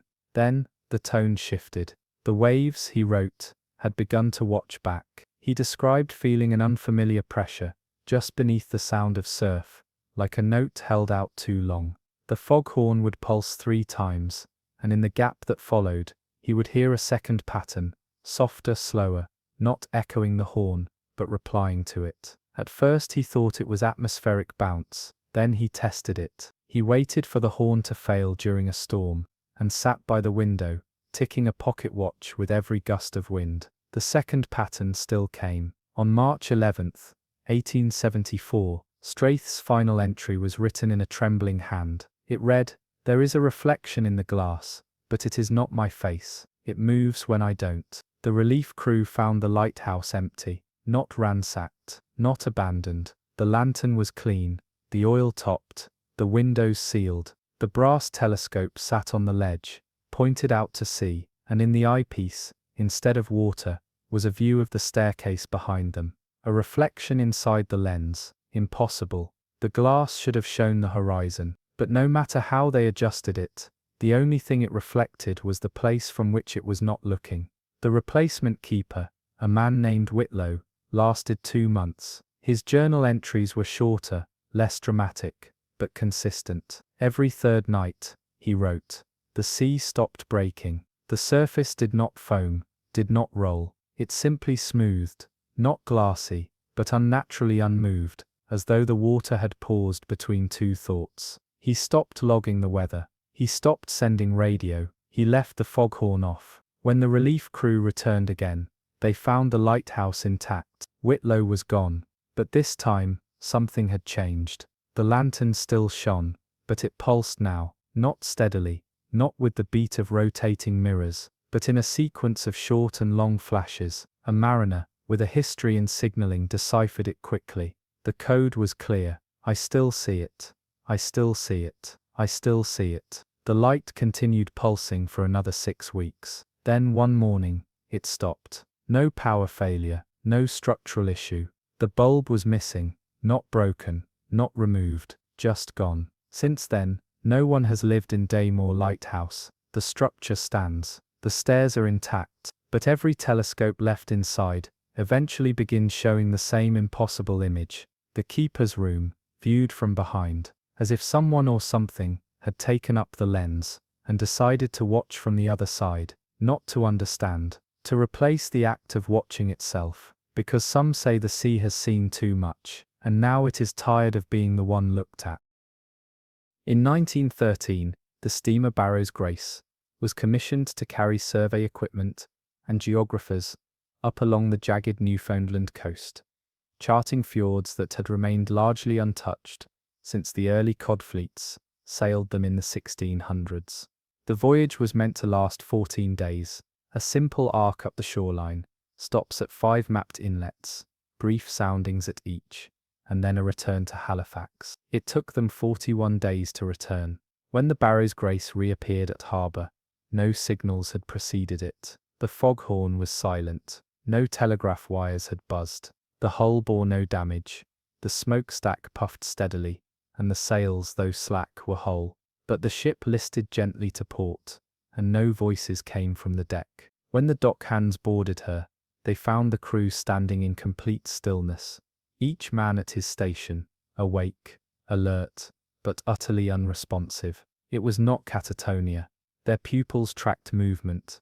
They blinked. They breathed calmly, but they did not react to questions, to names, to light, or sound. Each man remained frozen in place for nearly 4 hours, and then, all at once, they began to move again. Normal speech, normal steps, normal posture, except none of them remembered one another. Every man aboard had a perfect, sharp recollection of his hometown, his childhood, his naval training, his previous postings, but none could name the others by sight or voice. The captain had no memory of his own quartermaster.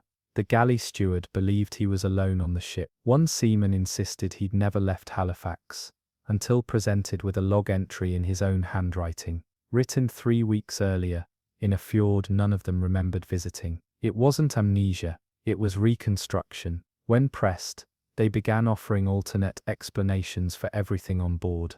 The beds weren't theirs. The uniforms didn't fit. The ink used in the logbook wasn't what they trained with. One man spent nearly an hour staring at a lifeboat, claiming it had been green when they'd set sail. It was red.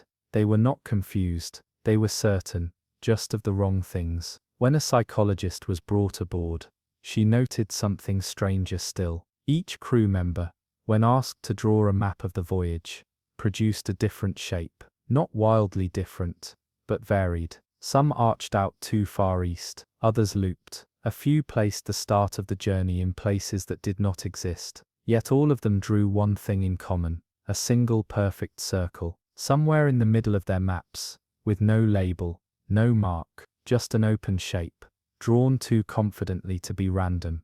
When asked what it meant, not one of them could answer. One said it was a mistake, another said it felt familiar, like something glimpsed in a dream too many times to question. The oldest crewman, a veteran of nearly 30 years at sea, sat with his map the longest. When pressed, he finally whispered, "That's where we stopped being the versions of ourselves we remembered." None of them returned to sea. One became a clerk, another vanished to the interior of Nova Scotia. Two were later reported missing, years apart, last seen near water, rivers, lakes, canals. The sea had not drowned them. It had rewritten their identities like margins rubbed out and redrawn. Same shape, different content. The people who had left port were gone. Their bodies returned, their names remained. But the self inside, it now answered to a version only the ocean recognized. In the late autumn of 1887, a merchant schooner named the Mistral Key returned to Southampton after a month-long run along the North African coast. She was lightly loaded: tea, textiles, bundles of spice from a Moroccan outpost. But what made her arrival notable wasn't her cargo. It was what the captain insisted had happened to his logbook. He claimed the final 12 entries were not written by him. The handwriting was his. The ink, his usual. But the words, he swore he never penned them. More than that, the entries described things that had not happened. Not in the way lies unfold, but in the precise, meticulous language of truths that never had the courtesy of actually occurring. One entry recorded the sighting of an island between Madeira and Gibraltar, shaped like a crescent with a jagged black spire rising at the western tip. The captain had no memory of it. The crew didn't either. Yet the ship's instruments, chronometers, barometers, depth charts, had been marked and recorded as if it had all taken place. The coordinates were logged, the wind speeds, the tide. Another entry described a night of silent lightning, a full storm overhead, but no thunder, just sky split by light, and a sea that responded not with waves, but with stillness. A single sentence had been underlined: "There are patterns even in weather that speak without air." Worse still was the final entry. It detailed the death of the first mate, not a guess or fear, but a cold, recorded fact. It listed the time of death, the position of the body, the prayers spoken, the weight used to lower him into the sea. But the first mate stood beside the captain, confused and furious, reading the entry himself. When they checked the ink, they found it had dried long before they'd returned to port. No smudges, no residue. The lines had aged on the page. Whatever had been written had been there for days, not minutes. But no one had seen it before docking. No one had touched the log since the night they crossed the 38th parallel, a part of the sea many older mariners simply call the quiet line. The ship was quarantined, not for illness, but for cause unknown. Naval officials dismissed it as psychological fatigue. The crew was split up, placed on separate vessels, sent in different directions. Within 3 months, 4 of the crew were dead, not all at sea. One drowned in a locked room. Another vanished after diving into a frozen river in Ireland, though he'd never learned to swim. A third jumped from a bridge in full uniform, claiming something in his blood was trying to return. The captain retired early. Years later, he was found in a cottage near Dorset, surrounded by notebooks, hundreds of them, all identical, each one filled with the same handwriting, his, though he claimed he'd only written the first page of each. The rest, he said, appeared overnight. When investigators reviewed the content, they found no coherent entries, just phrases, sentences, coordinates, tidal flows, ship names no longer in service. call signs never assigned, and one phrase that repeated every 20 pages. We write what remembers us. He died quietly in his sleep. His final request, written on the back of an unmarked chart, was simple. If it speaks, let it finish. The Mistral key was eventually scuttled, her hull cracked open, and sunk off the coast of Morocco. But divers who pass near the wreck sometimes report a strange echo. Not machinery or whale song, but the sound of a pen dragging across paper, just at the edge of hearing. As if the sea has continued the entries itself, and waits only for more names. In the spring of 1856, a small whaling vessel named the Lililand Wake returned to port in Belfast after a particularly harsh winter season. She had left with 17 men. She came back with 9. The rest had been lost to a sudden storm just west of the Greenland shelf, where ice sheets cracked like gunfire and the sky burned green with aurorae too low, too alive. But that wasn't what made the return so infamous. It was the behavior of the survivors. None of the men spoke for the first 48 hours ashore, not to each other, not to their families, not even to the clergy who came aboard to offer final blessings. They disembarked in complete silence, walking in step, their eyes locked somewhere not ahead of them, but inward, as though something behind their faces had not yet finished adjusting.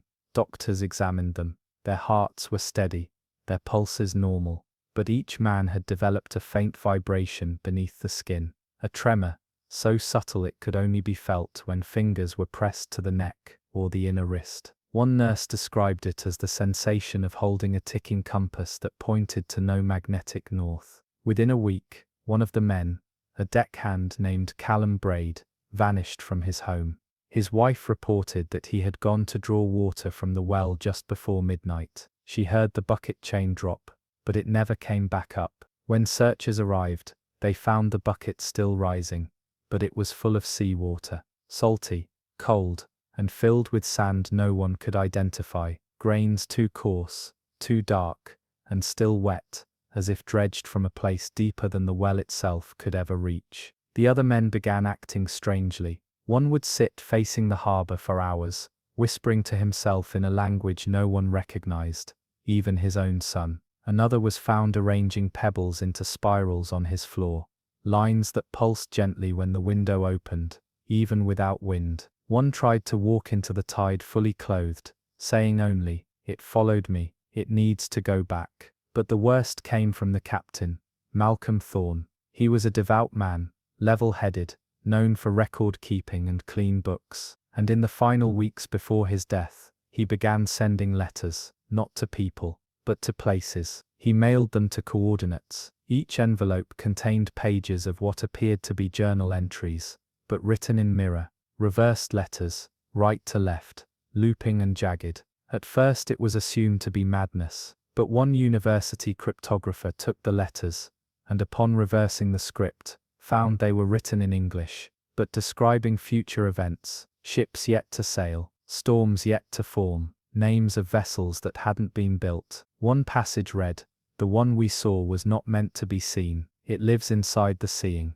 We are not possessed, we are prisms." Captain Thorne was found seated upright in his study, eyes open, mouth closed, hands perfectly still on the table. The coroner marked it as natural death, but a faint film of brine covered his fingertips, and a single feather, too thin for any bird known to the region, rested on his collarbone. Since then, stories of the followed have spread along dockside taverns, sailors who return wrong, people who speak less, stare more, leave trails of sand in houses far from beaches, men who dream of rope knots they've never tied, and wake with salt-cracked lips and phrases like, "It's still finishing the thought." Whatever came back on the Lililand Wake didn't ride in the hold. It rode inside the men, and long after the sea let them walk back on land, it continued speaking through them, not loudly, but with the quiet authority of something ancient, patient and sure of its message. Because the worst kind of ocean disaster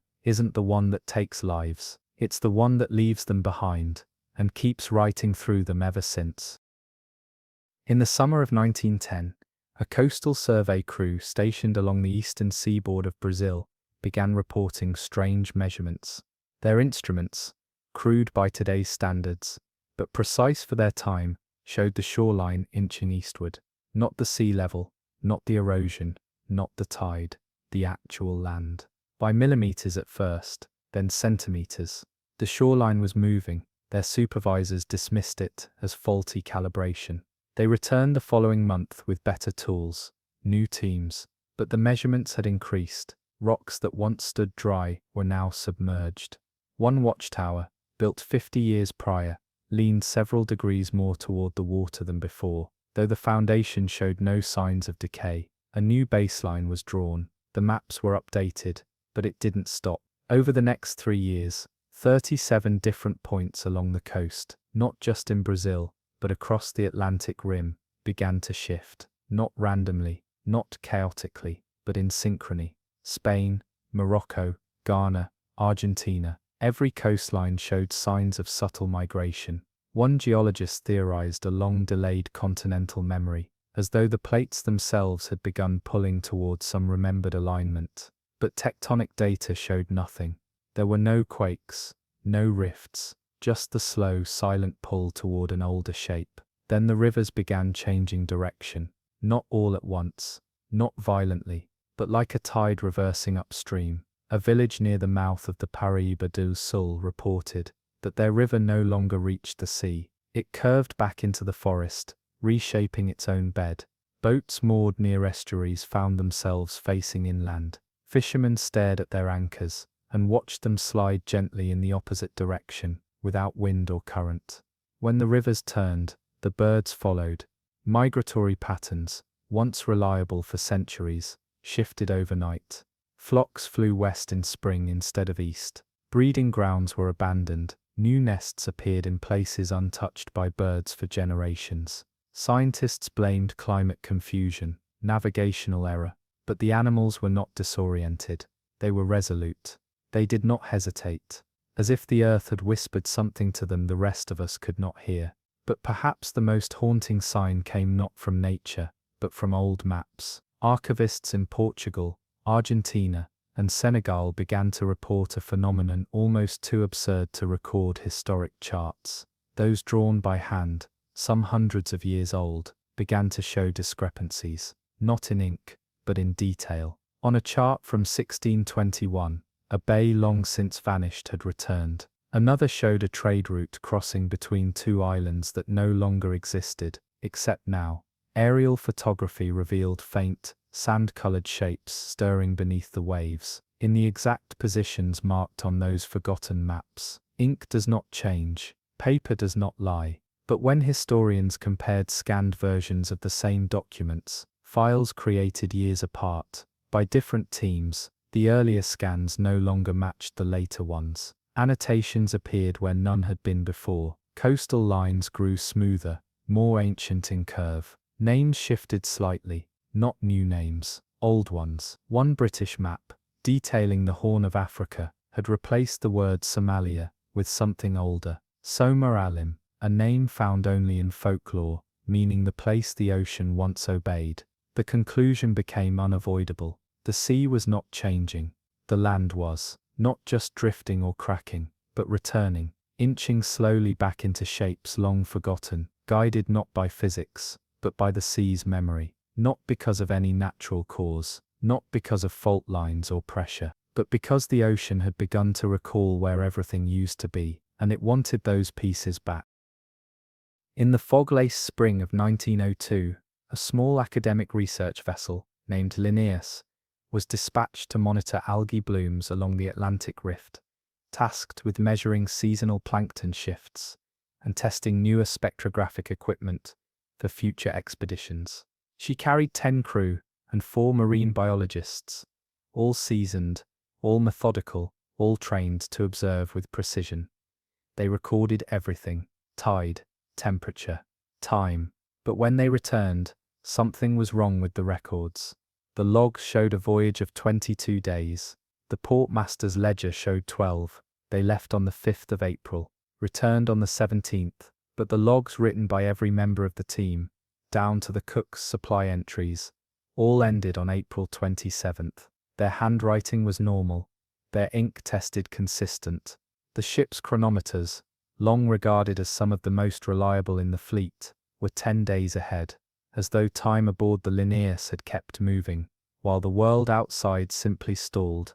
At first, the anomaly was dismissed as administrative confusion, until the stories began.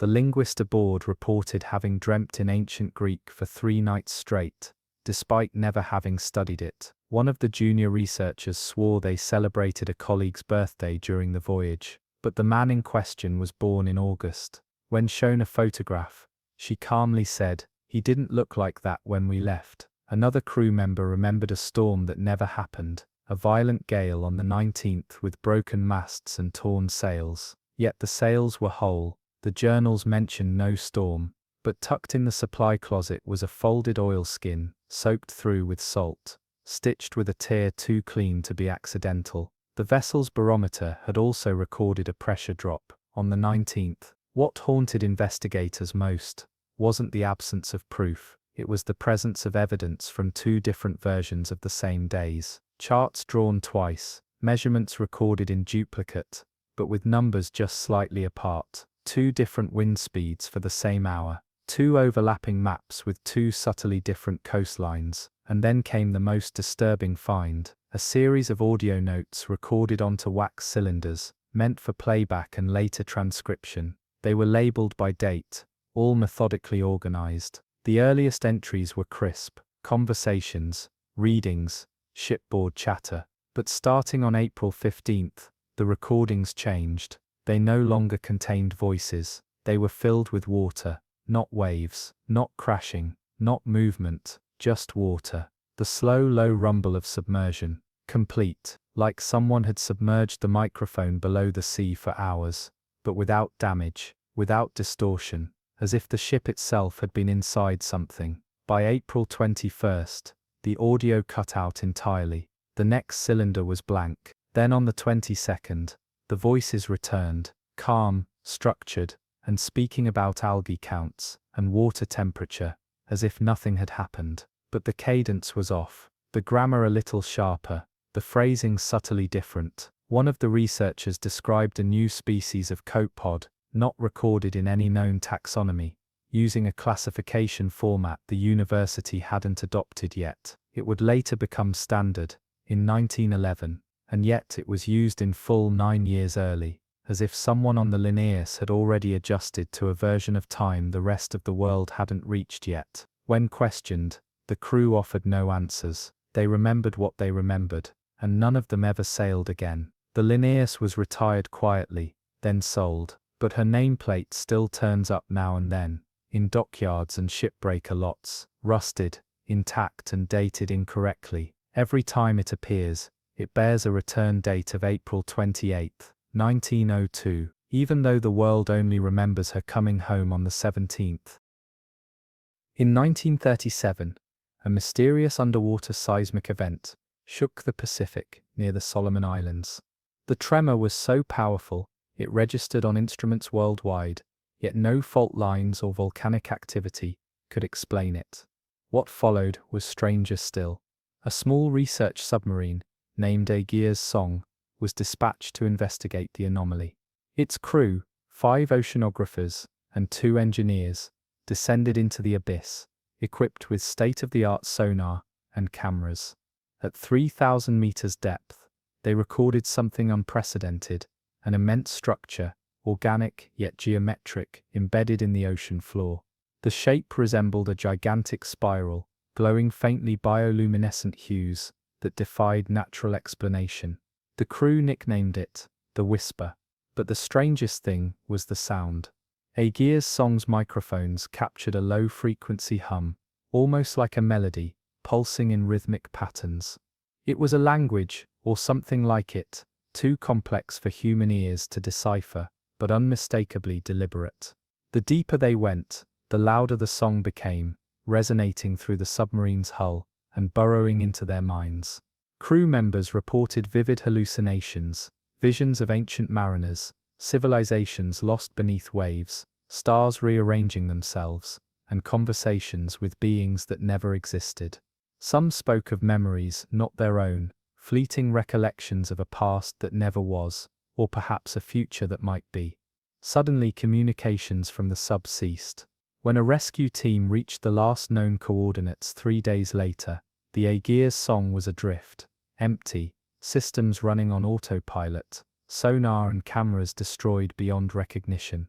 In the following months, scientists studying the data found impossible anomalies. Timestamps on recordings shifted by hours or days without explanation. The sonar readings displayed shapes that warped and changed after being recorded.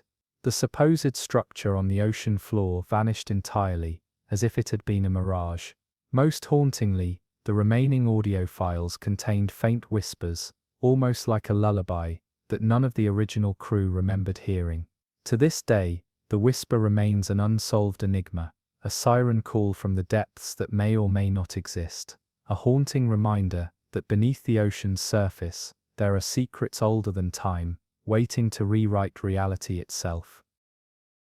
In the biting cold of November 1914, the merchant steamer Eurydice was swallowed by the North Atlantic during a fierce storm, or so the official records declared.